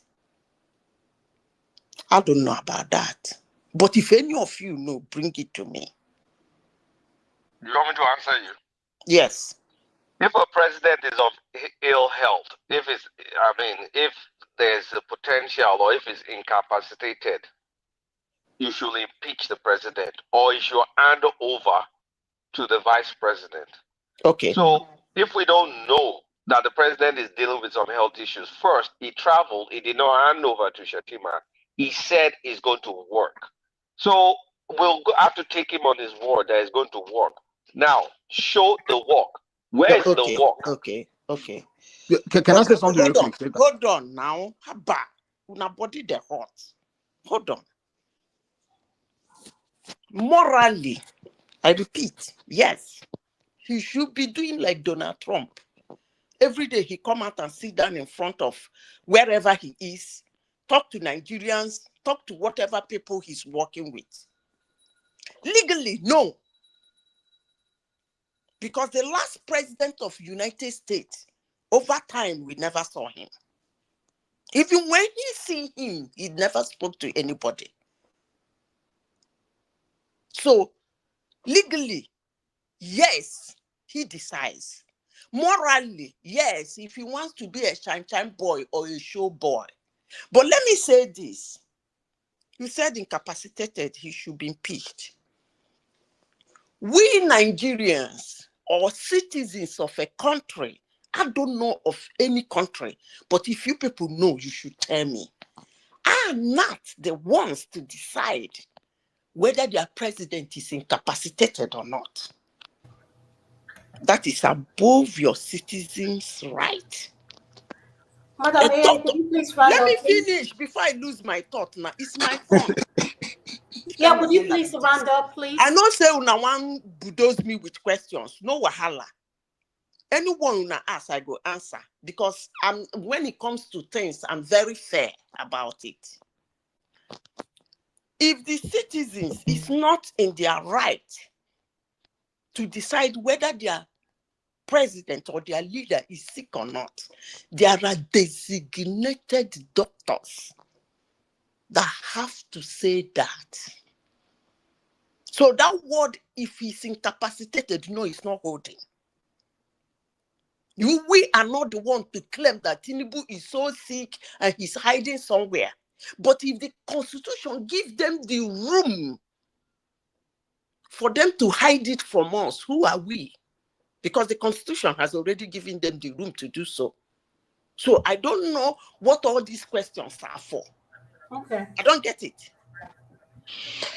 That's Adama, please. Can I say something real I quick? have 3 topics. Yes, Adama, please. That's what I'm going to Adama, I've been trying to say something since. Go ahead, Mike. No, it's me, Adama. It's me. What please? Mike, I've been saying something since. Let me say what I'm going to say. Mike, please now, just give me 5 seconds. I'm leaving the house. Please, Mike, I'm begging you. I'm leaving the house. Just give me 5 seconds. I just want to say something real quick. I know, me too. I'm leaving the house. Comment. It's not like a question or anything. It's just a comment. It's just a general comment. Calm down. You see, Nigerians, we have these. When Kulata has a question that if the president is sick, he's supposed to tell the whole Nigerian, the whole country, everybody that is sick or whatever is wrong with him. I think I hear Nigeria say it all the time. I think the reason we say that is because we look at America, because when American president is sick, he tells the whole country that, hey, I have this thing in my stomach, whatever. Give them details.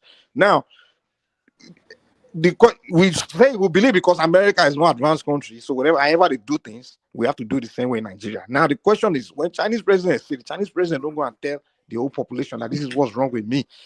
It has to do with culture. Now, the question I want to ask is, when an American, of course, we know the reason why the president of America will talk like that is because that's the American culture. When an American is sick, he go tell everybody, I just saw you, I have this, I have that. He talks to people.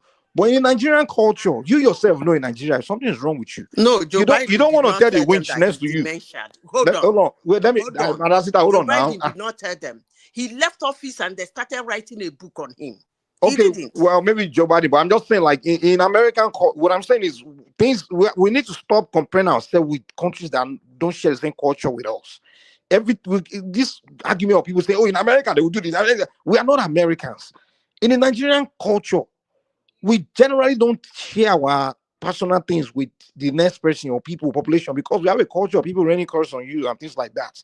So we can't keep saying, oh, because in America, the president will tell everybody what is wrong with him. It means in Nigeria, it's wrong for your president not to do exactly the same thing. No, we are not Americans. Same way we are not Chinese. We never see Chinese people tell their own president, like, oh, in America, the president will tell them everything that's wrong with him. Why is Xi Jinping? Mike, your argument doesn't hold water. Hold on. I'm just saying, like, no. I'm not arguing. I'm just making statements. In the Chinese people or even some Europeans, they don't come out and be telling themselves that, oh, because in America this is the way they do things. It means in Nigeria we have to do exactly the same way. They don't do that. We are the only one that always do that. Someone will believe everything America is so heavenly. There are many things about America that's backward. I'm sorry. Everything about America is not perfect. This idea we have to be Americans, I don't understand. We need to stop it. We have our Mike, you own say you want culture. to be Bruce now. Let me drop my own Bruce now. But I want to leave the house. We have our I own hear for you. culture. We have a way we do things. Me personally, I would tell an American what's wrong before I tell Nigerian, because I know Nigerian. They will swear for you that thing should buy you. I know them. So I don't. Go ahead. Oh yeah, thank you. The question Bambury asked was a very simple question. Now we are debating, we are shifting the goalposts. It's not about Bambury didn't ask if it's right to talk about his illness. Don't I understand wasn't to do that. responding But to Bramby. I was responding to what Kulata said. No black. I know. That meaning So is deviating and deviating. Yeah, just I'm bringing it I back. didn't What deviate. Bambury? No, No, I'm not saying you. I'm not saying you. I'm not saying you. I'm not saying you. I say we are debating the question that lead to all this you're saying now. Now, what Bambury asks is Well, that we where are is not responding to his question. Miss Madam Zita just it's had the okay. floor. So Okay, it's okay. Now, the question was where is Tinubu and why is he not addressing the nation? Now, I joined in that same question. Even though he's sick or is working, there's an embassy in France. That's what the embassy for. He could address the nation from there because this is a state of emergency that you need executive decision. Now, even though he cannot even make that publication, where is the state of hold on now. emergency, please? Hold on, madam, please, Where is the please. state of emergency? Madam, let me finish now. I will tell you where the state of emergency. Now, he has a vice president too. His vice president is missing in action too. Nobody can address the nation. About 150 dead, massacre in your country is not a state of emergency. Mass burial. You have so reduced the bar so low that human life has no value. When he was into the power, his first oath is to protect or hold the constitution, protect life and properties. Now this is happening. If you address the nation, keep calm, things with the official did this thing. That's what they need it for. If you can't do it, let his vice do it. Why all these are not happening? That's a simple question. Not the bat is sick, he's not sick, he does not have the right to go. I'm not asking saying he doesn't have the right to go out or declare this thing. Why is he not addressing the nation from anywhere he is? Or why his vice president is not doing it? Trump is not president for only one side of the country. So everybody. Please tell me the state of emergency. That's the question. I just told you in Borno, they just massacred 150 people. Okay, so no, Madam Sita, wait, hold on. No, you hold on. Not asking Madam Sita, please wait. Could you land your point? It's Mike's turn to speak, and he's been waiting patiently. So could you land your point? What piece, please? Madam Sita, if 150 people murdered, it's not a state of emergency. There's no need for you to answer me. Simple. Thank you. Let me. Okay, thank you. What, Madam Zita? Before you answer, let Mike finish. I'll come to Ola, then we'll have an open section where we can talk about anything. But let's give people a chance. They have not said anything to say. So I should not speak. I don't get it. Go ahead, Madam Zita. Respond to him. Respond. Yeah. Thank you, Mike. War Peace. The person who is supposed to declare state of emergency is the president, according to the Constitution of the Federal Republic of Nigeria. And until he does that, you should not say any place is in a state of emergency. Thank you. Yeah, may I come in, please, Adama, just to make a correction, because this is a platform of facts. Yes, Baba, go ahead, sir. No 150 died in Borno in the last 24 hours. One life dead in Nigeria is important to the government, to the people, and to heavenly bodies. I concede to that. But no 150 people died. I didn't say 24 hours. We'll be hearing the mass murder that is going on since last week. Burials and everything. I heard you say, So 150 I people said just got killed in 150. I said yes. I said 150. One man. I said 150. I didn't say 24 hours. Last 24 hours. Please. You say it just happened now. If it's just happened, that means Yes, it just 1 week not just happen. 1 week not just happen. And if it just happened 1 week, is it that too late that the president will not address the country? Can't he address the country? Hold on. No. Can I No, why you continue, guys trying to shoot the post? This is what the Buhari did. I said before, I'm not blaming the president in general. I'm blaming the calm party. down. This is what they do. No one is fighting you. So we're trying So why are you making like just doing fact let's check. talk sense. Can I continue, please? Yes, Baba, you can continue. So go ahead, Baba. So then I'll come this to is Mike. what is happening. Nobody's answering any more No, questions. this is Baba. what Let's is go to happening Mike and I'll in our open. country. And that is why people like the Sultan of Sokoto came out about 4 days ago and Baba, please about talk to Adama. The link is sending. People cannot click it. That link, the way it's coming out, is not carrying the upper blue. I don't know if it's from my side because people try to enter from. I send the link to people, but it's coming out like. Can anyone hear me, please? I can hear you, Baba. Hold on. So, what do you say is wrong with the link? Because I can see The link, the way I'm seeing the link, but it's just plain white. I don't think it's clickable. Do you understand? It's because the stage is full. No, it's not about the stage is full. If you look at the link, you put your cursor it's supposed to be clickable, supposed to be blue, but it's just plain white. Just check with your mouse. Thank you. Okay, thank you.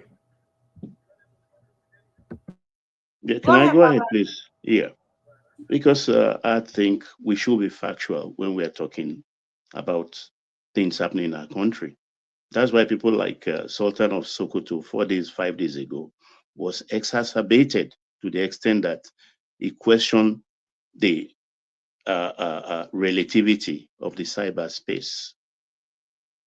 Even in Plateau and Benue State, the killings, I repeat, one death is too important a loss for a nation or for the family of the dead.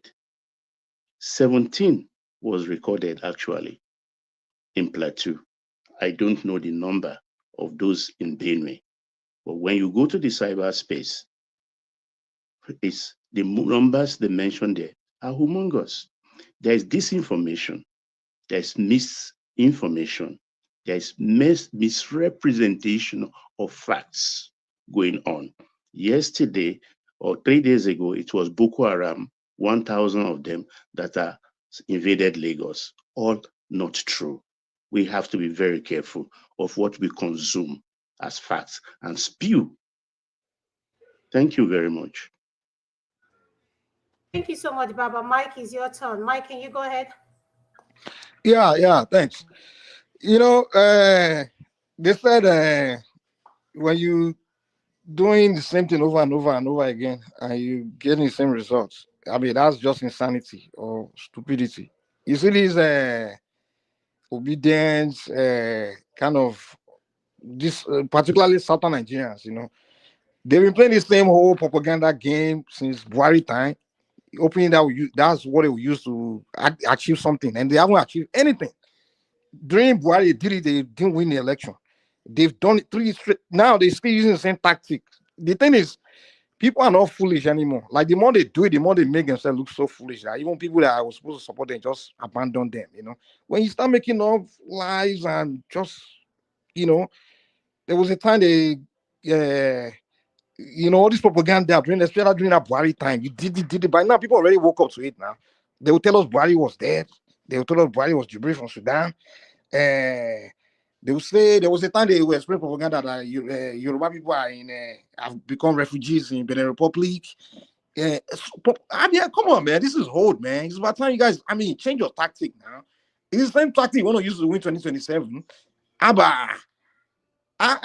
Just making up stuff.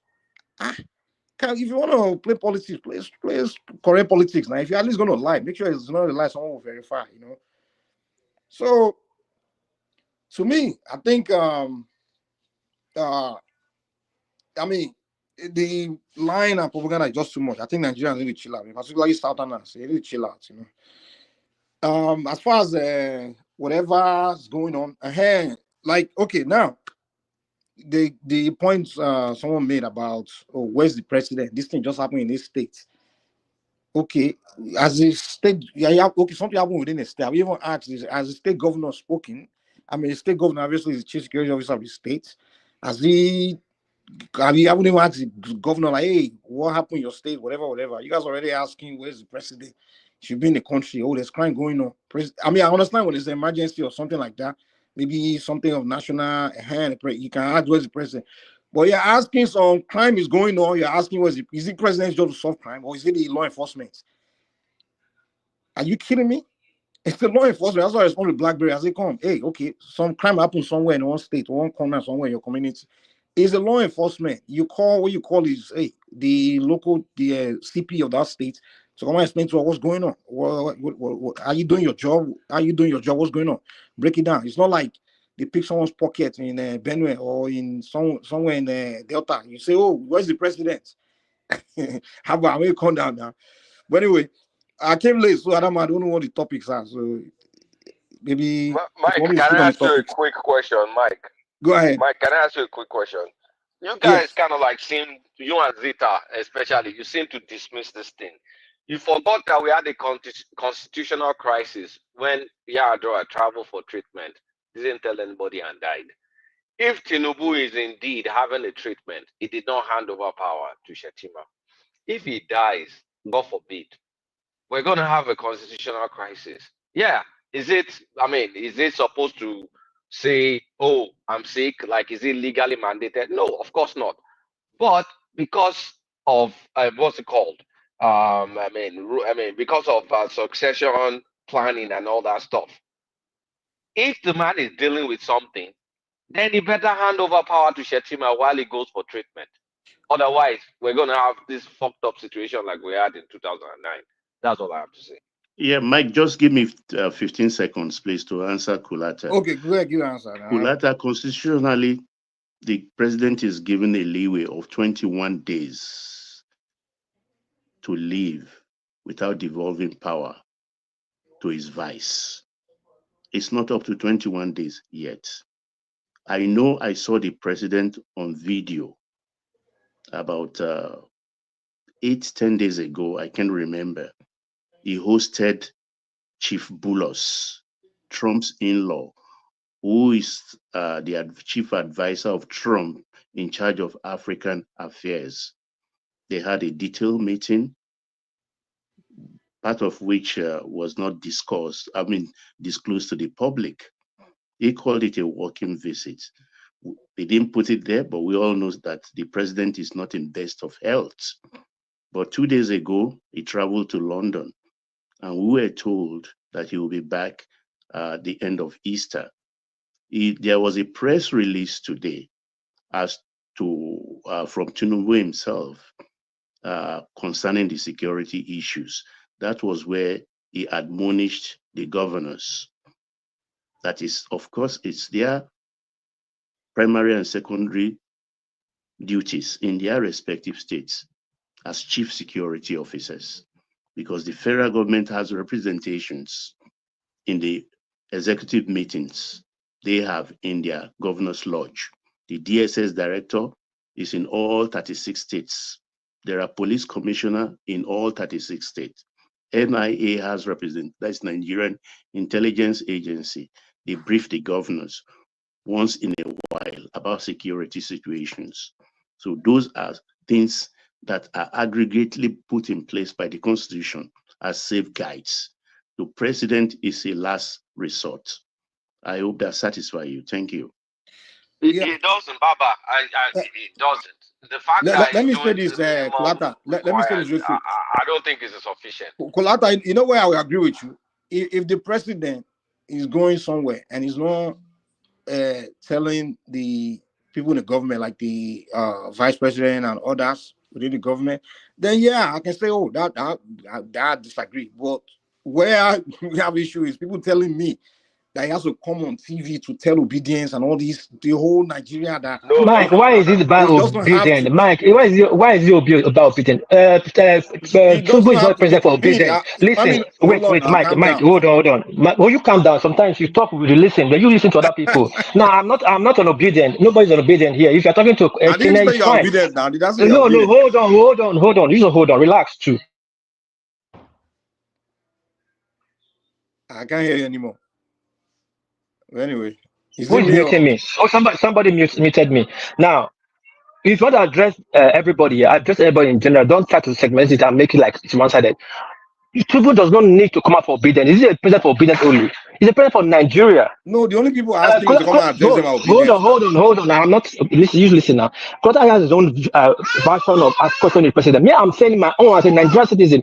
Why is the president not making a statement, or the vice? I use both of them. If the president cannot make a statement, why is the vice not addressing us? Well, that's your opinion, but let me give my own opinion. Hold on. You have your hold on. I'm not talking about opinion here. Something happened in Rome that day. Nigeria was on fire.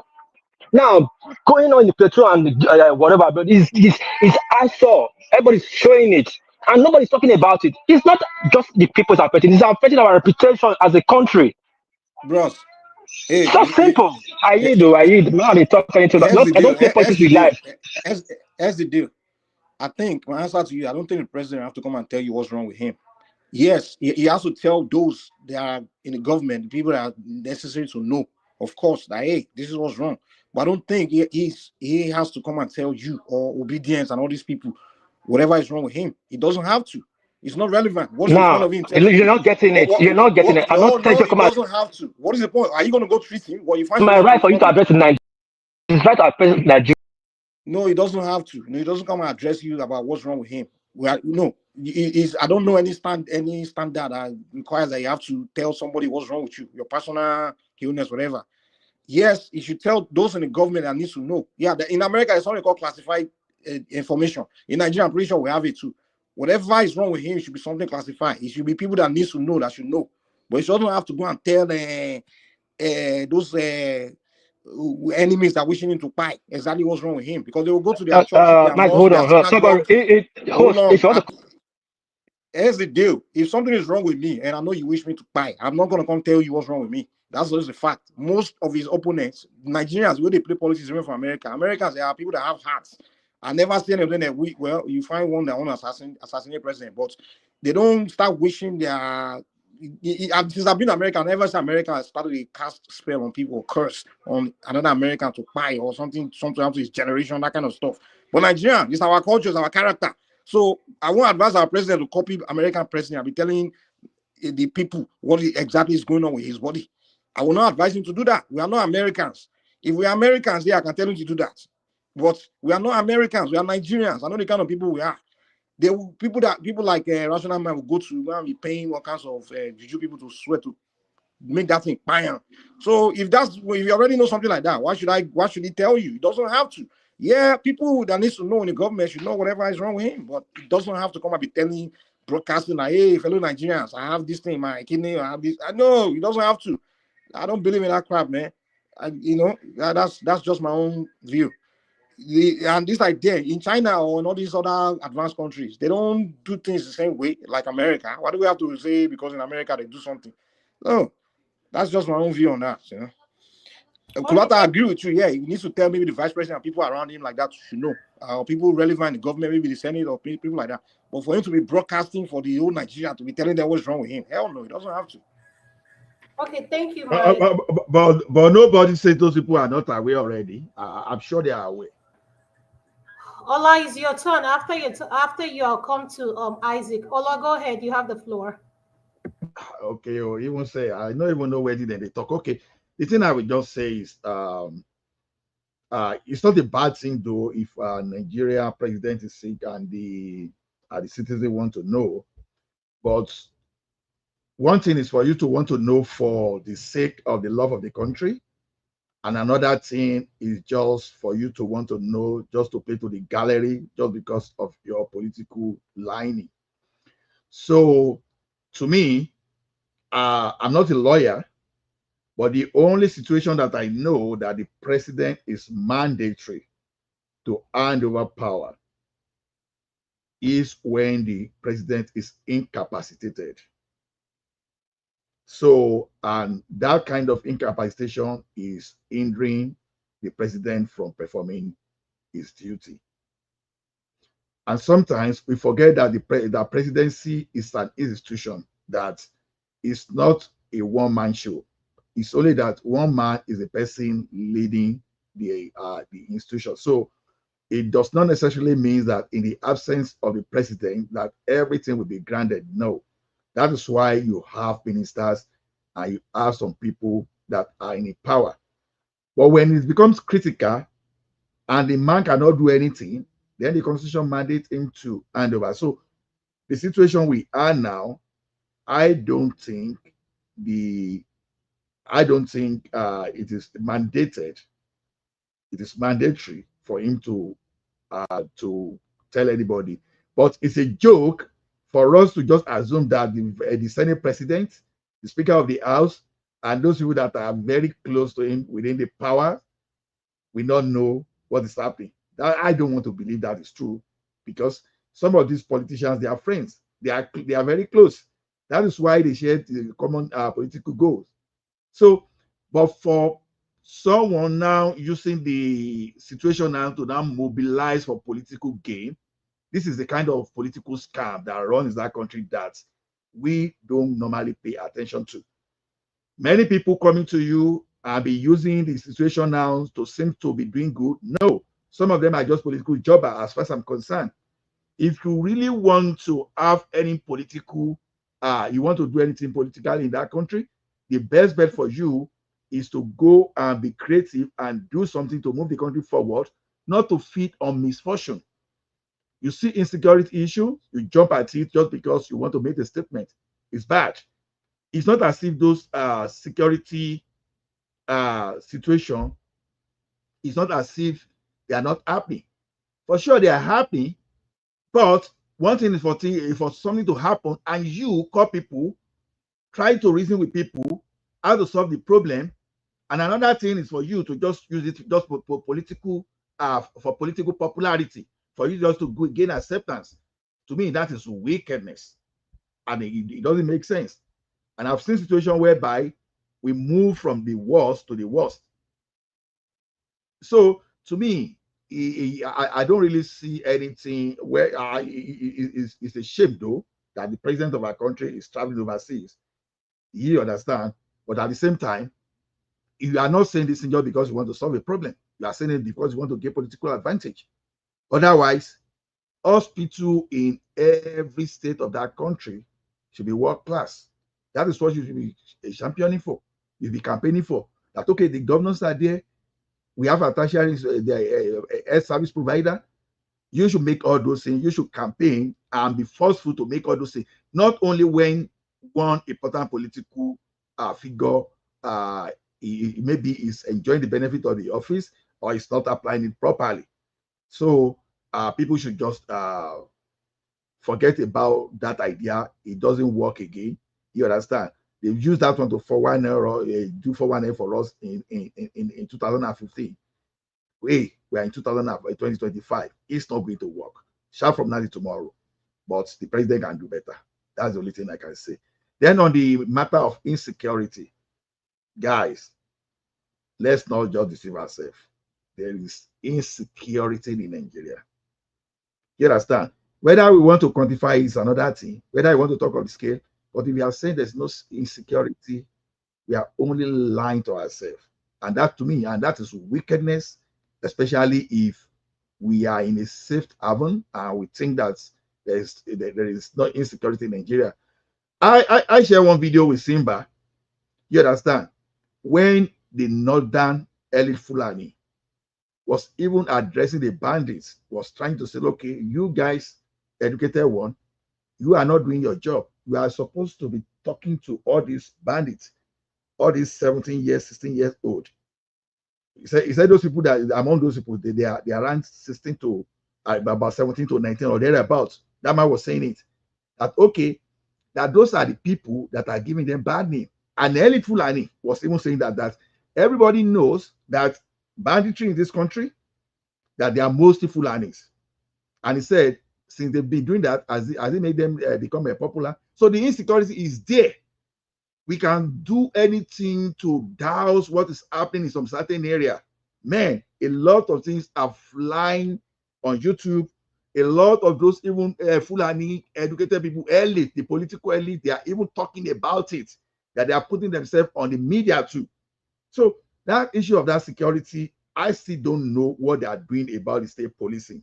Honestly, I think I want to even believe that the type of president we have today, the governors of each state should be able to stand up and do enough.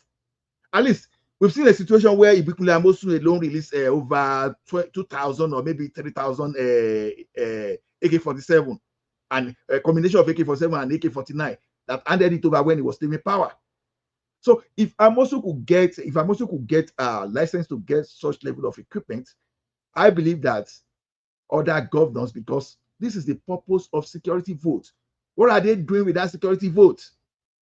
Probably they pocket it and just forget about the citizen.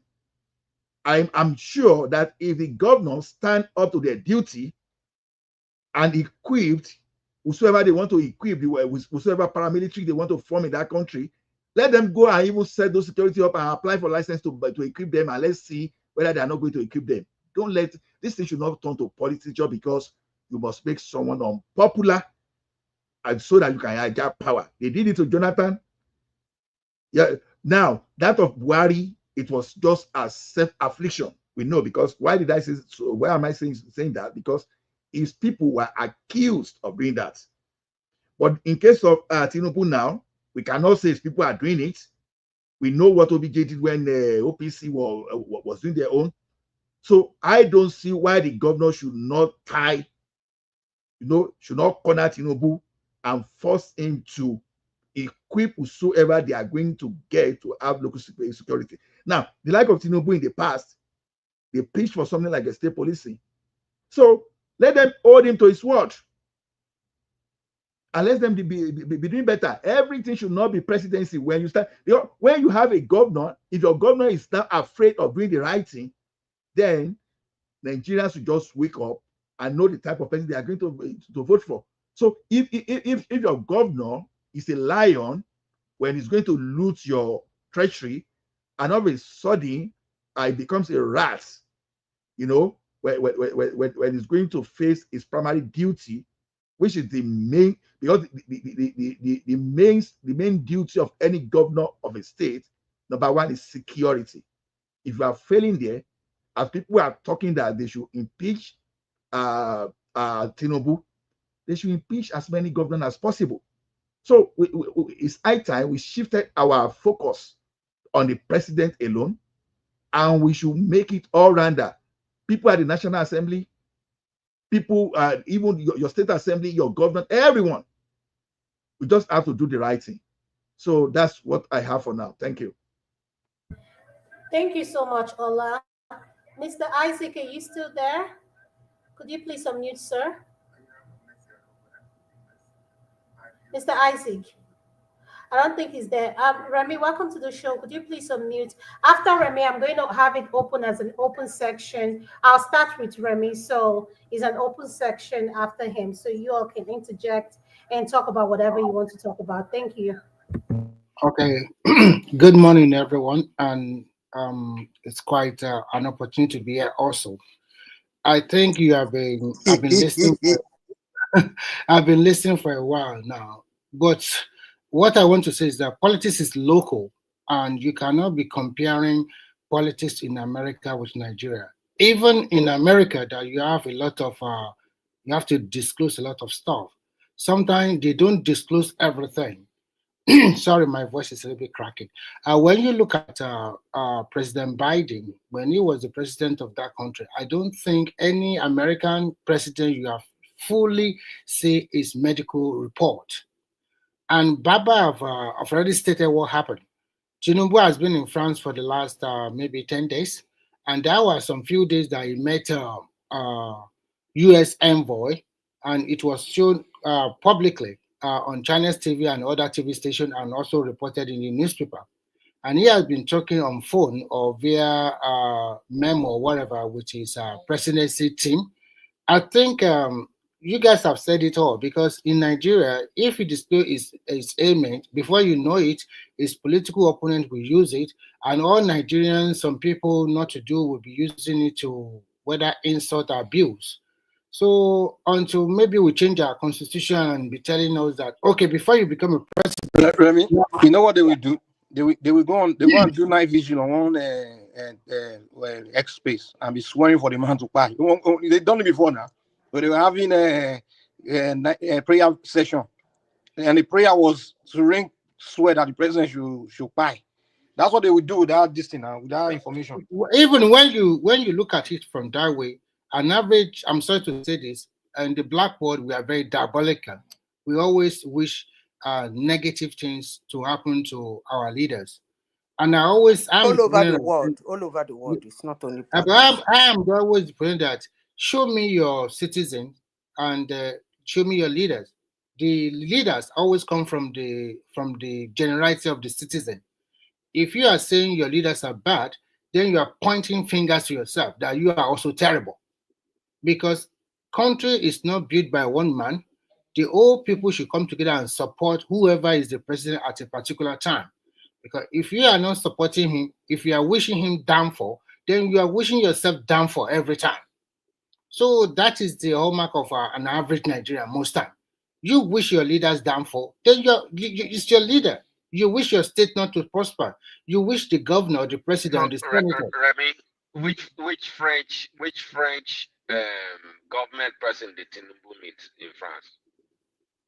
No, he met. I said U.S. envoy. I never said. I know. I'm not asking for the U.S. envoy. That's our own guy. That's a Nigerian guy that you're calling U.S. envoy. I said he went for a walking visit in France. Yeah. So, which French government person did Tinubu meet with in France? So He I met think with the first few days, Remy Kulata. He met with Macron. Then Macron left him and went to Egypt and came We're sure back. he met Macron. Yeah, say? You are sure you met Macron? Oh, he met Macron. There was a video where he was shaking him, and I think the next day Macron left for Egypt. So then a few days later, the French envoy Boulos visited. That was a bit, I think, about 2 days it took them in that meeting. But remember one thing, Kulata, if nobody remembers, I expect you to remember. There was this France trip he went. That was that trip that accorded him the opportunity to close that long-standing OML 205. I remember that one, yeah. He closed that deal and settled it once and for all. I will not. I know you know what went about that business. So I know that one. I know that we have Remy. We have a president now who is looking at governance from the lens of a businessman. And I think the earlier we come to agree with that, if we are not in the realm of cashing crews, the better for everybody. The formal statement he made when he left was that he was going to reflect, a kind of retreat for him. I think they used the retreat in one of the releases. Because we are faced with a lot of problems. Everybody have an idea. Some people, when they get hot in their house, okay, look, I don't want to see anybody. You retreat into your bedroom and sleep. Some fathers will stand at the main entrance of the house and address everybody. Some father will go to the kitchen and start throwing tantrum and things like that. So everybody has a way of reacting. So I don't know why people will be so emotional about things like this. It's about discourse. It's about debates. It's not about winning an argument. Sorry, Remy. So carry on, please. No problem. And I think, sorry, Remy, please. 1 second, if you don't mind. Okay. 1 second. Baba, are you saying Tinubu's approach as a business person running the country is a good approach? No, speak a little bit louder, please. Are you saying Tinubu running Nigeria as a businessman is a good thing? Prince Daddy, I'm sorry, we can't hear you. Could you speak a little bit louder? Well, I look at it that every government, president like Trump, you approach the business of ruling your country from your own lens.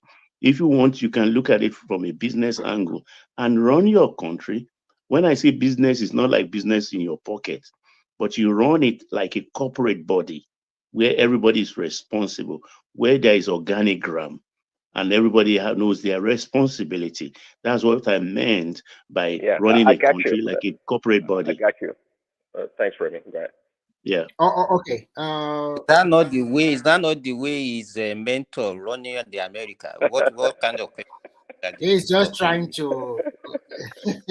Okay. Mr. Sinbad, Dr. Sinbad. In No. continuation.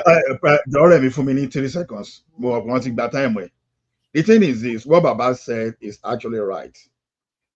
Government is a business, but what type of business? You focus on public delivery. Simple.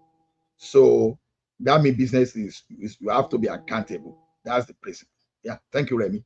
Okay, I think generally, I think it can work from anywhere in the world.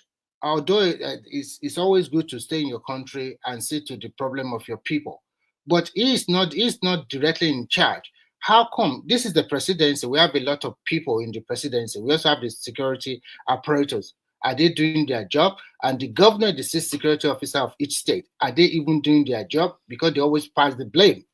And so this also called for that we have to look at the security situation in Nigeria. So I am a proponent of state police.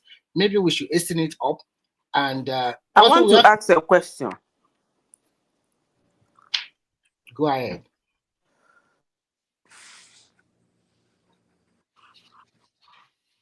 Go ahead with your question. Ha, Remy, calm down now. No, I said go ahead with your question. I know say una no like my voice, but it goes still sound. No. I like your voice. No problem about that. Go ahead. I want people in honesty, both people that are supporting Tinubu and people who hate Tinubu on this platform. I want them to answer one single question. When Buhari was sick for, is it 90 days? Yeah, I think it's 90 days. How many of you in this platform follow resign, resume or resign? Okay. Actually, he didn't even stay for 90 days. I think he was sick for about 6 months when Sibashi was. Is it me or they kicked Zita out? Probably maybe it's the connection.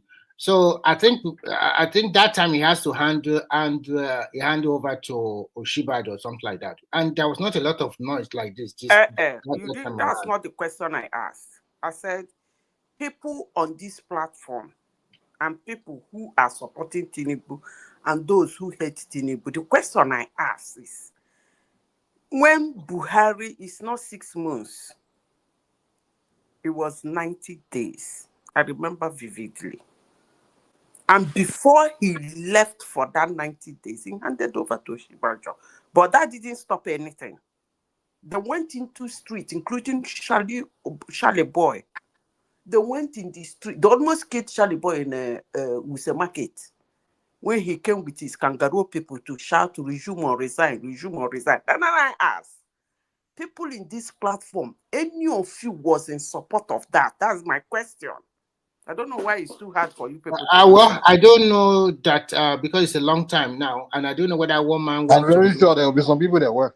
I know. I don't know where. I'm not here. At least one man will be, and I know Allah would have been for sure. Yeah, so not most people are not here. I'm talking about people that was in one-man platform then. I'm talking about you all that are here, wherever you are. I've always in the world in those days. Were you among those shouting resume or resign? No, I never shouted like that. So some of them are hypocrites. They probably did it, you know.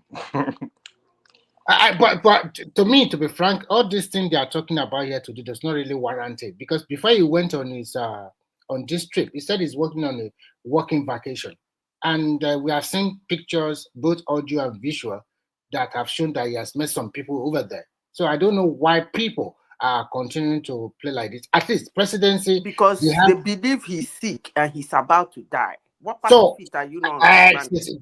That is why I say an average black man is too diabolical. Everything, how can you expect, even if you are 40 or 50, you can be sick or ill anytime.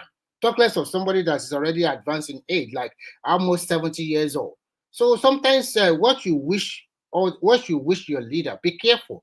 Everybody is also going to. Did you say almost 70 years old? Did you say almost 70 years old? Maybe above 70. So what you or something like that. what I'm trying to say does not warrant anything. And the Football presidency age, I suppose. yeah, they said it will be coming back after Easter Monday, and Easter Monday is just 2 days to this time. So what's the big deal about all of these things? Then let me even what Baba said now. Let me even ask this question: without his age, at what time in his life did he change his age? Ali, this is somebody that school abroad that work with multinational. So because I don't like a situation whereby somebody will just do something out there and it becomes a noise and everybody will be joking about it, talking about it. If we don't believe his age, at what time in his life did it alter his age? The only reason I'm not going to change age in Nigeria because let me tell you, you cannot judge somebody's age by his look. Yes. One thing I know about Nigeria is people will not reduce their age when they are junior. Will not be talking to them anyhow. The only time people want to reduce their age is when they want to play football. They want to go. Anyway, Simba, to make it light, it's what we do nowadays. When we finished at Estadio Bernabeu 2 days ago, the Spanish football fans, they were asking if Luis Kelly's age is actually 18. And this is a young man we all know is 18, but with his performance, they start questioning that this cannot be an 18-year-old. So it's what we do these days. So I think the problem we have in Nigeria is this. I will go back to that last election. Unfortunately, that country is in a divisive mode. And because it's not your main man or your tribe that is there, a lot of people wish him dead. Wishing him dead does not guarantee. Let me finish. Let's be honest. Give me 1 quick second. Let me finish. Just 5 seconds. If this was Peter Obi that is taking off to France, if Peter Obi was president and was taking off to France and it was not incommunicado a little bit, be honest, be intellectually honest with yourself. Yeah, I will tell you the truth.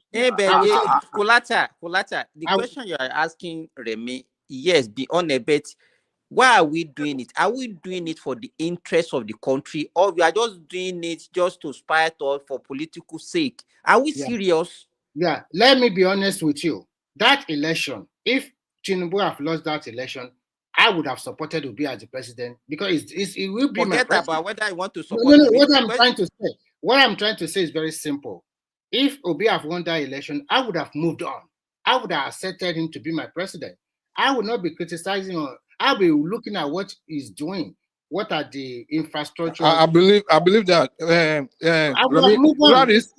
Remy, you're right. If you notice throughout the history of Nigeria, whenever someone election is over, everybody is normally move on. You understand? But these obedient, they are kind of strange to me, man. It's like some of them you think that election just ended last week. Yeah, they're still in the same mood. If Obi if Obi is the president, and today here is in France, and they gave us, and you have seen it on TV, there is no cause for me to be raising a necessary alarm. First, it's not in a terminal disease, and we have seen him on TV, and whatever he is trying to cover, no matter what happens. Seriously speaking, I doubt you will have that attitude. Let's be honest. No, I do have that attitude. I think why do you need to be censoring him now? Kolata, you guys, you don't know me at all. You thought because I supported. We know you enough now. We've heard you. No. After night. No, let me say something here. You thought because I supported the guy to become the president of Nigeria, I never voted. I was not in Nigeria when they are voting. I just like what he did in Lagos, and I think out of all the 3 candidates at that time, he was the better one in terms of achievement and performance. And I supported it. I might be a little bit emotional about it, but at the end of the day, I was lucky. He won. If he didn't win, if he did not win, what am I going to do? I'm going to move on. I'm not going to say, okay, I must die there or something like that. I'm not that kind of person. And since he has Okay, Remy, let me say this. Kulata, back to your question. Whatever, does it really matter whatever anybody says? But the question I'm asking, the people that are asking question, why are they asking it? Is it for the sake of the country, or because it's only somebody who doesn't know how Nigerians behave that will believe whatever It's not for you. It's not for you to say that. If he is the president of the country, people have the right to question him. I mean, he's a public servant. He's supposed to be serving all. So if he takes off and people feel it's not satisfactory enough, or people even feel it's not communicative enough, I mean, with the insecurity going on. Yes, we they have the right. Yes. The issue here, let me tell you, why do we need to keep on doing the same thing all over again? Why can't we change our tactics? We at least I can say I've been around to know what is happening in Nigeria since the time of even Obasanjo as a military. So if we now kept on doing the same thing, the same method, the same story every Can I ask a question? Yes. If people believe that the insecurity in the north is political, like as somebody said this night, he said, how many people died in Borono? Madam Zita, could you please hold on 1 second? Ola or Mike, I have someone backstage. I'm going to stay backstage and bring that person in. So, Mike, if you don't mind moderating, thank you. Thank you, my dear. So,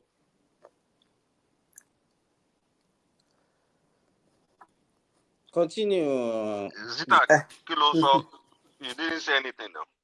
No, what I'm saying is, if we believe that the insecurity, like somebody said, how many people, 100 and something that died. Is a lie now. Hold on. I is taking the statistics. Just you know, there are some newspaper in Nigeria that they fester on that. Every time it's reported, they always report something in the negative. Today they will tell you no. I'm just trying to tell you what. Okay, what I'm let's trying assume it's 100. Hold on, I'm trying to make sense out of it. If it's 100 or 180 people that were killed in Borono, and then somebody says it's political, they want to cause insecurity, which is fatal. The insecurity we are talking about is not shobore, that's fatal. On whom are they helping? Because those are northern places. Those are in the north. So if a northerner, hold on, if a northerner is coming out to challenge Tinubu in 2027, and between now and 2027, according to you people, the numbers you people are giving out, if they can kill 180 in a day, that means before 2027, we are talking about 10 million people. Hold on now. That we are talking about 10 million people gone. So who's gonna vote? Oh, I know where you are going, Madam Zeta. Well, censor, if we can do censor before that time, you will have known that the number of people, especially in the northwest and northeast, in some certain state, the population there will have dwindled by at least by 10%. Because they continue to fester this insecurity among themselves. I don't understand.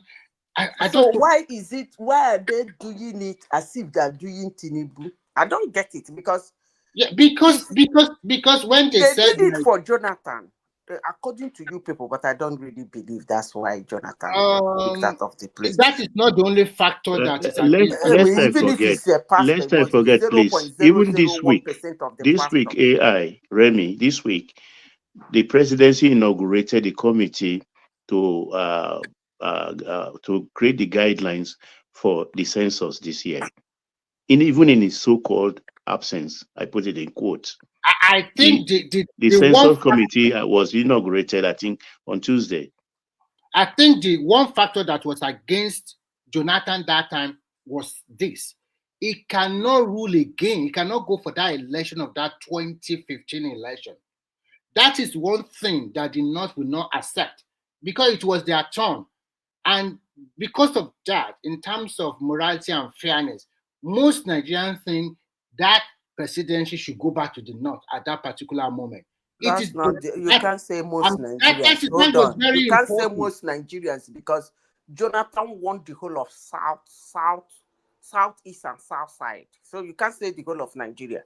I did not say the whole of Nigeria. I said most. I did not say the no, whole it's of not Nigeria. most. It's not most. No, it's not most. I did not say all. I said most. No, most. It's not most. It's not most. What are you telling me? Let me tell you why I said it's not and all the northern. Hold on now. As you said, why did I say it's not most? I will tell you. You see, when you say most Nigerians are southeast, south side, south, southwest, and the sixth geographical geopolitical zone is Nigerians. Mm-hmm. But if you say the people in the north believe that it is the northern side because they voted for one mainly for what is it called, Buhari, and then what Buhari got from the west moved him to Aso Rock.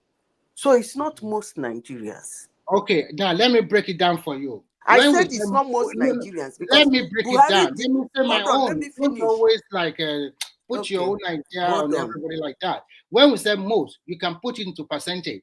When we have 100%, if more than 70 or 75% of people vote, what are you going to say? Is it not most Nigerians you are going to use, or you are going to use half Nigeria, or what? You said what we are saying that most Nigeria believe that the election should go to the north. And I said, using the word most, the statistics doesn't gel. It's not even it's not based on say it has to go to the north or south. That was not what determined that election. So I don't know where it got that. I don't know why he's saying that. Jonathan was just an asshole. I'm trying to tell you that Jonathan was an asshole and they kicked his ass out. Forget it. I said one of the factors. There was also insecurity in the land. There is also economic mismanagement by Jonathan during that time. So many other things that we have to put into consideration. And he himself is also not helping. He himself also calling what do you call it? Stealing a goat or a is not a thief or whatever. He does not even know how to. That is famous interview why he misused the word thief and robbery. I'm trying to bring out how this thing is political. That's the question I'm asking because we use BVN now. We use accreditation. So are you telling me that these people, all the chaos happening in the whole of Northeast and Northwest, that during the election in 2027, they will resurrect those people to vote? So I don't know how this is political. I don't get it. Let me say this. There is a video in circulation now. I don't know whether one man has it about the Fulani coalition, about what happened in Plateau State, and they are making some demands that that's only because what if you look at this Benue Plateau, it has been there for long, and that one I think is usually a communal clash, which has been there for decades. They were making some demands that there are some people that they said the commander that is there supposed to be removed, one police officer supposed to be removed.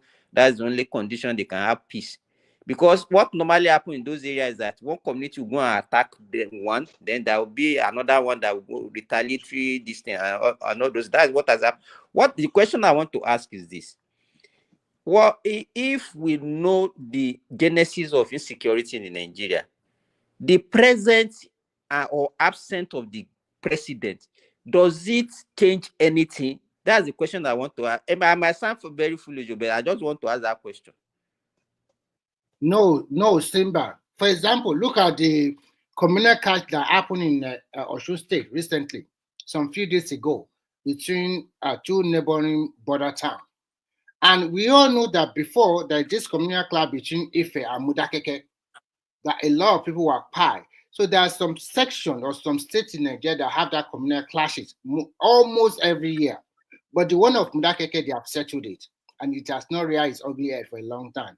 But the one recently, nobody even emphasized it. And before you can turn your eyes around, such a thing happened there. If I tell you that you don't even know, the one that even happened in Oshun, it is not a recent thing.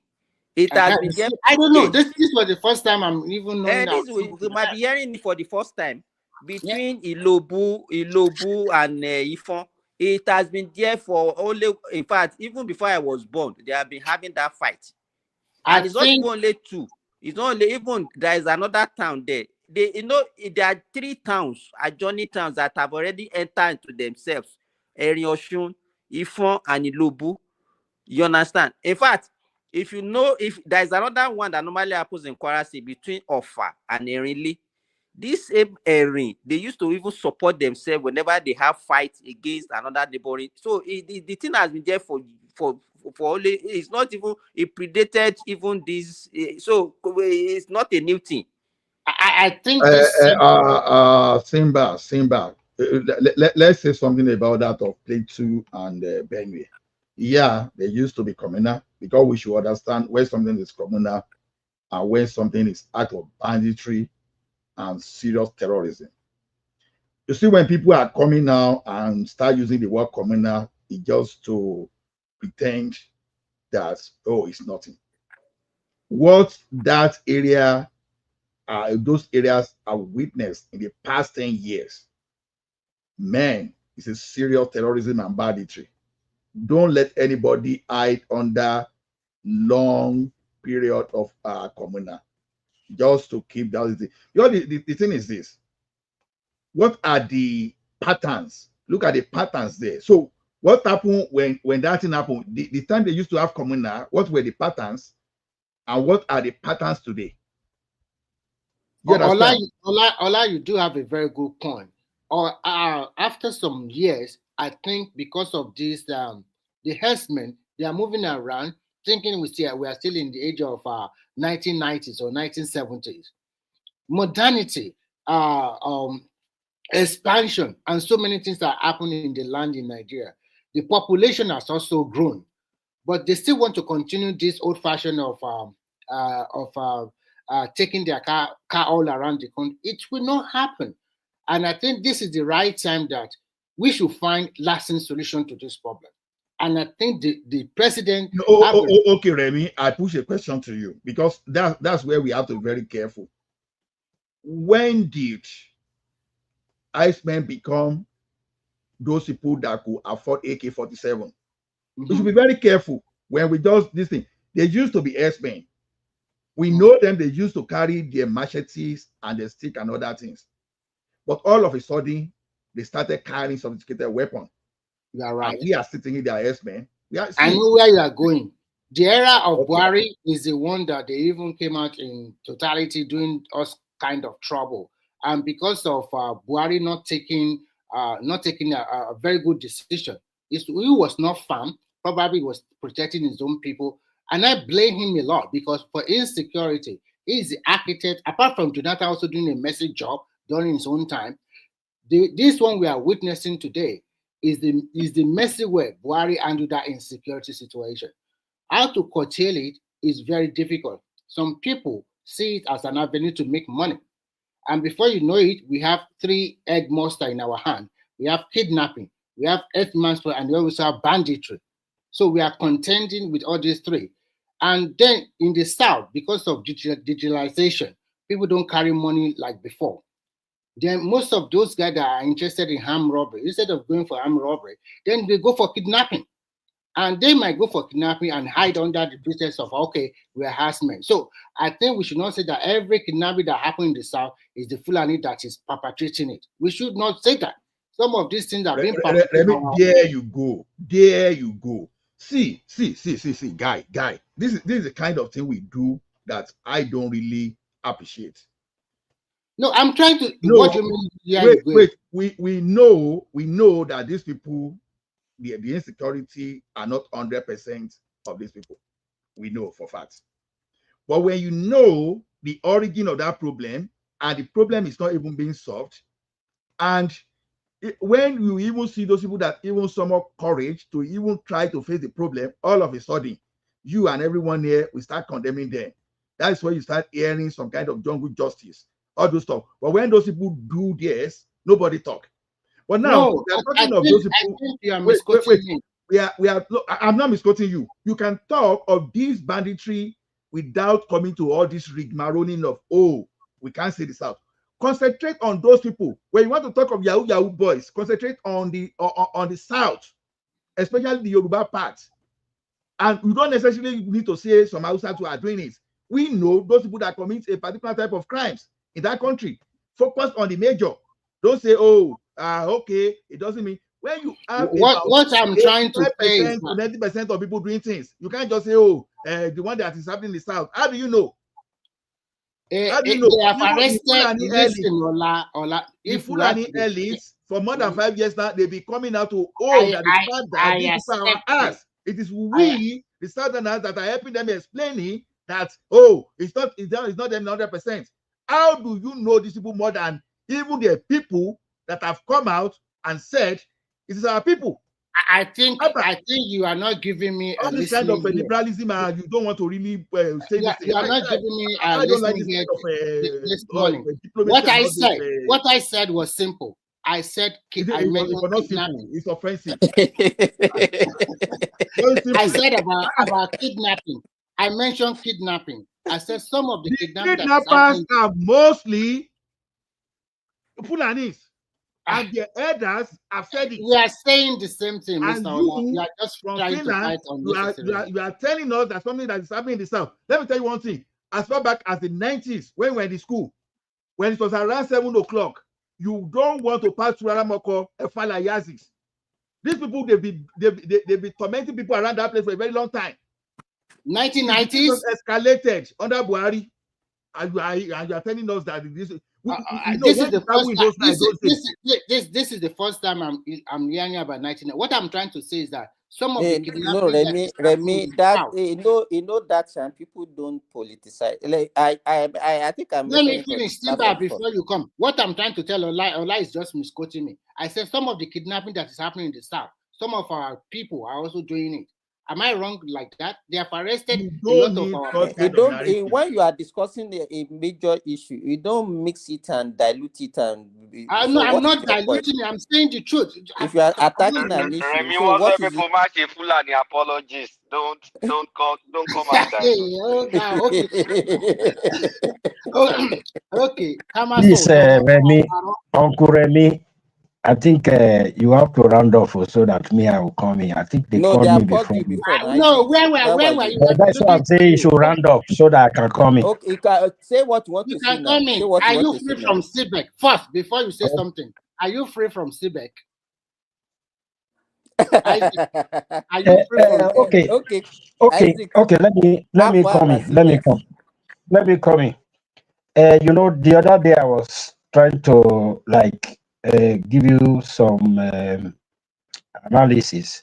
I'm not talking about this betting or seabed or crypto or whatever. It was something else. So you don't even know what I was talking about. So forget it. I'm not into that. Okay. So don't seabed me. I don't even know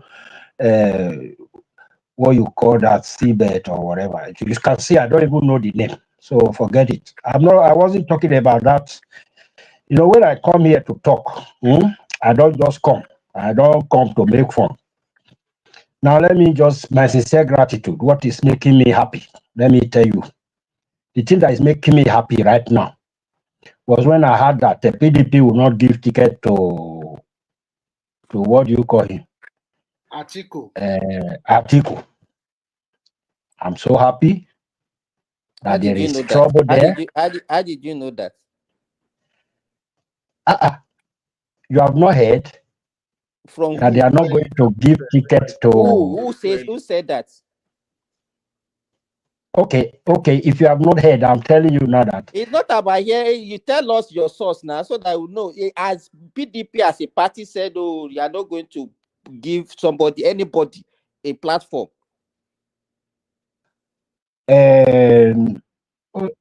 What's your name again? Sorry, brother. From Simba, Dubai. he's trying to bully Simba. you. He's trying Simba. to bully you. Simba. Yes. Simba. Yes. Maybe you should go back to channels. Not arise. Don't Just go just back tell to me now. Tell His me, name is because you Simba. came Tell here. him to You go say back to it's a the country. categorical statement that you made, though, that PDP has said that you are not going to give Atiku the ticket. How did you arrive at that? From which source? I heard it from most of the PDP governors. Okay. Okay, let me So tell you. So, is it the PDP governor that will determine for the party? I think what Isaac is trying to tell you is because during that period, it's quite glaring that the party, all the governors are not interested. Have you not seen the backlash? Have you wait, seen the way they I've not even wait, my PDP gratitude. people? Wait, my gratitude. I've not even finished. Let me finish. That's number one. Number two. Isaac, Wait now. Wait, let me finish before you now come in. Before you go on, don't come and be making things. Let me tell you, PDP governors forum is not an organ of a PDP. So don't You I have understand? the right They are to not part of their executive. now? They are not. They can't speak for the party. That is their own. So you can't now bring that one and say, oh, now because they have said it, then it's not possible. Forget about that. Now. Okay, wait. Don't I have the right, to air my opinion? Don't I have the right to say that Atiku will not get the ticket from PDP? I have the right. Okay. Yeah, we draw Then the right. number two, if you like, withdraw it, but it's my right. Number two, Obi will not get ticket from Labour because they said he should go and beg Abure. And I know Abure will not forgive him. So there will be no candidate to even get this 2027. There will be no candidate there will be candidate. I don't think even PDP will not even present any candidate because it's going to be like, okay. Azibra, can you clarify this? Who is the present chairman of Labour Party? As recognized by INEC. The current chairman.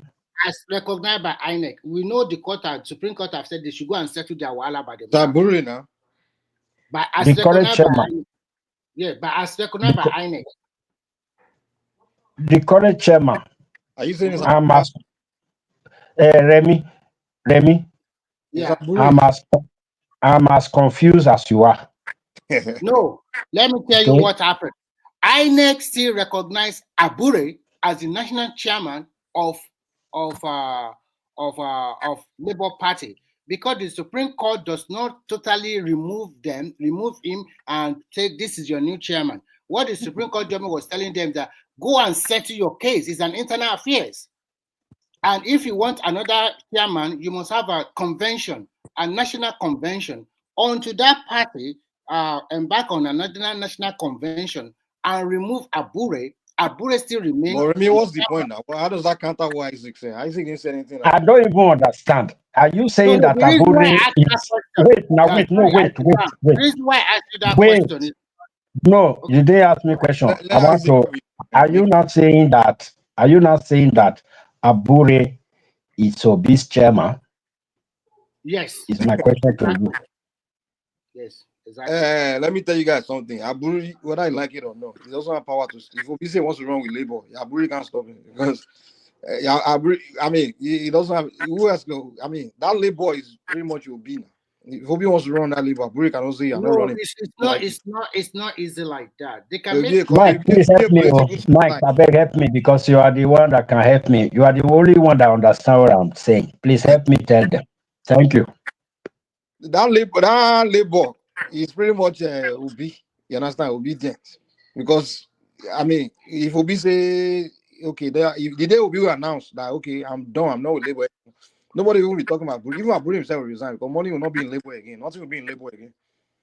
So, but Mike, don't you think that most of the people elected on that platform, they are already cross-carpeted to other parties? Exactly. So that's what I'm saying. The only thing that we no matter what will be.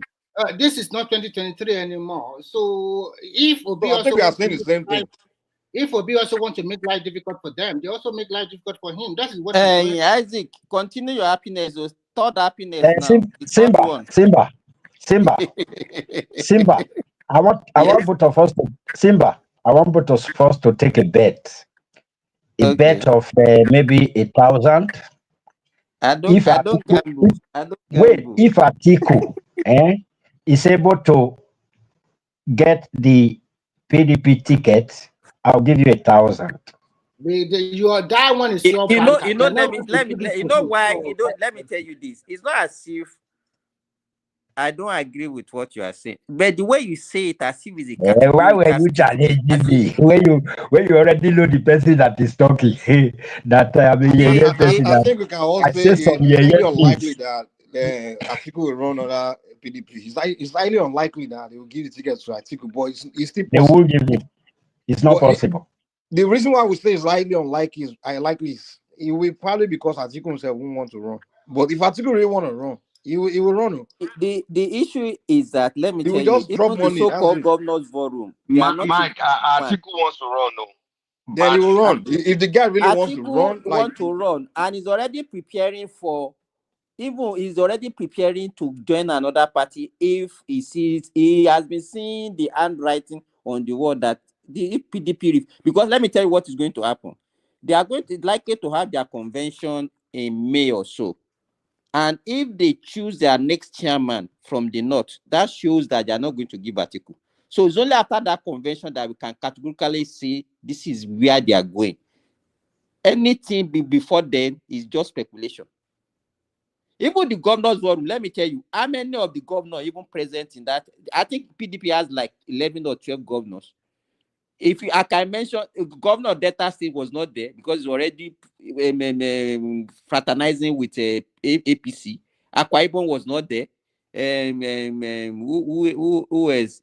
So even there are some PDP men that are even the governor forum that all of them, they are now fraternizing with APC, including Bala Mohammed that is even notorious castigating APC. Simba, the point is good. If Atiku is going to run under PDP, forget it, that party will already dead. So they don't want him, no matter what happened. They don't want him anymore. And he knows if Atiku did not run under, I know he's smart enough as a politician. He's been there for. He's going to SDP. Atiku is going to go to another party and run. He will go to another party and run. Atiku will run in 2027. Just take that one to bank. He might not run under PDP. He will run under another party. He will run, and probably he might go to SDP. That's what I'm telling you, Simba. That I'm not saying he won't run. I said, but under PDP, it's not possible. Go and mark it. Hey, Atiku is not that old. He's only 78 now. Biden ran at what? Biden became president at 78 now. He said it will be 81 at 2027. Put it together. 80-year-olds are still moving now. 81 at 2027. If the guy still feels strong, he will run, you know. Age does not matter. You see some 60-something-year-old.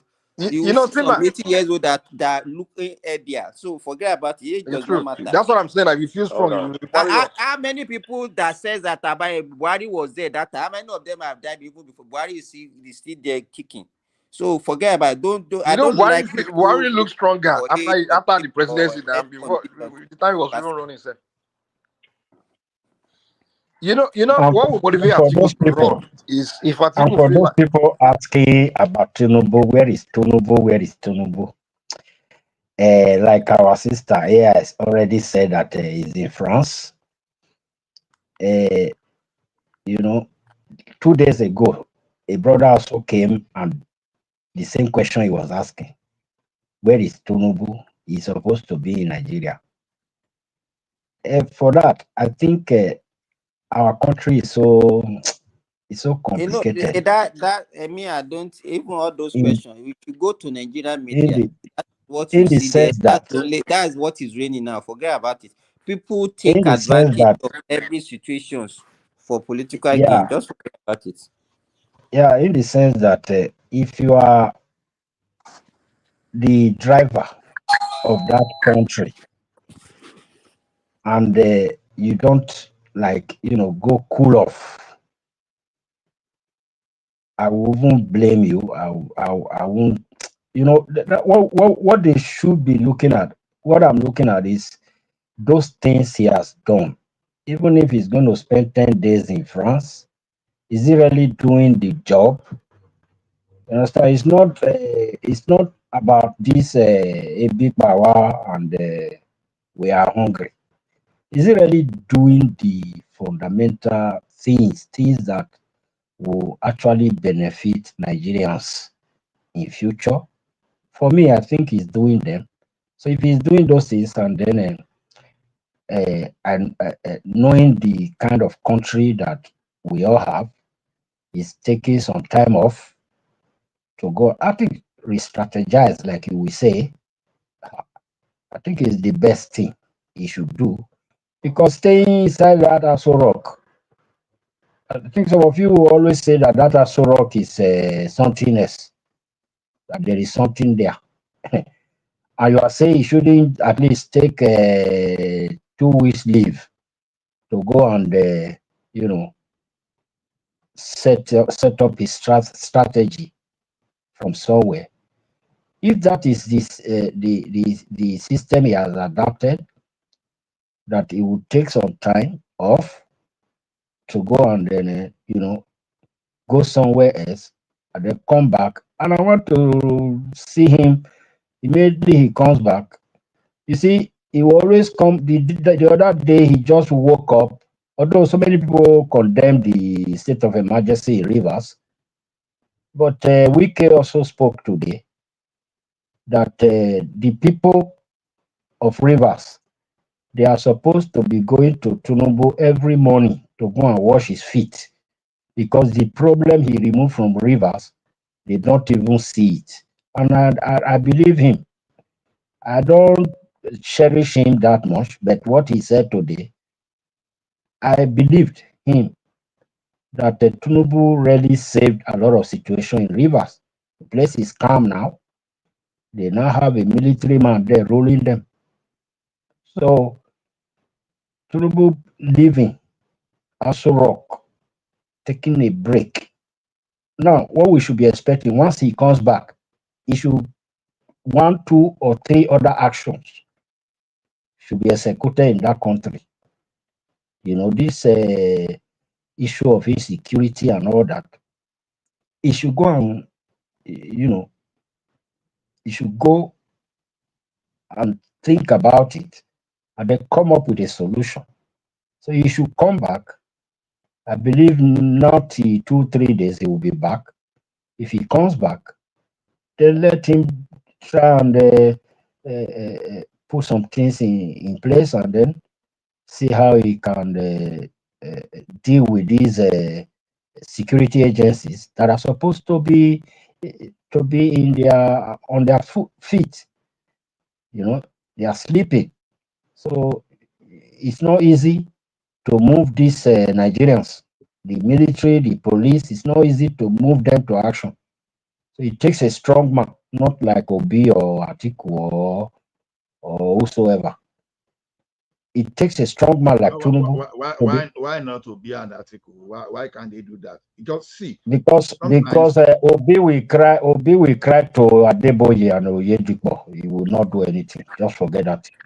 No. It takes a strong man. Because at a particular point in time, all these leaders should be leading from the front. You don't have to become the president or the governor. If you have so strong an influence, you can use your influence to move the country forward. Why must it be towards something that benefits you only? God bless you. That is the way it's supposed to be. But the way they practice politics in Nigeria, it's like if you are not in government, you'll be wishing the person not to be successful. Exactly. You see, they don't. You will not see them. The only thing they be highlighting is negativity. You will not even see them. Okay, let's say for example, you see, Atiku is from Adamawa. Adamawa is part of the Northeast where Boko Haram is ravaging. Ask me, what has he done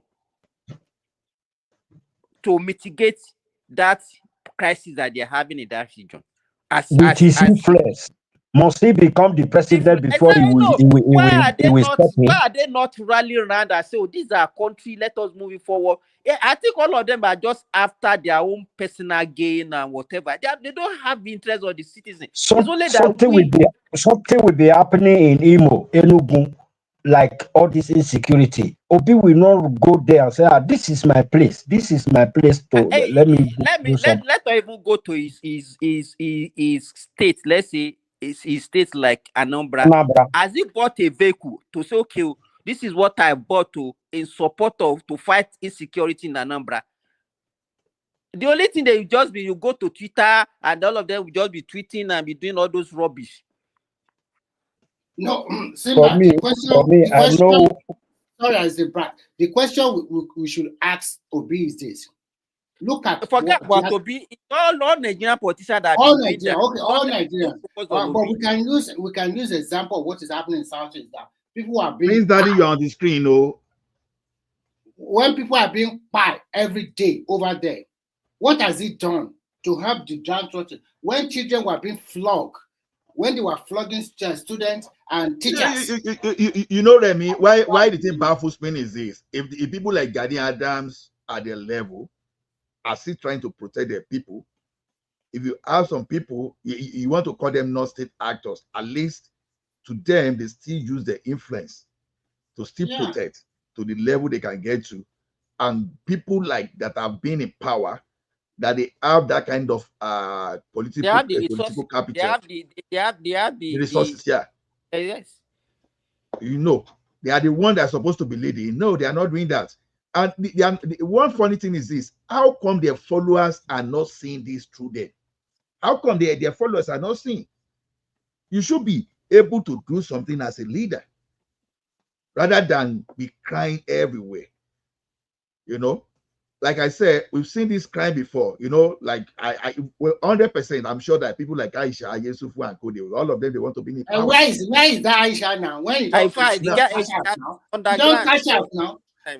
She's waiting for 2027 to cash out again, right? Cashing out. And you know, see, all of you are on Facebook. Don't tell me that you've not seen people that are among your friends on Facebook that have been in power. That at the end of the day, when they were in power, they kept quiet. When they came out, they can no longer talk. You understand? But they were the one running everywhere. They were running like lions all around. But suddenly, they went into that powerhouse and they came out of that powerhouse. They no longer talk. What happens? Because when they went there, you cannot find their influence. That is why I preach that when you see people shouting sometimes. Ola, you know, it's easier saying than done. Let me tell you, all of us, in fact, we can be the best president for that country. All Nigerians know what is the best for the country, what they can do, what anybody can do. But some of us, even in our own enclave, in our own family, what do we do? It's very easy to criticize. No, why can't you do like this? Why can't you just nip it on the board? Why can't you just? And that is why you see that most of them, by the time they give an average Nigerian the opportunity to serve, they will not be able to do anything.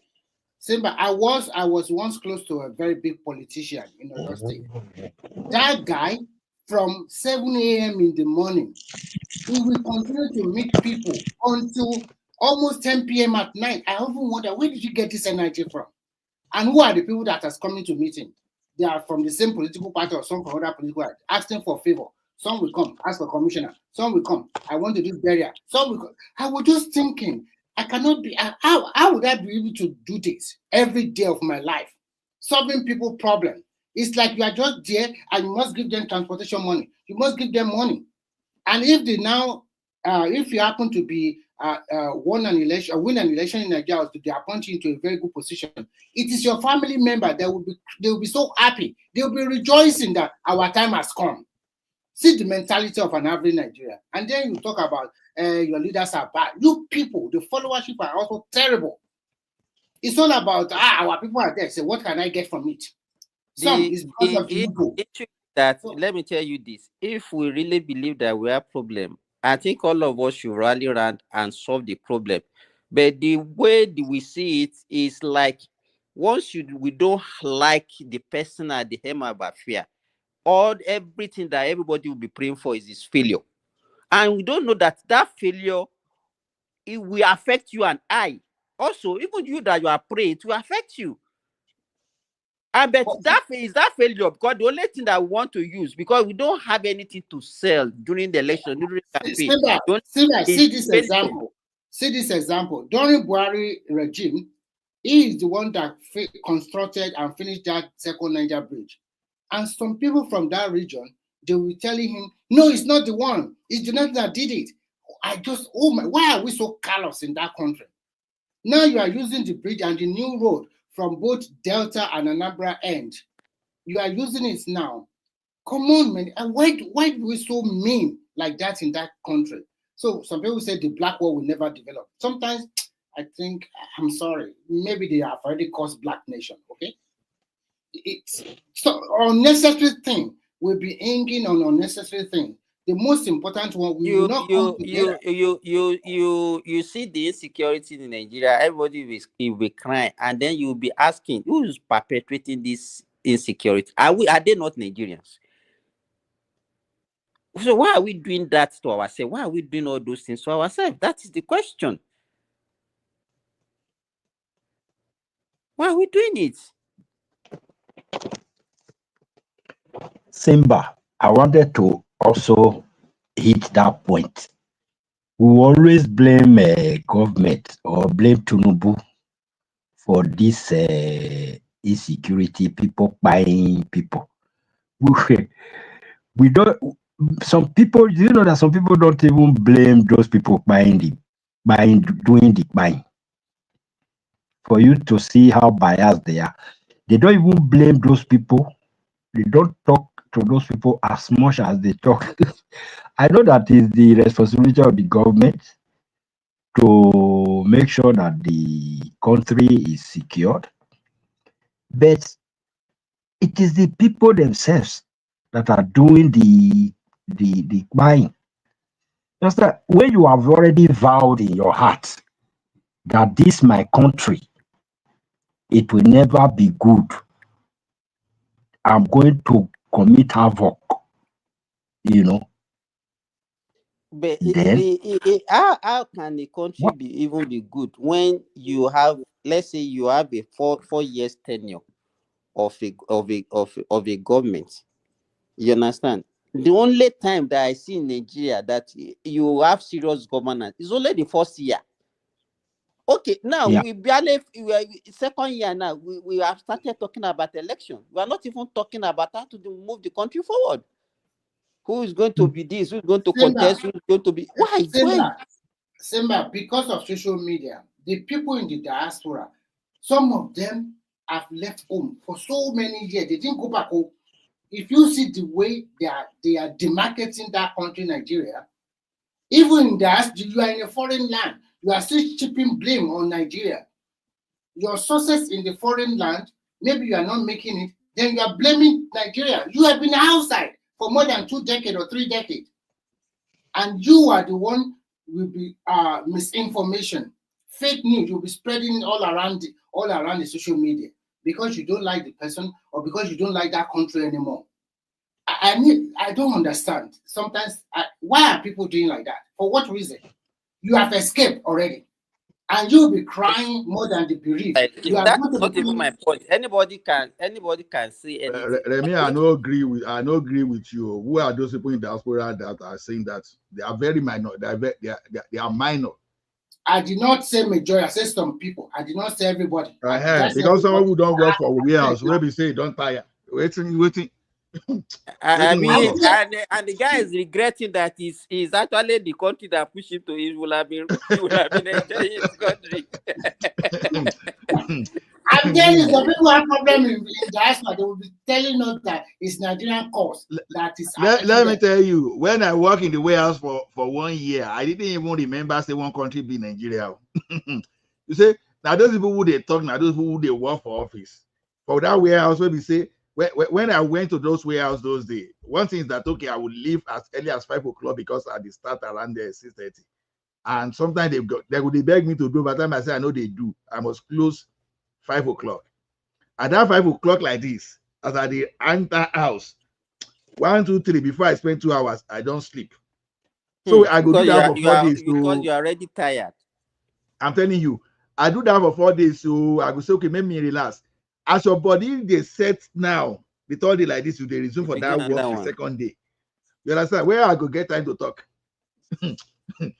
If you talk too much that time, and that is why some people die. But a lot of people die of that stress. I want to ask you a very. You can answer it, and you might not answer it. I know it's not easy. Being a banker in Nigeria and then coming to do a warehouse job, how did you handle the situation? Because psychologically, it will eat you. Okay. So how do you handle something from coming from? It's like from us, and then for survivor, you have to do something. How do you handle I don't know of someone else, but you know, I've always been let me call myself a hustler. So you know me, I don't commodity, I don't do labor market. You understand? I don't do art, even right in Nigeria. NEPA job no be easy job. You know, say now for inside sun, everybody they work, including the manager. No be easy work. The only difference we say probably you are getting money more than some average people, but definitely not than a doctor, except you steal money, except you collect a good. So coming here, they don't need to tell you now. You choose whether you want to end up on the street or you want to have house, you want to have roof over your head. So that's your yanga and that's your pride where they bring from Nigeria. You go set to where you get to where, because even the bank job they do for Nigeria is that the bank job they do in Nigeria. It's not as if banking job was that guaranteed like that. So we were not really, apart from that money, we're not really enjoying it too, you know, because some of us were technical people, and yet they go say, may we bring deposits. If you ever seen where two staff of bank they fight on a customer, the customer don't know what they happen, but waiting they have for background just for us to have deposits so that the next retrenchment they not go pack us join. It was so. The thing is this: it is not easy anywhere in the world, whether in Nigeria, whether here. But the thing is this: the type of difficulty is just different.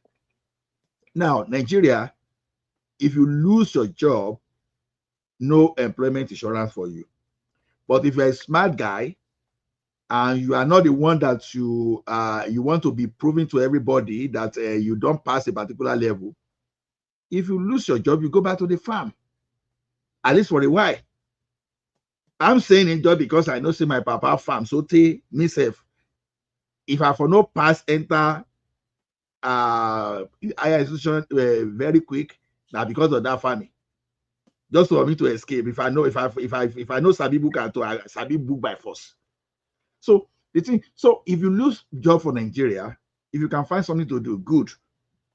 Otherwise, I would say that's what made this place even different from Nigeria, to be honest. Because once you're out of job in Nigeria, it's like as if they don't serve you notice. Maybe you go pie. Do you know why? I asked you that question? Because I know a lot of people are listening to us. Sometimes some people in Nigeria think it's very simple and it's very rosy. In developed countries, you just be plucking the money from on the tree. So the system here is so organized that as the more you make, the more you pay as tax. You think that's what the people think, that you are plucking money on the tree? Who is thinking like that? I beg you, some Nigerians, some you see the type of job I do now is the type of job that I would normally run away from Nigeria. Those because you'll be sleeping and you still be thinking.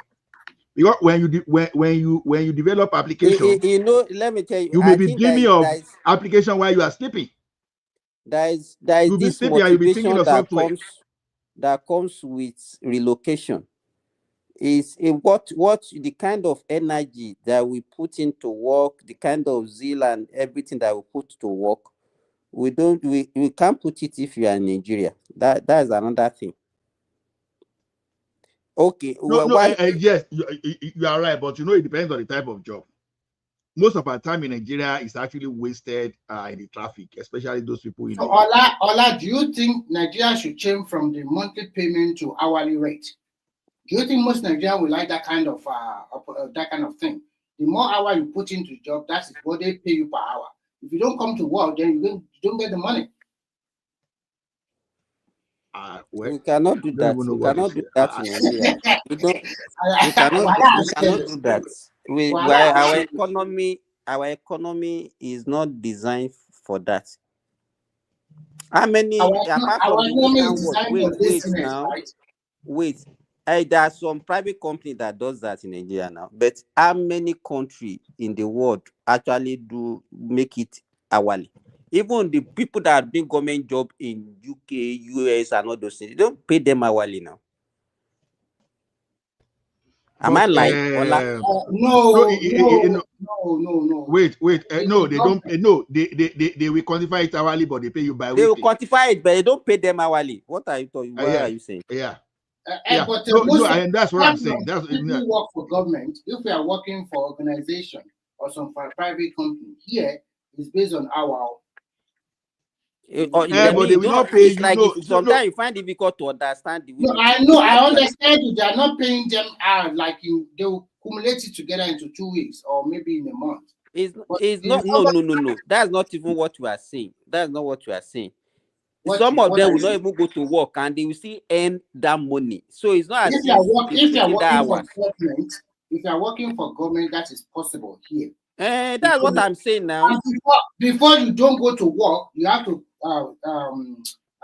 get a medical report that shows that you are sick or ill. Forget about people do round tripping. Forget about all those things. All those medical reports. No, Remy. All those medical. See, let me tell you one thing now. I hope nobody is listening to me now. Yeah, like yesterday, I was so tensed that I slept around 4 a.m. So, and I just told my boss, "Hey, Oga, I want to see doctor." I know they see doctor, but I don't want to tell them say I stay very late. And at their job I do. But instead for me to say, okay, now your job I do, I want to come out. But telling them say I want to see that doctor, they go pay me. But if I say now your work I do up to 4 a.m., we are no show, they go say they no go pay me, right? But using that doctor to cover now, I know say they no give. Let me tell you, is it not what you tell the doctor? You might not even be sick, and you go to the doctor, you tell the doctor that you are sick. The doctor will not know whether they're not going to ask for my medical. No, see, one thing about team building is this. I don't know, it depends on different areas. See, even if I lead a team, if you told me that you are sick, I won't ask for your medical report. Except you'll be doing that maybe frequently, regularly. Because exactly, I have 15 days of leave that I can take. If I decide to say I don't want to go to work for 15 days, I have that. So I can what I'm trying to say in a nutshell is this, that we have it so good in Nigeria, to be frank. If you are lucky to have a good paying job in Nigeria, I don't think everybody have their own decision to make. Baba, it's not straightforward. The thing is like, see, because Nigeria is we have infrastructure deficit. That's why we look at things that way. Especially in the area of power. If we can fix road and power immediately. Let me tell you, it is not easy anyway. That's what I'm saying. Infrastructure. What is actually making a lot of people to leave is because of opportunity. Forget it. It's not. All those infrastructure, there are things that you can provide for yourself if you have the means. But opportunity, people will look at, okay, even my children, if they finish now, is there any work for them? okay, if they go to school in this environment, if they live in this environment, when they finish, they can have a future. That is it. Exactly. If I don't have a job now, let's assume my children now they are in the university and I don't have a job, I don't care. Yeah. I just go and say, okay, I will just go and guarantee them for loan. Simple. And even if they know if they know even pay that loan, and I don't pay that loan, nobody go pay me for it. But after go give me another one. Yeah. So that kind of over the weekend I listened to I say you don't go take loan where you don't agree pay. I listen. No, here you cannot break law easily like that. You are the confess. No. I know. See, student loan know the pipe person here now. See, those people that we are saying that medical doctor here that they are earning 600,000, 700,000. You know how much effort they put there, because here you cannot go to medical school already. You go first of all finish first degree first. Mm-hmm. Then after your first degree, you come if you are lucky, because not everybody they get lucky. You know that things have changed in Nigeria too. For you to study medicine in Nigeria now, it's not a piece of cake anymore. The tuition fees. Medicine was never easy in Nigeria before. Nobody. No, I'm not talking about. Let me tell you. I'm not talking about the cost. I'm talking about if you have a child, if you send your kid to a private university to go and study medicine, it's a bad business as far as I'm concerned. Why are you saying that? Unless maybe if he or she finishes, he's not going to practice in Nigeria. Yeah, because the money you are going to pay is a lot. I know. Okay, because on average, you spend more than 10 million naira on that child per year. Mm-hmm. And so let us even, and most of this university is not even now 6 years, it's 7 years. Afe Babalola is doing it 7 years. That is 70 million naira. Cool. How much is he or she going to be earning after finishing? Remy, you are saying cool money. It's not cool, though. Remy, forget that. Have you ever seen that school before? The budget of that school, I can guarantee you that maybe only University of Lagos can match it. Like because it's naked, that's why you're. Let's be. You should the kitchen answer now. Just be fair. No,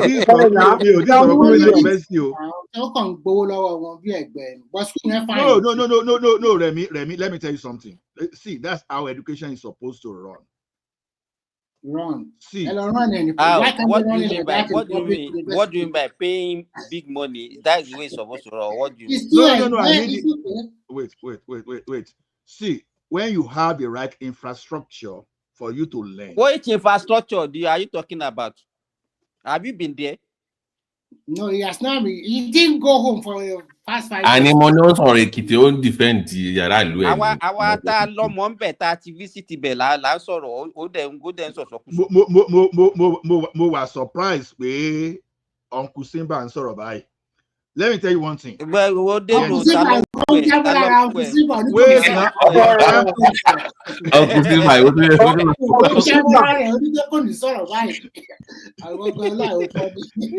Ọlá, this push up for Simba, Uncle Simba bẹ́ẹ̀ yẹn bàbá ò ní lè lọ́rọ̀ sọmọ́ nìyẹn o. No, Uncle Simba and Uncle truly. No, I'm not even kidding. It's an uncle. It's an uncle. Let's just say I'm not even kidding. Mi ò mú mọ́lẹ̀ The thing is this. Nigeria already will be struggling to have constant electricity. Is it not you people like that work in NEPA? No, let him finish now. Let him talk. You see a school like that is generating its own electricity. You understand? You have some kind of infrastructure that you can compare to. Do you know? Let me ask you now. Do you know? Okay, you said they are generating the electricity. Do you know how many hours of electricity they supply those students every day? You tell me now. You understand? In fact, which day was that? About today, I think about 3 days or 4 days ago, I sent a document to my daughter. I said she should print it and sign and send back to me. Could you believe that for a whole day, she couldn't print within their campus because there was no light? I see. Okay. You understand? She has to send it through one of their cleaner to town. That one should help her to print in town and bring it the following day. Okay. They have it. Let me tell you, I'm not finished. She enrolled in a quiz competition that they are doing in their school. They have a question bank that they sent to them for them to be reading. They did the first leg. I think they are now in the semi-final. She qualified for the semi-final. They're supposed to have that one today. They postponed it. Why? Because they said that because they didn't supply them enough electricity. So that they give them till next week for them to be able to. So I don't know what you are talking about. And this, let me tell you, do you know, wait now, do you know how much I pay for accommodation? Only accommodation. Okay. I'm listening to you. Let me tell you, we are the stakeholders. Don't come and be painting something that you don't know here. You understand? Whatever the guy is getting is not replicating, and that's what we get in Nigeria. You don't get value for money that you pay. Okay. So don't come here and be defending what you don't know. Wait, how the teaching hospital, can you tell me something about it? Because I'm gathering information from you now. I will respond to you, but for sure, I listen actively when you talk this way because you have first hand. Go ahead. Okay, well, you are asking about the teaching hospital. Yeah. So what about it? I'm just asking you, how will you rate their teaching hospital? I can rate them. They have facilities at all. Most of the public the teaching hospital could not have. In fact, most teaching hospitals they have. Well, the problem is that, let me tell you, the only difference between their own hospital and public hospital is because is a private organization. They run it well. That I don't think there's any teaching hospital in Nigeria that don't have MRI or CT scan. But the question is, how do they maintain it? That is the question. So if they are maintaining 5 degrees and some sun and thunderstorms. Let's say this. 87 degrees and who's in the airport? Okay. Let's look at this from this angle. I don't know how many students that Afe Babalola University has, and from public record, what they spent so far on that school. The project of that school alone, so far as the cost should be around about 400 billion to put some of those infrastructure in place already. And don't forget that when you are going on a project like that will land you around 400 billion, you are not going to use your personal money. You are going to get loan. And when you get loan in Nigeria, I don't know of any Nigerian bank that charge you less than 20-something% when you get loan from that. So just imagine yourself, you have exposure of 400 billion and you are paying like 23% on it every year. Then not only that, you have some professors there. Then you have to buy some equipment. You have to see. This is why I keep saying I intentionally choose Afe Babalola University to make this discussion, because I've heard many people that criticize some university just because they have some kind of affiliation. Now, I understand what you are saying. You are looking at the 10 million you are paying.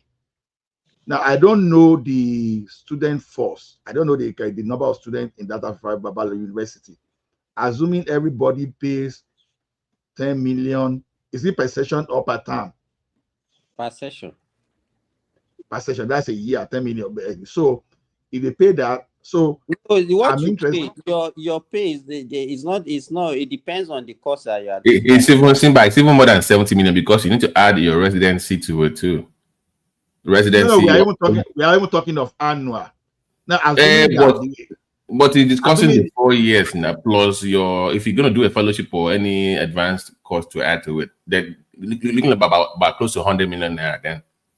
No. You know why this argument? I said that is how university should be run in Nigeria. Because why I said it is this, it's not because of the expenses, because I'm talking of university that is well equipped. Oh, like the quality of okay. Exactly. I see your point. Like Covenant University now, I heavy them so much. I wish it happened during my time and I asked someone to sponsor me there. Unfortunately, my parents could not afford that, because there's something. See, there was a time they were castigating product of private university. I was privileged to have a team member that attended Babcock University. I swear, I can tell you categorically that that guy has been one of the best guys I've ever worked in my life. As I speak to you today, even me, that was his guy, I'm not in the position that the guy is occupying here in Canada today. And it's not only him.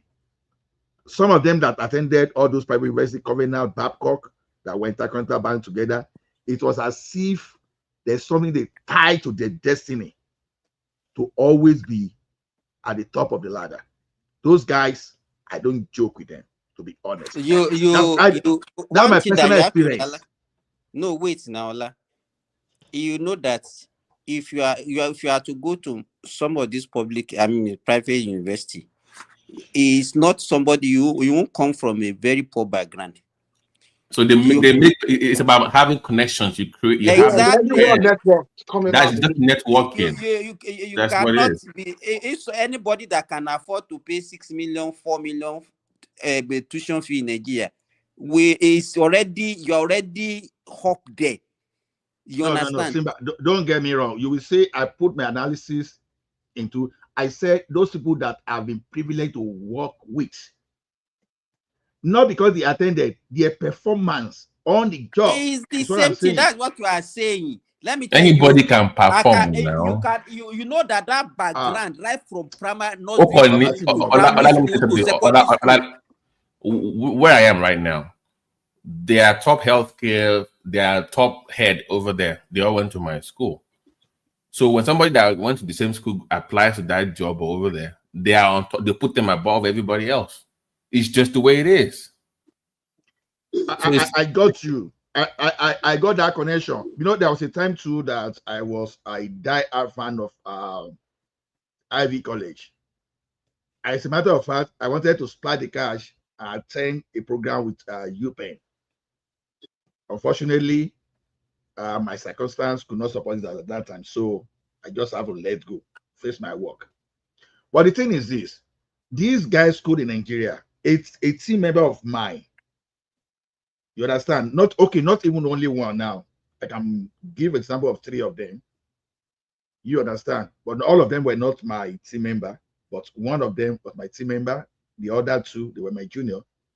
In a hierarchy where we are today, men in Canada here, in Oyibo's company, those guys, they find their ways to the top. That's what I said the other time. Not only in Nigeria. So it has given me a different Ola, you are a son of a farmer. Is the why not say civil servant? I say farmer and civil servant. You forget it. Try. I'm just joking. No. I know. Why not? Oh, let me tell you, background matters in a lot of things, in whatever you are going to achieve in life. Let me give, for example, most of these children or students that you see in private university, probably they went to private nursery and primary school, private secondary schools, where they have been exposed to a lot of things, unlike their counterparts that went to public schools. You understand? Their mentality, their exposure is totally different. You understand? Yes. You might be carrying the same certificate, but you are not at the same level with exposure. Correct. Some of them have been traveling even while let me tell you this. Because in that same affair Biola that we are talking about, they don't allow them to go out. All the students, there's no off campus. It's a must that you must stay on campus, and they don't allow them to go to school unless if you want to go to school, you have out of the school, you have to apply. Do you? I wanted my daughter to go and do something, so I have to ask her to apply. Do you know that when she was applying, I now ask her, "Have you ever seen somebody that applied before?" I said, just ask your friend that. You say, majority of these students, don't let me use majority, but a sizable amount of them are in that school, but they're already planning to even leave and go abroad. Yes, I know. Do you understand? So you can, so that level, they are not. You can't compare those kids, those children, with all those people that you see in public schools, public universities. Are you now agreeing with me now that that's how education is supposed to be now? No, what do you mean? Disagree. That the quality you find in the private, at least without relatively, right? Within that Nigeria sector, the quality you find with the covenant of this world. I cannot. But that is not a tenable society now. No, yes, no. so, It is obtainable everywhere, even in UK and US. No, Nigeria. Let me tell you, the issue here is this. Let me tell you this. You know, if you are looking at what I'm seeing is the kind of resources, the kind of money they are taking is not commensurate with the kind of facilities that they are giving out. That's my own point. So Simba, can you give us how much do you think they should be charging based on what your own assessment? You said it was 10 million, right? So how much should they actually be charging? No, they are not. You said I just look at hold on now. So Simba, you said they're charging more money than what they are providing. So I'm asking you, based on your own assessment of what of their facility, how much do you think they should actually be charging? What is the accurate figure in your own estimation? 5 million, 7 million, 3 million per term? Do you know one thing that they are doing that is not even they are even taking it now? Come on, you said it 10 minutes about you. So charge how much? 5 million. Simba. No, I want them to do more with that money. No, just don't move. I don't know their finances. I cannot see put a figure. No, you already did. You said they are charging more than they are worth. So you tell me what they are worth with your own estimation. I think they can be charging like, let's say, 70% of what they are charging now. Or about 7 million. 50% or 50%. Yeah. Is this Prince Daddy? I beg, we fear the cash. All shopping. You went shopping. Okay, I just put on for background. May not be say someone that uses account. Yeah. To expose. He might not know that he's already. So about 7 million per time is a fair value. Fair, man. That's fair. Because BT, the reason why I'm saying what. Simba, do you know why I'm not stressing myself so much is this? Because because it's a private not-profit. That is how the school was registered. So because they are not, and you believe that, private non-profit, sit down, they are cheating us. Okay, that is the way not to pay the right tax. That's private and non-profit. Remy, I told you something. If you put 400 billion on school infrastructure in Nigeria, you are not going to use your personal money. Make that a fact. I know. Now, I understand. If you borrow money from Nigeria banks, you cannot pay less than 22%, except if that thing change for its type of project. I understand you, but don't be surprised that more than 50%, Nisuru, more than 50% of that money, and also more than 50% of that money can come from Afe Bobolola and his friends. Why the question is this? Forget about when you want to start a program like that. We are not sure, but don't be so cocky that it's going to borrow a lot of the money from the bank. We talk of something like running country like a business, but I say business of a country is a non-profit. That is the way it's supposed to be run, right? Now, if you run as a non-profit, then they are not paying the right tax to the government. Daddy, Daddy Remy, Egbomio. Well, but boy, sure. Okay, go on. So, Ola, you have an uncle missing to that daddy, right? Oh, to me, daddy, to buy yari mommy again, to buy They will give you one name now. This is our next in line. No, what I'm saying is this. What I'm saying is this. Let's assume that even after Babala established, don't let me use the entire figure. Let's assume he established school for 200 billion. Now, I know for Nigeria Bank for sure, let's say average of 22% a year. So 22% of 200 billion is more than 20 billion already. And that's a recurrent expenditure. It's loan, just paying debt alone. Then you have some other facility like your gas turbine that you are running. Then you pay for your lecturers and some consumables. Guy, if you do not see the balance sheet of these people, you can never say. So let's do a simple. Let's do a simple match. For me, let's do a simple match quickly. For me, minutes can complete. Some of us with opportune to see the financial statement of some school where we are here. I can tell you my school annual budget, if I'm not getting it wrong, I think it's around $8 billion. You understand? Around $8 billion. It tells you how expensive school can be.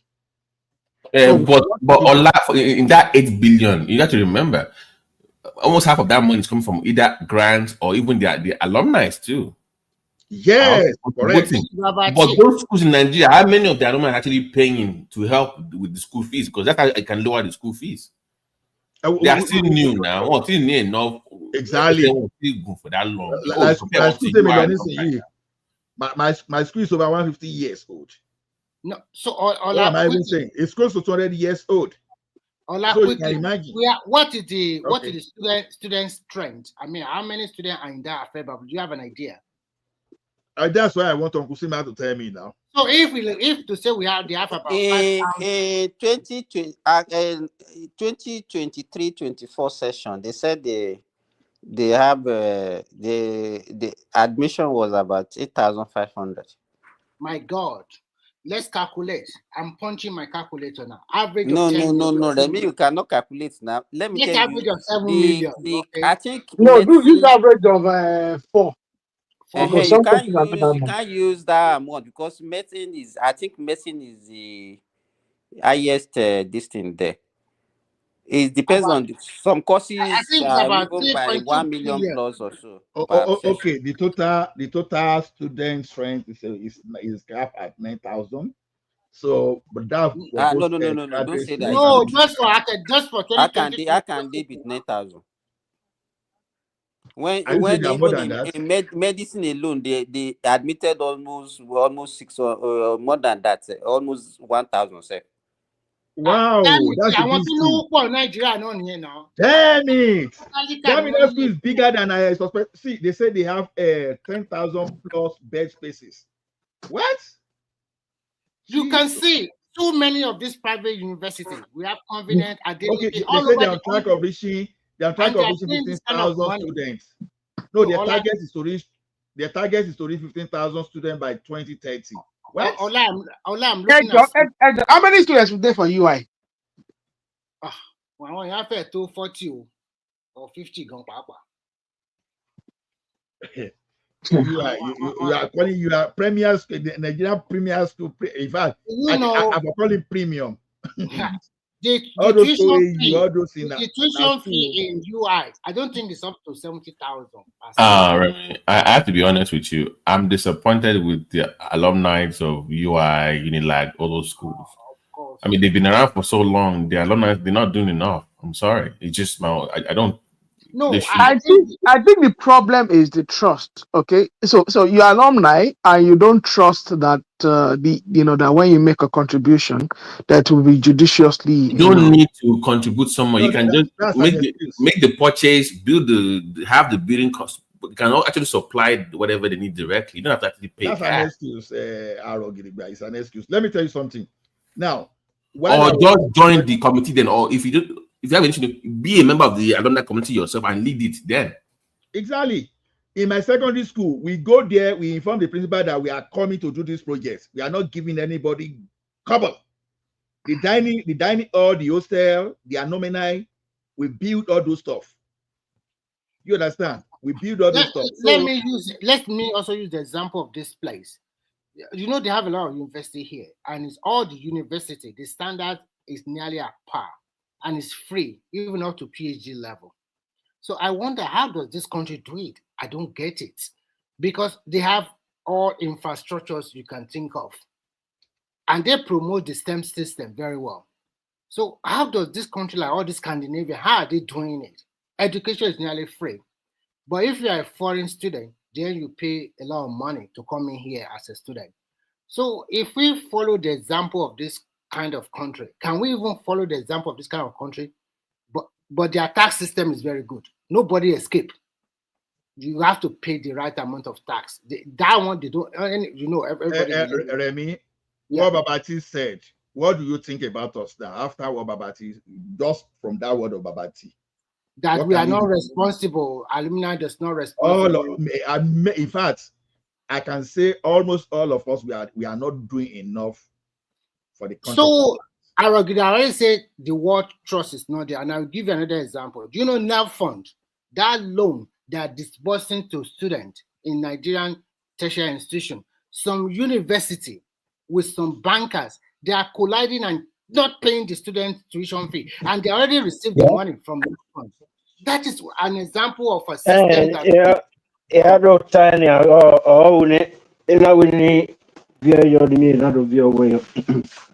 Hey, Isaac, mute yourself. You are hearing what you are saying.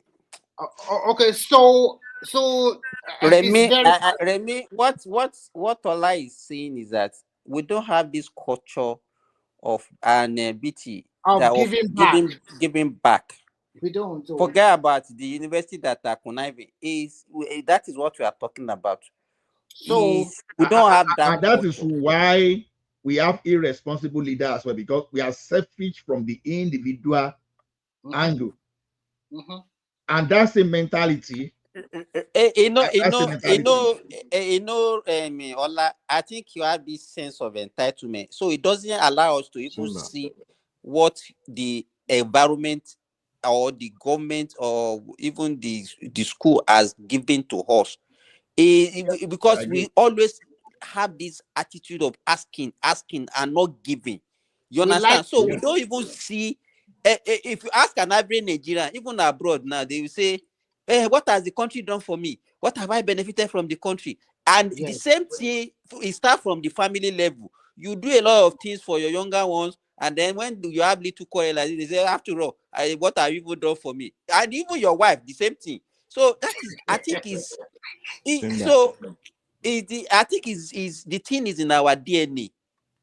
No, what Babati said really hit me. I'm not gonna lie you. Even despite doing for my secondary school, you know that my polytechnic, there was a time we said, okay, let us go and equip the lab, electrical lab.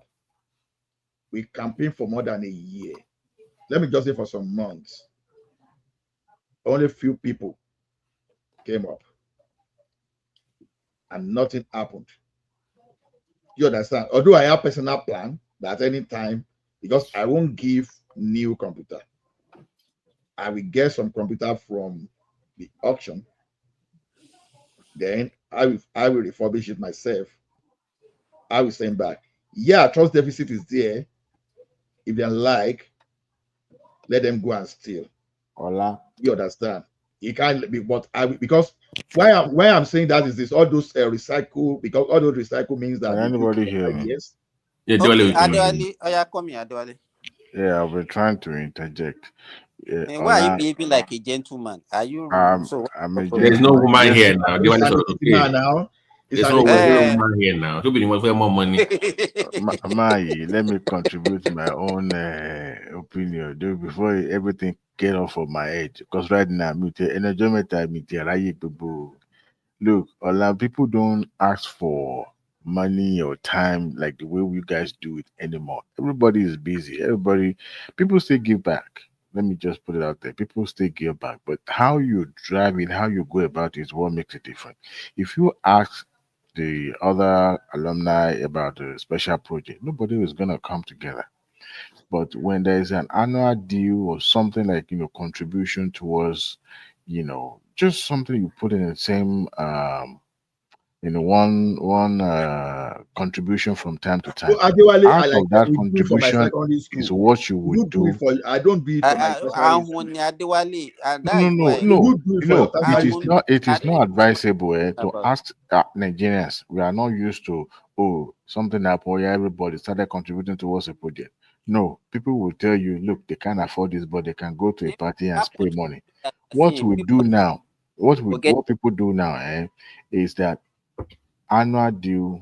Especially and when you have an association, everybody Is will it come. secondary school or university? This one. Both university and secondary Dewale, school. Dewale, That's what Dewale, people do now. Dewale. Yeah. I put a link in the private chat. That's my school, my secondary school alumni. Azoba, 1908. To bá see any one of them, globally. When I was in college, I went to one here. To bá one fellow alumni, they're in their 60s, 70s. They still show up. They will do, but when it comes to money, everybody we will have do. unions. You can contribute. It's open. You can join and do whatever you want to do, and you pay dues and stuff like that. Or we don't even allow. Oh, you can't be a principal of the school if you're not. Oh, my fellow alumni. Oh, you can't be a principal in that school. You must be part of us to even run the school. Is it a public school or? It's a public school. How Yeah. how are they able to do that? No, because they are part of what they used to call them the Ionia schools. There are 7 of them. Ijebu, they've been around since the 1900s. Those schools, they are very particular. If you're not one of them, they run it. And government school would need Sanusi contribute to what rebuilding, at least Abi. Don't whoop don't to call. So my point is, if you don't have a well-run alumni like the one we have, then don't complain or you don't join. Yeah, but you guys have more in numbers. We're talking about in a situation where people are not even coming forward. All the schools that I went to, we have alumni. But when it comes to money is always an issue, and that's when everybody always drop back. So if you make it a task that everybody contribute annual dues, you cannot compare your school to the one Adewale attended in Ekiti. No, probably maybe it was only one that actually finished from university from.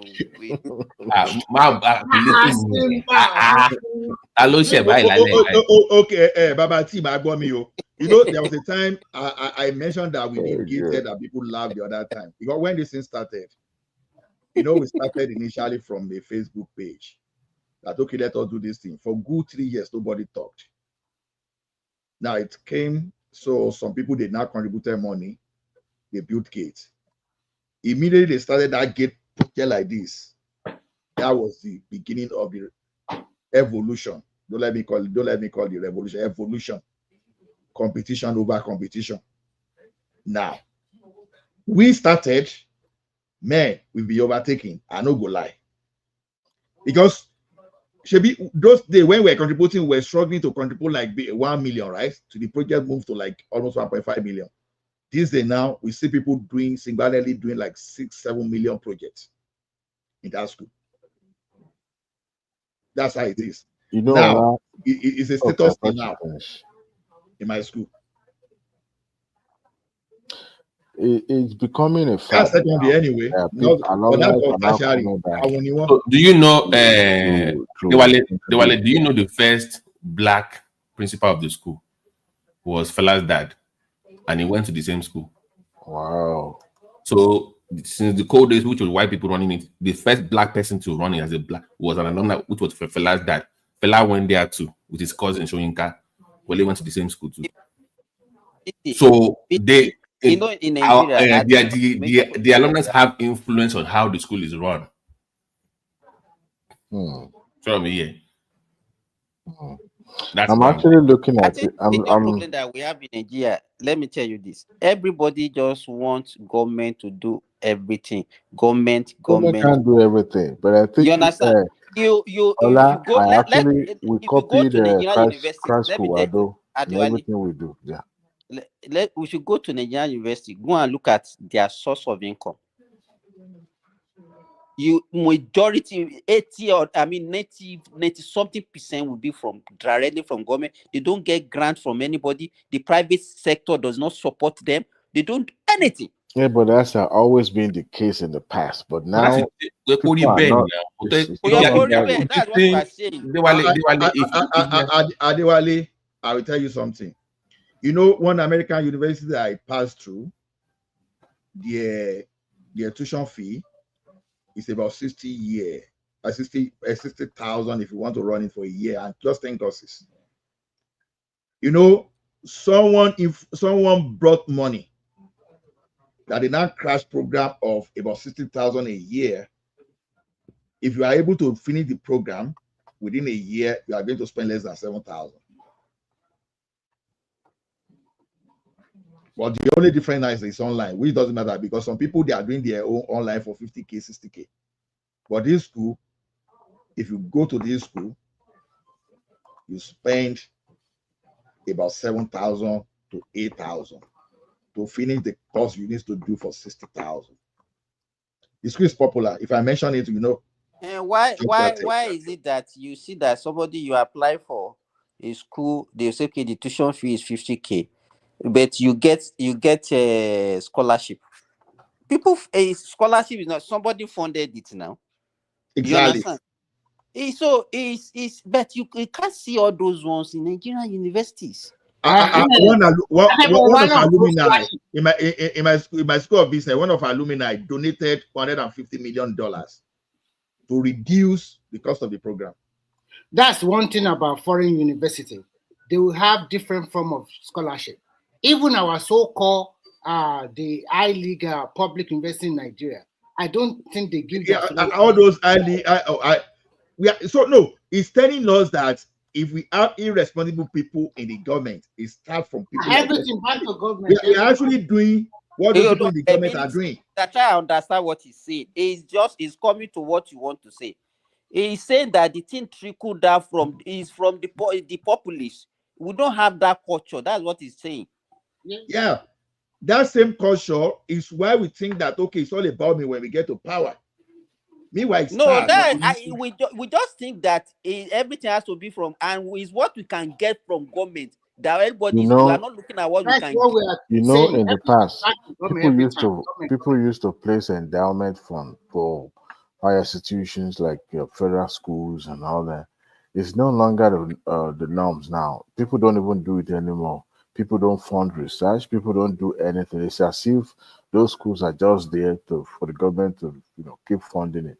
But I think it's a great mistake, or should I say a disservice to those who to such schools, because if you pass through a school and you become someone in future, somebody great in future, I don't see a reason why you cannot, give back. So in the olden days, people they love to affiliate to their old school. You even see some of them, they become the vice chancellor of the same school and they will loot the same school dry. They will loot that same school dry. But it's because things are changing now. People, even to the point of people are now identified more with their secondary school, not even talk about university. Even primary school. Yeah, even primary school. I saw, in fact, the other day I was on Google and I saw my hometown on Google. I was so elated. It was as if I won a lottery. I don't know. I was seeing places that I haven't been to in years, talking about 35 years. And I was like, wow. So these places have developed. But the thing is that I saw a primary school. In those days, it was one of those schools that were not really recognized. It's a church mission school, like the Apostolic or something like that. All of a sudden, I saw a nursery school, kindergarten, primary, and where new buildings fenced. In fact, it was as if another person, another church took over and they changed everything about the school. And I found out that the school also have a whole student association, and those are the people that actually brought those new. Do you bother to ask them how much they are paying in that school now? I mean, they are commercializing. No, it's still no. It's not commercialized. It's still a public school. they're still serving, the community. But the point is that things are changing and the directions are being changed every day. Or life, you are still there. As a matter of fact, my old secondary school, we mirrored everything we are doing. In fact, nearly all the sets that graduated from that school are now forming an association and now giving back. As a matter of fact, we celebrated 70 years old of that school. Was founded around 1950 something. So every set. Wait, where did you school? Which city did you school? All the way in Nigeria. Okay. Say all the way, as if.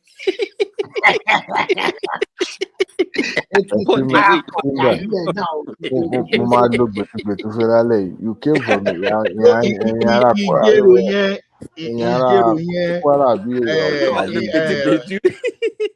brother-in-law mi wà nínú ní ìjẹ̀rò yẹn o. Mi ò kàn ní mention orúkọ ni kó má jẹ́ pé àìmọ̀ àpàdé ara wa níjọ́ gangan. Ṣé wà dẹ̀ pé ní wà dẹ̀ pàdé wa ní grandpa àbí kí ló máa pè? We are giving back. People are giving back. And it's a good thing because once you mention money like this, people will run. People don't want to hear money. I'm telling you, just mention money. That's it. Let me tell you attitude of Oyibo to money here. The thing shocked me, because I asked a question that time. Someone here won $60 million. And instantly, they said, what are you going to do with it? Yes. Immediately, he wrote that money immediately and handed it over. Yeah. There's a research that he'll be planning to fund just because of his kid. He didn't take it to church. He didn't pay They now say, why are you not taking that money? Say, what am I supposed to do with that money? I was like, So we were playing lotto. You thought we were not going to win or what? I can't understand. He said, what am I supposed to do with $60 million? He said, my retirement is more than enough for me to spend. I can go to holiday. What am I supposed to do? I said, no, but Ola, you cannot compare them to us. Yes, and I'm not telling you that. No.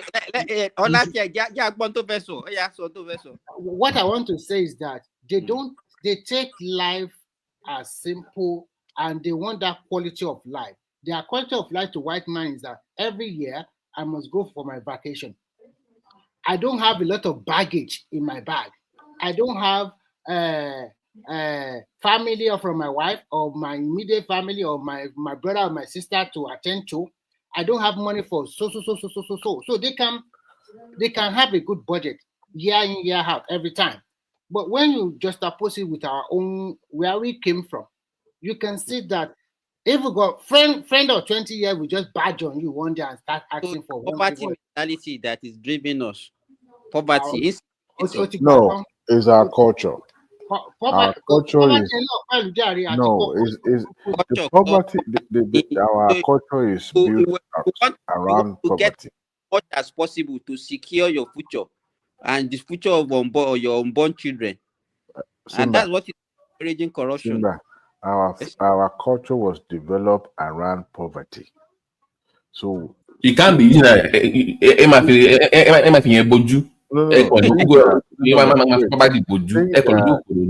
are not supposed to be normal, we've normalized it as if it's a norm and everybody must comply. Tell me, your brothers were born or either after you or before you don't hold them anything, and yet our society still expects you to cater for their needs, even not just them, even their extended family. This is the name of the man. The man here is someone Christ, and he's in my city, Calgary.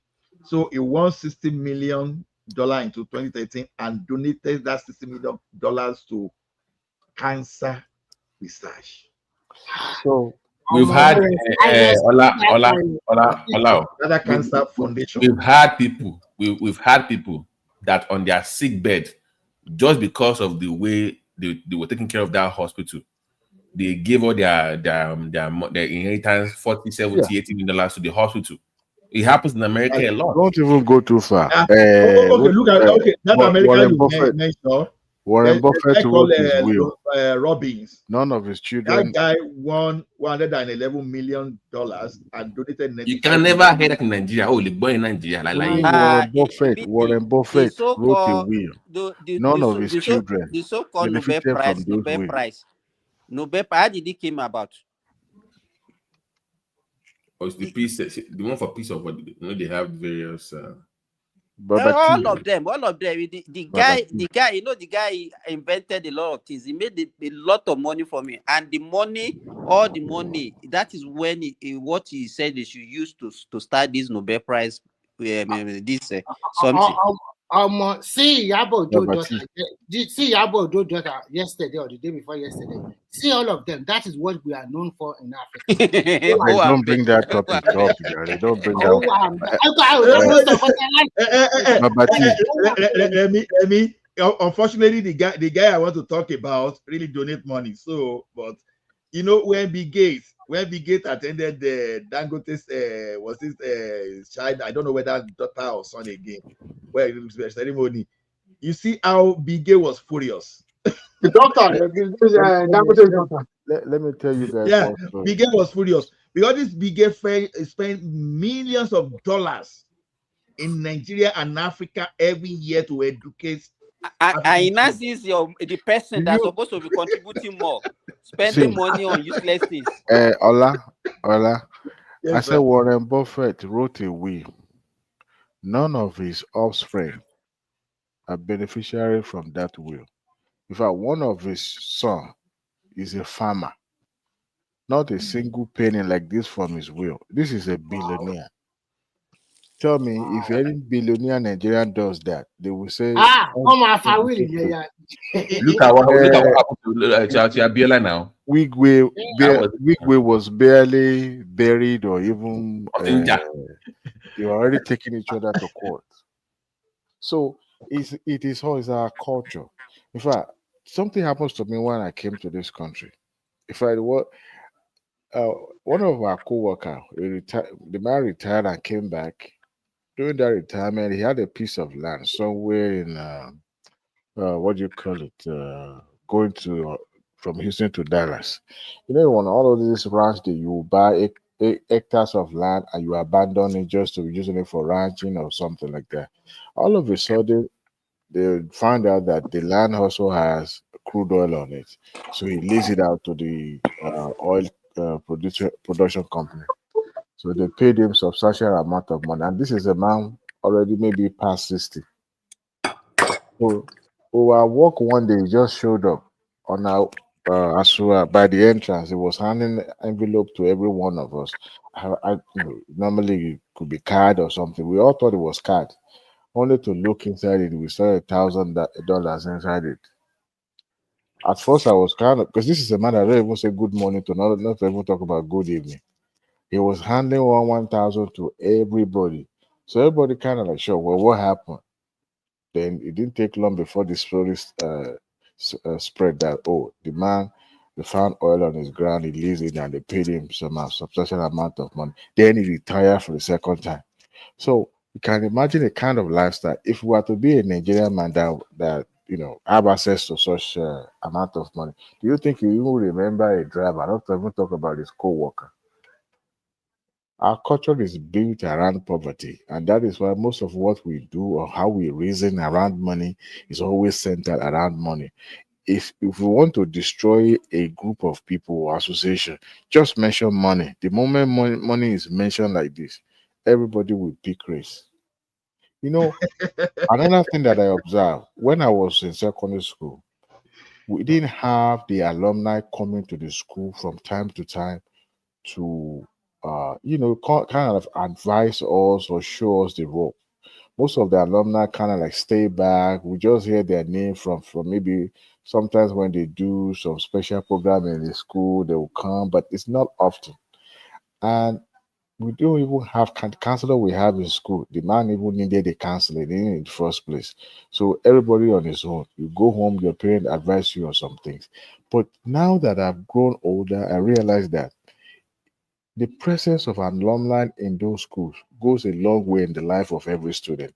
When they see you doing well, you don't necessarily have to have, money, but you are doing well in your chosen career and you are a good citizen, students will look at that and mirror their life, after that. They were like, do you know who helped me I in still residence? remember some of my professors' names that I really aspire. Well, I could remember one of my professors said, "Don't be a local champion." When the day he said that word, I say, "Oh boy, you be local champion. Then you need to aspire to be better than." This And is a they were like, distinct Ma professor. Benijo, do you know that even àwọn tó bá lówó, they prefer to send their kids from home and abroad to my school because it's a legacy school now, because they Grounded. want that name on their They used to do that. resume. They used to do that till the 80s. They used to do that.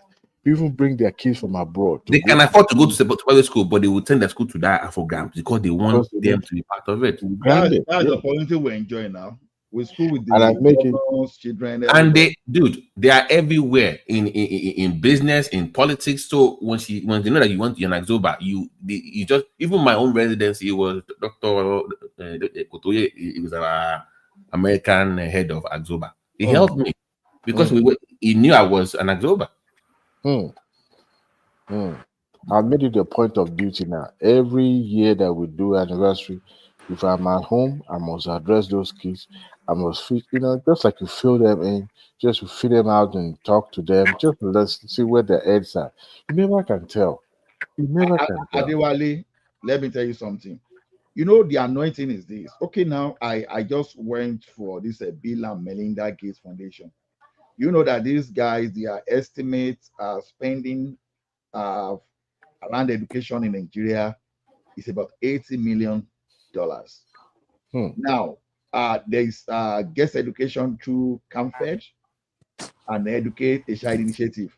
Do you know where I'm raising this? I think it is time that even the like of Bill Gates, they start finding someone to even investigate these people, their carry, because some of these No, people that are working. the lack of funding Big Gate is doing in outside America, it's not for humanitarian reason. Only no one maybe. Yeah, oh, it has a lot of political influences. There's no free lunch anywhere. If you're going to take, you're going to. This is how I see it. You understand? If we are saying Ajiji to our country, whatever it's doing is not free. What about our own? To get pay is stealing that of our own. At least, even whether a lie or true now, they say, okay, on teachers training alone in Nigeria annually with Nigerian government, they are spending $15 million. Ask yourself a question. What's the governors? What are they doing with the money they get to the They are stealing the money. They are stealing the exactly. money. They may be even be stealing part of this one that the big gate is even spending too. You think the Big Gate doesn't know that those money are being stolen? They know. They know. It's just that once they disburse the fund and it's they believe it's going for what it's meant for. Let me ask you this. Let me say this. Recently, do you know this Igbo guy that was in road safety before, that was a minister was it under Jonathan? Shidoka something. Yes. Oshita. That loud mouth guy. He said that every time ASU will be going on strike in Nigeria, ASU will be going on strike, that their internally generated revenue, that what are they doing with it? I could remember there was a time in Lautech when your son and Oyo were having problem with Lautech University, and they had the VC that was using internally generated revenue to run the school. Could you believe that the ASU of that school, they went on strike? They said the internally generated revenue is not meant to run the school. That is the government that's supposed to be giving it. Look at the mentality. The same way with the other public. You will even see that by their own the board of invention, governors of that school, by the research that they are doing, the board of governors, the Senate, all of them would take the money. They will bring grant to the university. This one, they have nothing that they are bringing to the university that they are working. Some lecturer, they attract millions of dollars to their school from their invention, from their research and everything. But our home, what did they do? Nothing. They just government. When we hear engineer, what are engineers in Nigeria built? Anybody?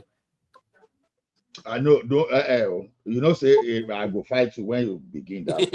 Tell us now what you guys have built as an engineer. What did you study before? Doctor What Simba know how to give injection.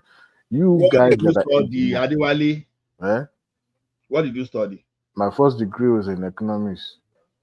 Okay, second degree in go. My second degree was branch the business administration, but much minor in the project management. Economics is not the sure. So So what have you done? What have you done for Nigeria? A lot. AG. A lot. Myself for Dokon. Your fiscal, how was your fiscal and monetary proposal? I was paying my tax when I was there. I was a good student. Engineers in Nigeria don't pay their tax. I work in a financial institution. I was contributing my quota. You see misrepresentation of typical Nigerian. No. The Simba is a doctor. He's saving lives, isn't it? Mm-hmm. What has Nigerian mechanical or civil engineers we can give them some mechanical engineering, electrical engineering. What have they built? Don't forget electrical. Let me tell you something. Even Simba feed you are talking about. Let me tell you now. Let me tell you why Simba feed is functioning, that they cannot bastardize it totally. It's not that they not common battery early build. Fiarabale now, she be hospital wa ṣe rí yẹn, ṣe bó ṣe hospital ṣe rí nìyẹn. Ani engineer. You see, people write research thesis every year that they're graduating. What have come out of those theses they are writing? Can you research nothing, zero. If an Nigerian graduate engineer say they invent something, my brother, even if it's a car, you will not write that. Okay, let me ask you a question. Because you misrepresent engineer. The founder of InterSwitch, what's his background? I don't know. Yeah, electrical engineering. Okay. What his field? You think his field is not related to electrical engineering? It's an engineer where you see a medical doctor working in a bank. I asked you a question. Do you a veterinary doctor working in a bank?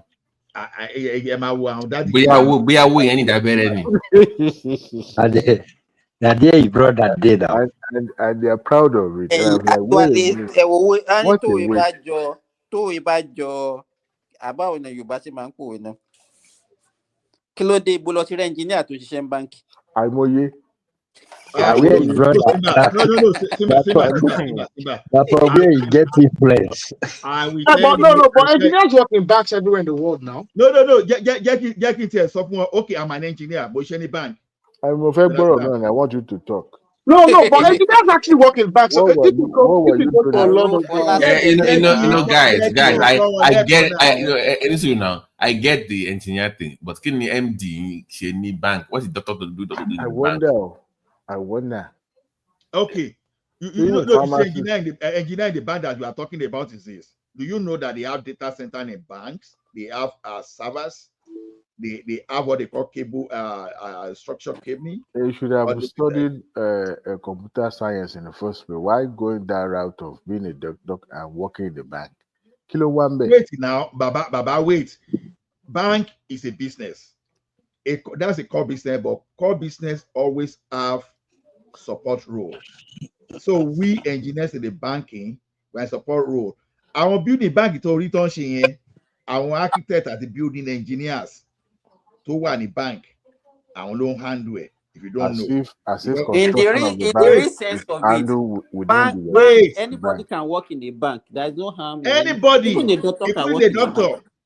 Including a doctor. The point is this. It's very, very Adewale, you are an economist and business administrator. No, Adewale is just myopic. He doesn't understand. I'm not being myopic. See, I understand on TJ, everybody's don't be disappointed. Look, this is the thing. Let me say this. People go into certain discipline because it's the fad, and the family want you to follow the same trend. Maybe your father was a doctor, they want you to pursue that. Even while I was contemplating on what to study in school, my brother actually pushed me towards that because he too was working in the bank and he wanted me to follow that footstep with the hope that once you graduate, you'll be able to get a job in the bank. But the point is that I was struggling with this so much because I didn't want to go for it. And one day, somebody who was already in college, he said, "Look, about Forioni or not Forioni, there's no big deal." I said, "Look, I don't want to be struggling about." He said, "No, you go into it." Job, get what right. So here's the thing. Here's the thing. When people go into discipline, and where we come from, they don't go there because they want to find fulfillment doing it. No, they do things because they want to satisfy maybe their parents or they themselves want to just push themselves because it was the norm.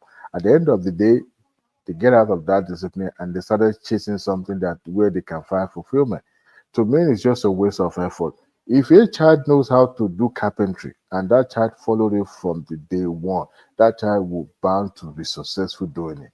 A veterinary doctor, a medical doctor, in a country where there is a shortage of medical doctors, when you finish doing all your housemanship or every training that you needed, the next thing you do is to branch out and start working in the bank and becoming MD or a senior manager of the bank simply because that's where you found. It's just a waste of time. Why not branch out when you are It's not a waste of time. Let me tell you something. It is. Education.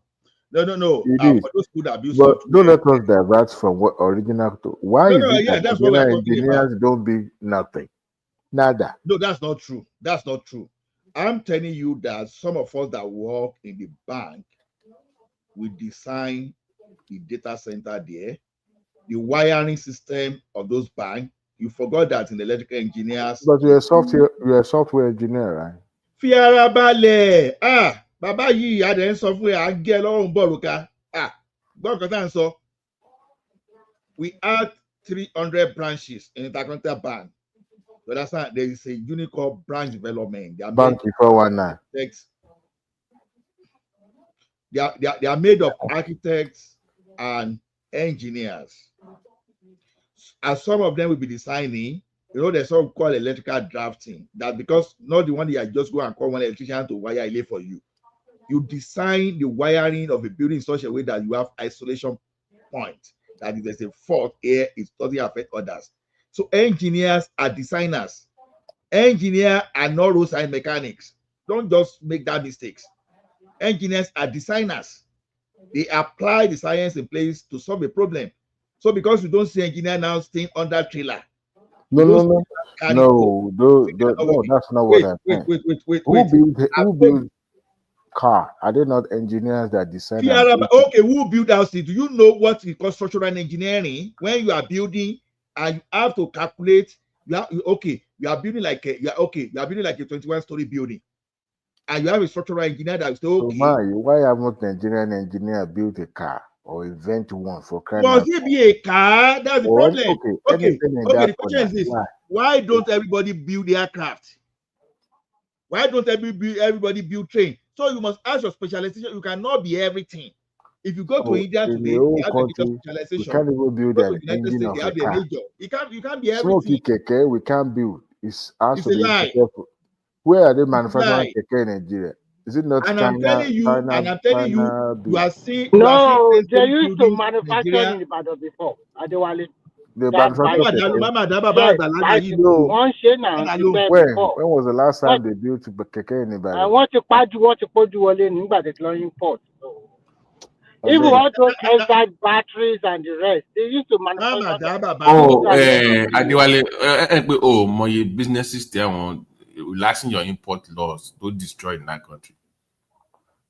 You are on a pathway to becoming something now, but I'm not denying that fact. The point is that about to tell her they manufacturing now. From that time to this moment, all the engineers that we are turning out of the tertiary institution, what are their invention? That's not true. I've tried to tell you this thing. You know, some of these engineers we are talking about, they work in NEPA. You think those engineers in NEPA don't work? You don't get it. You don't work. All you know is how to take money from people and be doing copper wire up and down. No, Baba. I'm even serious. Let me tell you one thing. All those high tension you think they just hang wire there. No, There are a lot of factors. Common technician works on high tension here. So I think about why I told you. There's no big deal. We can do it too. Why you guys are not the one that built it. It's an imported material. It's engineer meant for repairing. You're talking about building something from scratch. No, Adewale, you are wrong again. Nigerian wire and cable. Adewale, engineer even have more road and do that. Remy, so want to pay back on. Even if you go to the market, they will tell you Nigerian wire gone. It was better than the one from China back then. Yes. You tell you to buy it from Nigeria. Yeah, it's better, but so how come they can't build a tire of a car? We had one now. We had a close shop now. What the Michelin was in Bali. All of them were there. Kelly was there now. Don't Remy, so true. Let me tell you one thing. This is the way things work. Adewale it's not listening actively. Engineers are not technicians. Engineers are designers. No, they don't build. Who build? They design and build. Okay, right? let me tell you one thing. Why haven't they design a car? We have engineers at the top of the ladder. We have technologists, we have technicians, and we have the statisticians that are treatment. So we have about 4 to 5 cadres. But the technology is too. When you see people on the pole, and you're expecting the people on the pole to be someone that just finished first class from IFE or Unilag, that is misrepresentation and misplacement of an engineer. It's not the business. You said engineer are just a designer. I agree. But all those first class go show one more technical input. They don't know it now. So let me tell you, I have my schoolmates. I have my schoolmates with MTN, Glow, and all these telecommunication company, and we know what they do. We are not talking to those guys working with the technical telecommunication. Those engineers working for telecommunication company, they are just a mere repairer. Or the equipment that they use in those industries. Did they build it? No, I know. Chemical engineers, what do they do? Look, by the chemical engineer. What do they do?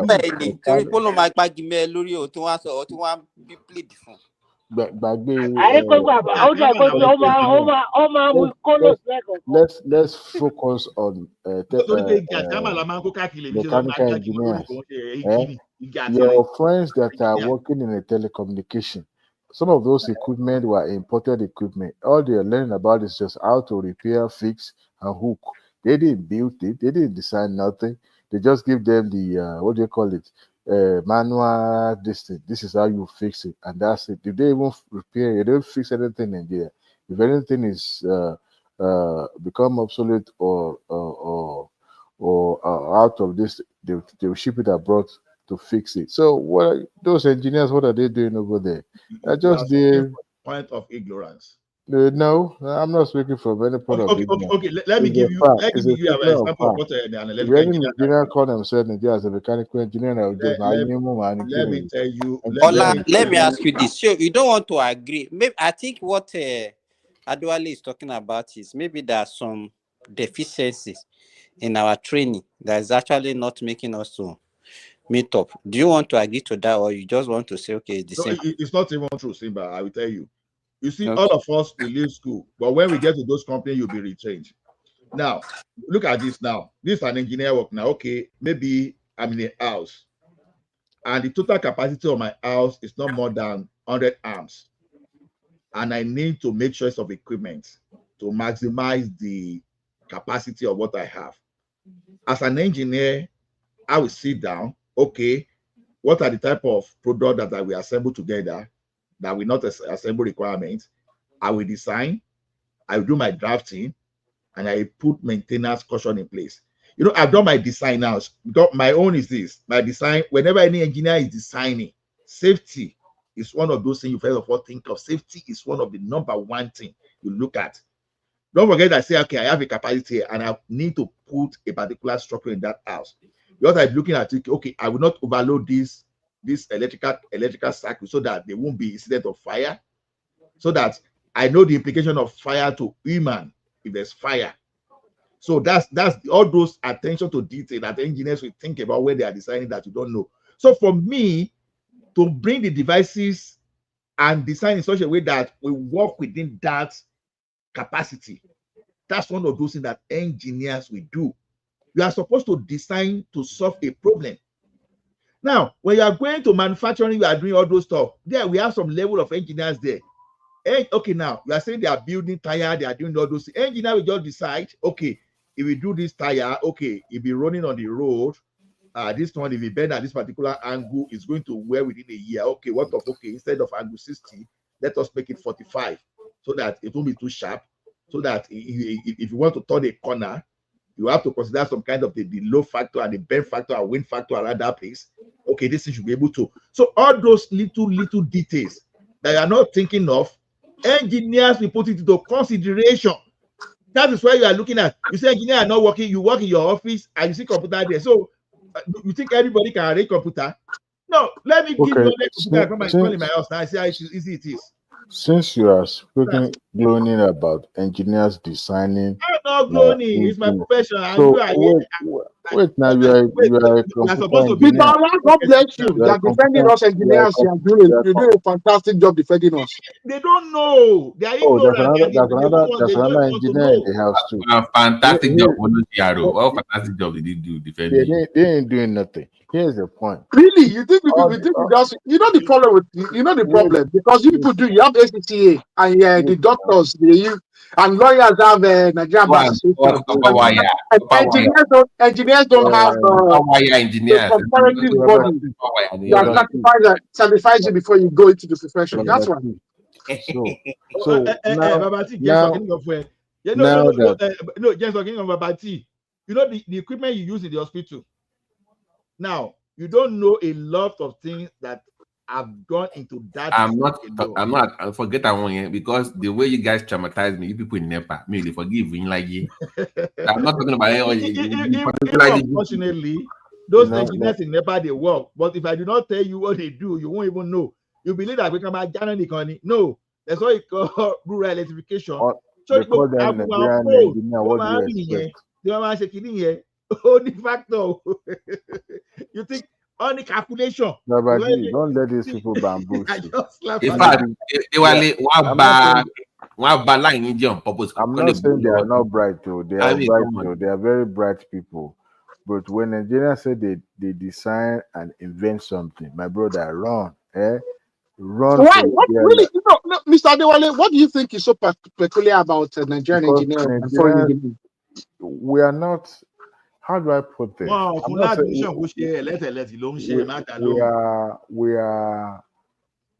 kind of the reason why we don't seem to explore and more to self-discovery or to be more better in what we do is because we don't even believe in ourselves. Like how? I didn't do that. Hardly you will see something that the engineer build. In fact, most of the things that we will say we patent or we invent in Nigeria, something that has been duplicated overseas and is being used for a very long time. Let me take for example, the farm tools that we use, all these mechanical tools that we use. Okay. I don't see a reason why we should be importing those mechanical tools where we have like what that are attached to the tractors to plow the soil, planting and all that. We don't build that locally. Let me address that. Engineer address it. Adewale, you don't have qualification to even say this thing. Let me address farm machinery. Okay, now farm machinery, there's different levels. Okay, The likes of the attachment that is pick up to the what you your combine harvesters, machinery that you'll attach to that. The likes of John Deere and their fellow companies of such. These guys are investing in billions. I don't know if you've heard about John Deere at the moment. John Deere and their fellow, I think there's what's the other big American corporation. They actually have to lock in their technology because of the amount of money they have to invest in it. That they actually lock in the farmers that actually invest in that technology, and those individuals can even service their tractors, their combine harvesters. They can't service it. They have to get a John Deere trained individual to come and service it. Okay. And the reason they have to do that is because of investment. They've invested so much. Okay. And the main reason we're not in manufacturing that is because of the lack of investment. Now, you also spoke about patents. Okay. The reason we don't have as many patents is because when you look at patents in general, okay, especially in the engineering field and in the STEM field, let me just broaden it and say the STEM field. But our question, a lot of it comes from the institution. There's a body for that, right? There's a body for that in Nigeria, right? Patent, I want to believe so, right? I would expect that we have I'd expect that but I don't think that Nigeria is a country where patents are especially people don't. If someone flaps a patent, people don't invent in Nigeria. No one's gonna go after you, really. But what I'm trying to get at is this: most patents actually emanate from education, from the higher institutions, from So you have universities not necessarily from. Not necessarily so. The other angle where patents come out from is big business. Okay, I work for a multinational. Okay, and we have patents. We have guys that worked there for 30 years, and they spent 5, 6, 7 years. They're just all they do is look at the technology and build upon it, and then build something. And really, the problem is this: we never really got going, and when we had a chance to get going, we were destroyed by this importation craze. The reason it's going to be difficult for Nigerian engineers to actually go out there and develop new technology is because there's always going to be a cheaper option coming from China. Arrow, you blow grammar just to make everybody bamboos. Here's the thing. The other time, a brother from my hometown started building an armored vehicle. Yeah. Now, you know how long it took us for people to start doing that locally. If anybody build a prototype of any invention or any equipment, Nigeria will try to protect that investment. Maybe place embargo on importation or something so that they can help the local people to produce it en masse. But we haven't seen that enthusiasm from those so-called manufacturers / engineers. My brother Ola just said, "Oh, it's a big investment."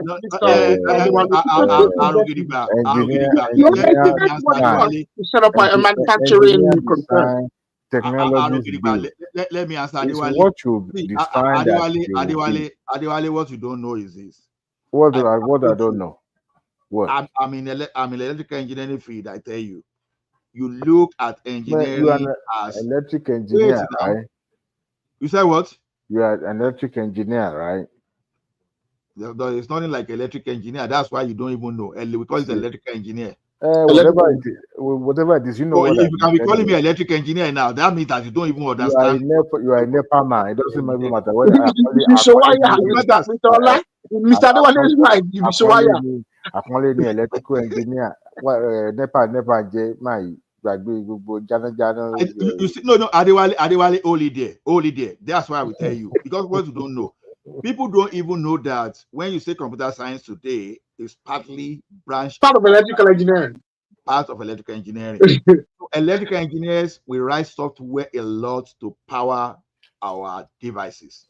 Now, part of what electrical engineers can do is that we can design payment system, which is going to be partly software, partly hardware. You know, when I mentioned something like control system, really. Now, even as we speak today, people are saying, we don't do anything in Nigeria. Do you know that we have over 1,500, special patents belongs to Nigeria engineers? Do you know that all these school footers and all those, footer is even notorious among those universities? You understand? And all those universities, they have patents that are working in Nigeria today. Because you don't know, it doesn't mean they are not doing. Yeah, can they do more than that? Yeah, probably yes. But are they doing anything at all? Like you people want to believe they are not doing anything, they are doing a lot. So the thing we are looking at For is, example, you can use finished product. You can use finished products. You can use finished product of a particular company as input to your own design. Yeah. As I said, you think wiring of house, give us an example how you wire now. your house, it's not an engineering act. I said, give us an example. You kept going back to your field If I put two transformer and I put bus bar and I lay cable, I do electrification for your street. I think that's not an engineering act. Foul, because you don't know what engineering means. Can I even put it to you? I can design a vehicle today, okay? I can design a motor vehicle, okay? Exactly. Now, can I put together a manufacturing facility at cost, at a competitive cost to manufacture it? No, I can't. Exactly. So even for having money, I'll struggle to compete. I'm not denying that we have Adewale, I mean, the wheel is round, Mr. Adewale. There's nothing complex about engineering, and there's nothing complex about what you do. As a matter of fact, designing something, building something goes hand in hand. Nobody build except until you design. When you design, it's what you design that is going to be built for you, right? I'm not an engineer, but what I know is that the person that built something has to be controlled by the engineers or reference to the design by the engineer according to engineer Ola, isn't it? So they could both be engineers, but they could be specialized in different things. Yeah, but that means they are still engineer. If wherever everybody that works on that equipment is still an engineer, right? Everybody that works on that design is an engineer. Yeah. However, but the point is that I haven't really seen any invention, so to say, that actually built. This is not true. You don't see. That's not true. There's been plenty inventions by engineers in Nigeria. I know that for a fact. I want you guys to give us an example. An equipment that was invented in Nigeria, built in Nigeria, and utilized by Nigerians. It doesn't have to be an equipment. It could be a system. Right. Like it could be a system. It could be like matches. Okay, a friend of mine, we work together in Nepal there. Today, stop mentioning Nepal. Stop mentioning Nepal. Because you guys import all the equipment that you guys use. No longer we work together in Nepal. I'm not saying we worked together in Nepal. So the guy designed his own prepaid meters, and that has been certified in Nigeria. So they are producing it in China. Because this mistake you make now, I design a product. I need someone with manufacturing capacity to manufacture for me. He designed that prepaid meter, got all the certification, and is already working with all those disco. If you see where he has his own meters now, you will know that his own meter is this state. But to you, you believe that, because the thing is manufactured in China, all of a sudden that guy is not an engineer. It came with what was for Nigeria. That's what you don't know. Now, some of those people you see with Julius Berger that are Nigerians, people lie a lot that, the road in Nigerians are not designed by Nigerians. It's not true. That's not true. Because those roads you see in Nigeria, because you have to know the type of soil you have. You can't be, because you are a road builder in America and you want to come and build in Nigeria, you will fail. Because you have to look at this type of soil. Do you know the University of Lagos, you see there, people will take sample. People don't even know that they take samples of soil to University of Lagos to go and test. They will cut iron that they use to do rebar iron for building. They will cut and take to University of Lagos, some of them to come and test to know the strength of those iron. Yeah. So all these activities go unnoticed. If you are not in the profession, how will you know? You understand? If you are not an economist, if you are talking of Because I haven't seen any of the products economists, being built, whether it's what's this name of my technology friend? transferred as you claim. I'm not saying everything has to be built in Nigeria, but at least something that we know was invented in Nigeria and then being utilized, by Nigerians. I haven't seen But it. Mr. Adewale, when you talk of inventions, I mean that I think the world has gone past the time of inventions. How many new things have been invented in the last 50 years? No, No, it doesn't have to be a complicated no. What technology. people may It mistake could be is this: something as when they easy talk as of matching. invention, they talk of invention. You have to think it has to be hardware like cutlass. You can invent a process. Yeah. You can invent a process. Like I told you, InterSwitch invents payment system in Nigeria.